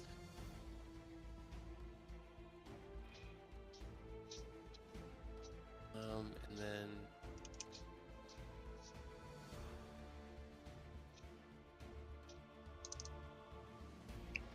gotcha. Okay. All right. As the construct manifests itself in the distance, kind of in front of this large central egg cluster, and just starts doing a river dance. Okay. Mia, And you then- appeared next to your friends. What would you like to do? Yeah, as she appears, she's gonna reach out and grab both Nicholas and Ken's hands and be like, "Okay, I need you all to please link hands." Okay. Okay. Nicholas, it's your turn. What you doing? Well, I do what I'm told, and I grab hands. Okay. I don't have Okay, enough I mean- health to complain. Okay. that's The it. chicken. Sorry, I was missing something because you did throw. As the worm remanifests and becomes material again, Aerith fires a shot right into like the soft palate of its mouth, and it roars back, opening this large maw. And with a Kobe, whoo, you shoot the chicken into the 10-foot wide maw that is the purple worm, and it is swallowed. Hopefully that distracts it just enough for it to get back to my turn. Okay, now it's Nick's turn. Sorry. So you've taken Mia's hand. Anything else you want to do? If you could like grab Uh, Aerith and Oni's hand, I think that would complete it because I've got Would it? you and I- Ken. Okay, so I can grab Or- Aerith. Oni, not so much. I can get over there. I mean, I can shove you. My- I can use my bonus action to. Well, I Yeah, can. I mean, bonus I action. come before them, so Okay. I'll get there before Mia's turn gets Okay. there. I was So gonna you don't say if really I have worry. to, I can just bonus action shove you closer. All right. If we have enough time, then yeah, I can just end my turn. Okay. The unicorn will kind of walk around this way, and standing next to both Mia and Nicholas, it'll rest its horn down, and resting it upon Nicholas, you regain 10 hit points. Oh, thank God. That is going to be its turn. No, not 155 HP. Oni, it is your turn. Okay. I'll chill right here and I'll grab Ken and Mia's hands. That way I'm in the group. I'm going to spend a key point to patient defense. That way, if they get some attacks off before Mia's round comes back through, hopefully I can avoid some stuff. All right, as you take your allies' hands and go into your defensive stance, keeping your eye on the worm that you just fed a chicken that is a worm. Ken, what are you doing? Linking hands, keeping my eye on that fucking worm. Okay, all right. Not sure what else I. It's going to keep coming for you guys. It'll close the gap to here, and then it's going to bite out at Oni, so at disadvantage. It's a 20 to hit? No. Okay. Burned the natural 20, but a dirty 20 doesn't hit. Hell yeah. And as it reels back and strikes out with its tail, 26? Yeah, that'll hit. Without still with disadvantage? That was with disadvantage. I rolled a 32 and a 26. My. What'd you say, Ken?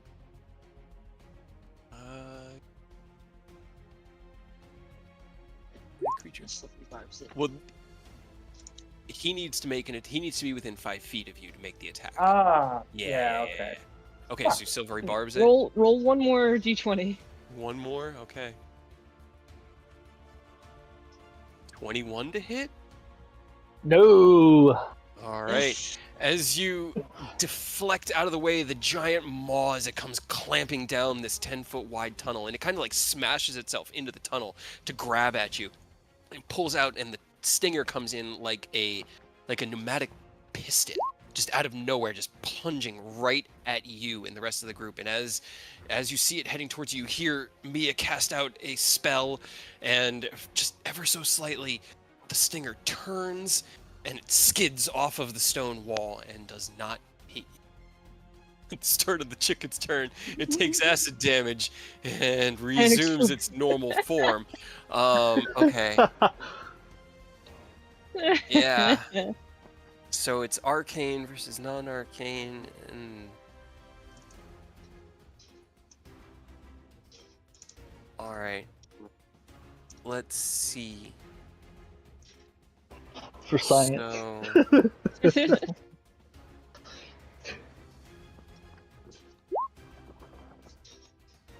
Okay.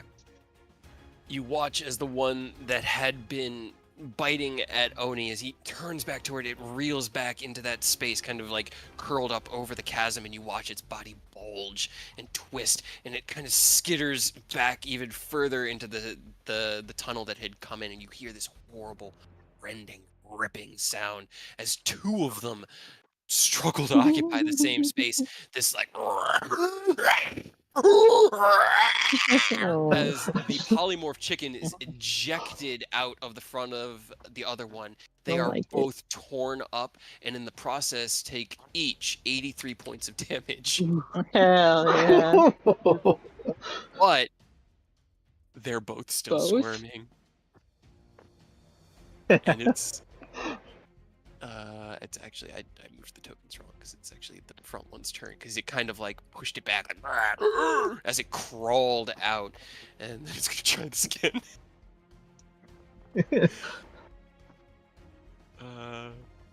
18 and a 19 to hit Oni, as the one that had been a chicken pulls itself free, resuming its massive, dominant form and tearing through the body of its brother. It lunges down into the space, trying to bite onto Oni. As he holds the jaws aside, gets out of the way, keeping his hands on you guys. The stinger comes out and he ducks as it swings right over his head, this 4-foot-long, massive stinger. Aerith, it's your turn. Okay, go for it. 16 unfortunately does not hit. No. You fire out and it ricochets off of the heavy armor plating of its skin. Those all hit. unlimited power.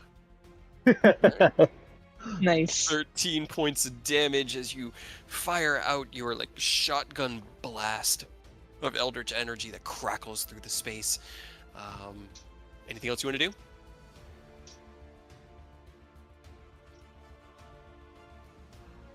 Okay, everybody has formed a collective. You're all grouped together. Mia, what are you doing? Here we go. Where are you going? The only other fork that I have besides the material plane, Which one's that one? where we sent Takashi. He has that one. No, I kept the. He has the material plane fork. I thought he kept the shard. I thought he kept the No, shard. I don't think he ever got it back from her. I don't think I gave it to him. I don't think she did. I think she just hung on to it when he said goodbye. Okay. I guess we're Okay. visiting nobody. All right. Well, then this is a perfect place as you guys gather up the worms squirming and bleeding heavily, dripping this deep purple ichor into the chasm that leads to your goal. You feel as the world around you shimmers, dissipates, and cracks. You are removed from the material, and for a second you are in no space before, like the reassembling of a broken vase around you, shards of a world begin to form, grass beneath your feet, trees in the distance. In the far, far view, you start to see a city skyline, tall, strange, blocky buildings. And as the final bits of reality click in around you, you each look up. And though it is late in the afternoon and still light out, you see two moons hanging in the sky above you as the party has managed to get to Acheron. And I think that's where we got to leave off this Yep. game. Yeah. So, I mean, fuck. it's either that or, because I was trying to think about it, I could try to plane shift us immediately back and aim for the Underdark, is what my plan is. And whether we want to do that now or later, because I can do it again. I have enough charges for one more time on my staff. You guys, Let's rest for the love you of want to God. rest Yeah, here but I in figured Acheron? we were going to sleep first. Okay. Yeah, we've had a time in this last But- two encounters. So I do have a plan to get us back, but Okay. All right. Well, at the moment, you take in the cool, crisp, early evening of this mid-spring day in Acheron. It's a wide. You stand in a wide, grassy park, and about 15 feet away from you is a small, not small, but like a stone pedestal with a list of names on it. As you've appeared in the same place you guys always do when you come to Acheron. Former site BID. You are alone, and yeah. Yeah. I mean, I'm looking at the. I mean, pretty desperate. yeah. I almost got Uh, one shot. Yeah. in the by distance. You did, man. That was so close. That was terrifying. When it went for Nicholas, I immediately got. Oh no. Oh man. Yup. Let's see, I need another. I'm gonna go ahead and just say we're gonna here because I just need to another map for you guys. Like, list. Yeah, Yeah, that that stuff hurt. just the surgery.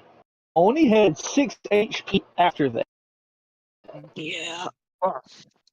And honestly, He took a second wind, thankfully, and the healing that you guys gave him after. So he got up to 40, lot. but that's still not enough to Still. not get one shot by one of these worms on Yeah. a bad roll. One poison hit should there's probably the take it disease back. of the aboleth.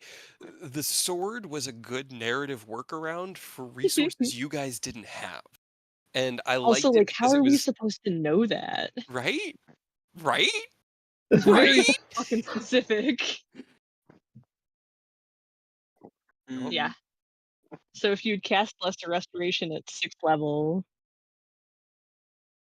I know, and I mean, like, if I had known, I could have had you make me a scroll and I could cast it at 6 or higher, but we have no idea to know that. Right? You didn't know you were going to be fighting them. I didn't know until Yeah. this week when I was like, what could they fight in the Underdark? And I saw aboleths. I was like, I love aboleths. They're so cool. They're Terrible. horrible, They're but so cool. dangerous. And that was without using its lair actions. The lair actions, Yeah. on initiative count 20, one of these three things should have happened. It either could cast Phantasmal Force on any number of creatures within 60 feet. So And everybody. yeah, if you succeed, the effect ends and you're immune to it for the next 24 hours.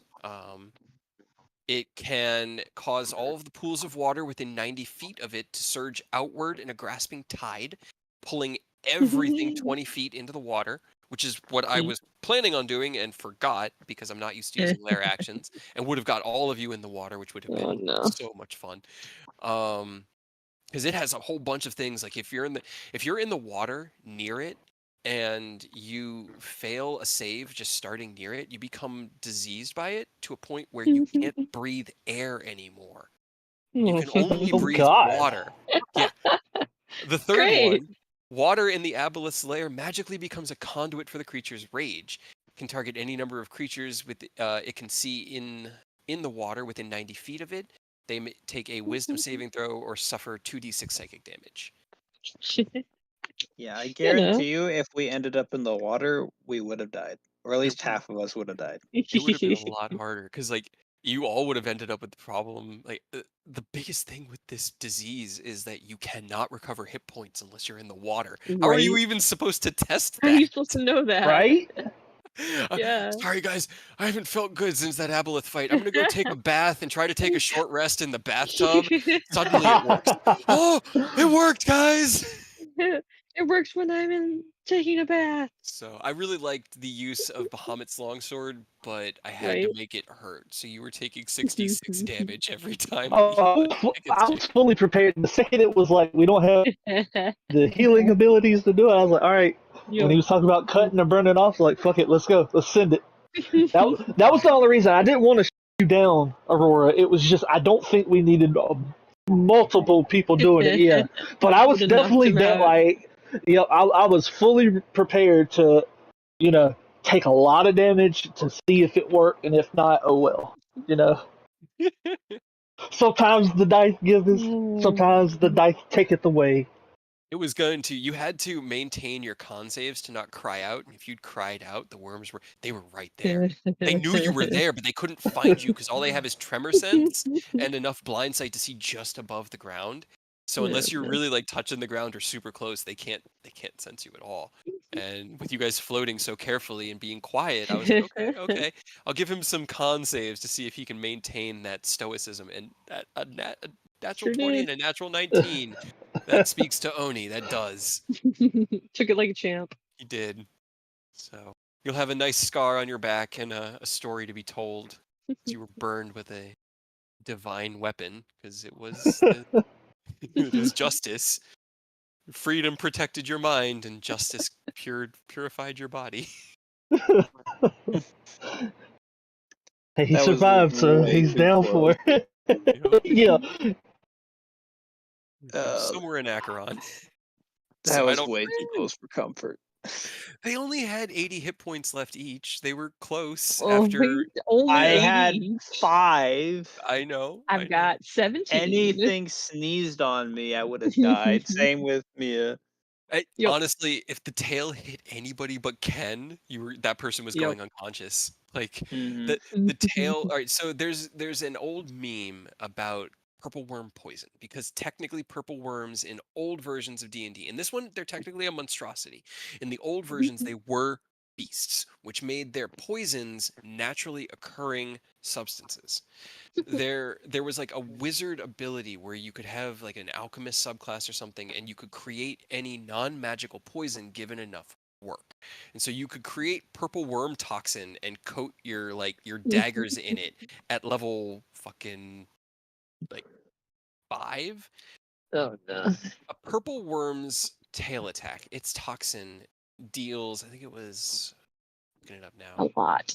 12d6 poison damage. It is more poison damage than a.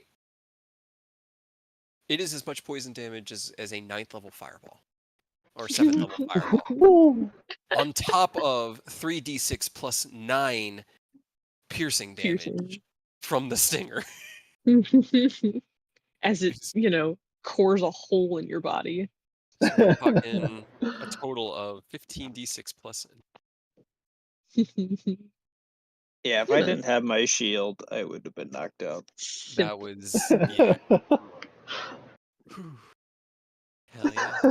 Well, you guys Those made it things are almost terrifying, to dude. Underdark.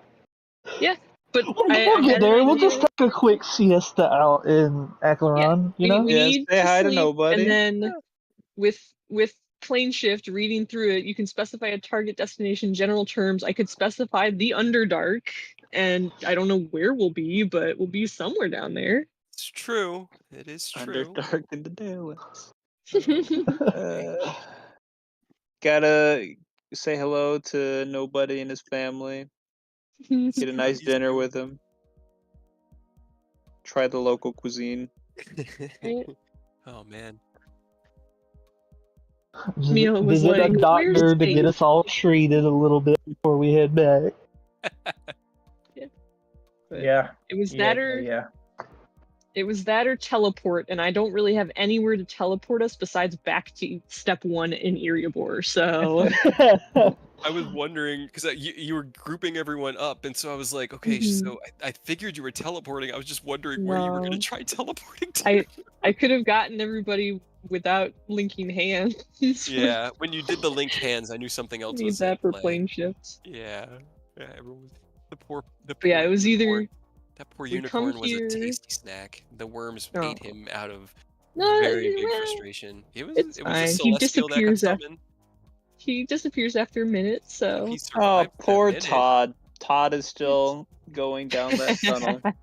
Bye, Todd. He'll get to the Underdark before us, probably. He was about 2/3 of the way to you guys, to where you guys ended up. You overshot him a little bit, and if you had killed the worms and stayed there in the den, my next plan was to freak you out with this, you keep hearing a slap, slap, slap. As Todd was coming up. Yeah, as he hopped down the tunnel. Nicholas has had Todd for like 100 years and he hasn't died. Can't you and he's just gonna get summon eaten him by a worm. back to you? He probably can. If he's a familiar, you can, I think. He should be able to, yeah. But Just take a quick detour through Mechanus. mhm. At least he doesn't have to come from the Feywild like Feathers.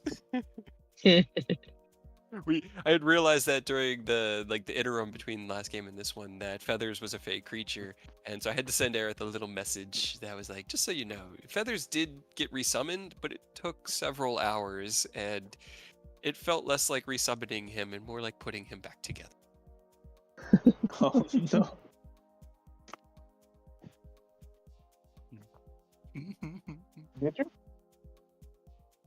I'm sure it's fine. Well, no one died, so you know what? That's a win. It is. Right? That was good. That was 2 purple worms. Those are CR15 monsters. Those are not easy. That was awesome. I was.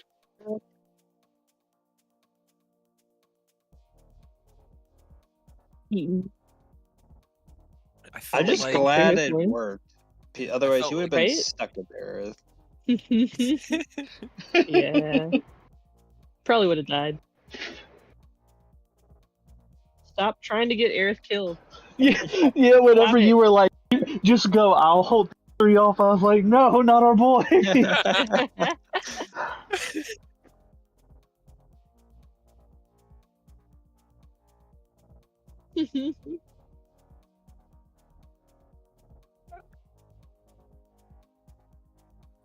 they were so close to that when you guys bailed out of the Aboleth fight. One of them had 65 hit points left. The Aboleth had 23.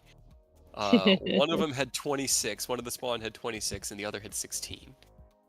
So they were making progress. Rough. The Aboleth had extra hit points because its CR was just lower.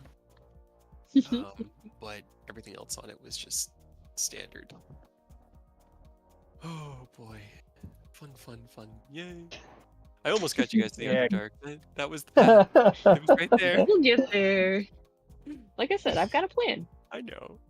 Little sure it'll DM work. fiat, and we'll get you there. Fuck, that's scary. Brilliant. Like I was like legitimately scared somebody was gonna die right there. Like, yeah. I know it sounds mean, but that makes my heart so happy as a DM. You guys got Fear out of God there. into You were challenged mechanically and in combat. You used spells, had to overcome. I mean, this is the kind of stuff that makes D&D fun, and this is the responsibility of the DM to present. Are these challenges that you guys can solve in unique ways? And when you hit level 14, it becomes We easy to haven't- solve a lot of problems. I mean, we haven't had to run away from a fight in a long time. I don't think you've ever run from a fight, and that's 2 in one night. To be It was- fair, like one bad roll from any of us could have been a party wipe, or Yeah. at least a lot of deaths. Yeah. We're a little. Especially during the felt aboleth. honestly, I felt the purple worms. That's the one that we really needed to bounce from. I still want. Oni was like fully prepared because he'd already failed. He got hit. He was ready to fucking murder that thing, It only gets even if 3 it took him enslaved. with him. Yeah, it only gets 3 Okay. of those charms a day, and it tried once on Mia, and it got Mia. It got Mia That's before cute. it even revealed itself. And then Yep. it wanted to get Nick, but it couldn't, and it didn't think it was going to be able to get Oni, but Oni was becoming a problem, and Oni needed to be taken care of. So it tried. And, yeah. See, I Yeah, thought it so- could keep doing it. That's why I wanted to get out. No, it can do it once per turn on a bonus action, only 3 times a day, and that's because it's not technically just a charm. It's like a full it's called enslave. Enthrall. Yeah. Gotcha. Yeah. Yeah, Yeah, that was my thing initially in that gift. I was like, is it time? No. Time No. Ken. No button. Oh man, that was great though. Mia just turning around. Come on, guys, it's fine. the second it was like, yeah, Harris, come on, you want to come out here? It's like, we have gone down this road. No. That was its Come on, fault. in the water.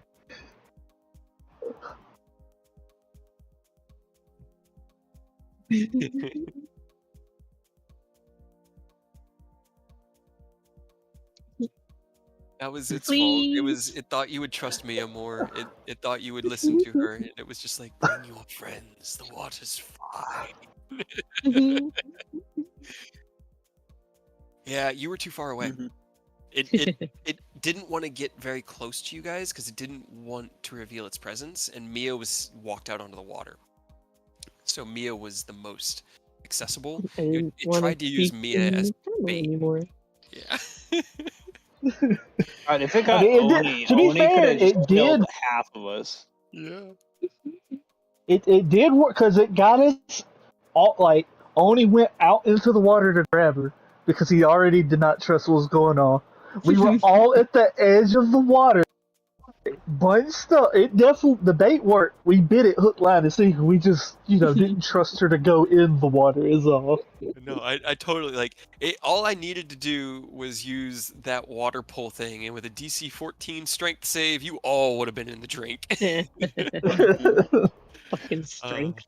Yeah, but it's all good. That was a well-fought victory, and you guys ran away from it, and it has a few scars and is missing 1 tentacle and is very upset with you in particular. It's okay. Apparently, you can't kill it anyways, because it says if you kill it and it just goes back to the plane of water and reforms. Mhm.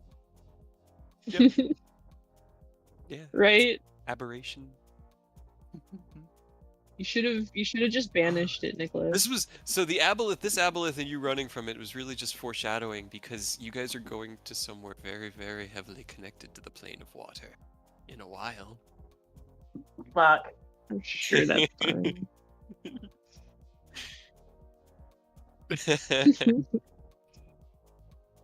see Alright, you. I am very sleepy. I Yeah. head to bed. All You right. all have a good night. Take Have it a easy, great one. Kyle. I'm gonna get some dinner cooking because I am very hungry. So It's I'm true. We haven't I'm really gonna eaten dinner, Discord. have we? No, And it's 10. it's 10. It is dinner time. That was a lot of fun. Oh, I didn't get to see it. I was Shame I knocked didn't think out. about it. Yeah, I didn't realize it was today, but it wasn't really visible from here, was it?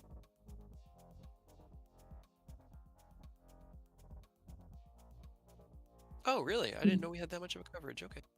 I was up around that time. Yeah, we were But out swimming at the I lake didn't- today, and we didn't even see it. I think it was earlier. So I think it was like from like 10, Oh, like okay. 9 or 10 Yeah. until like 11. And I mean, I was awake, but I didn't see any change in like the light coming in from the windows. So, so I don't know. Yeah, I don't know.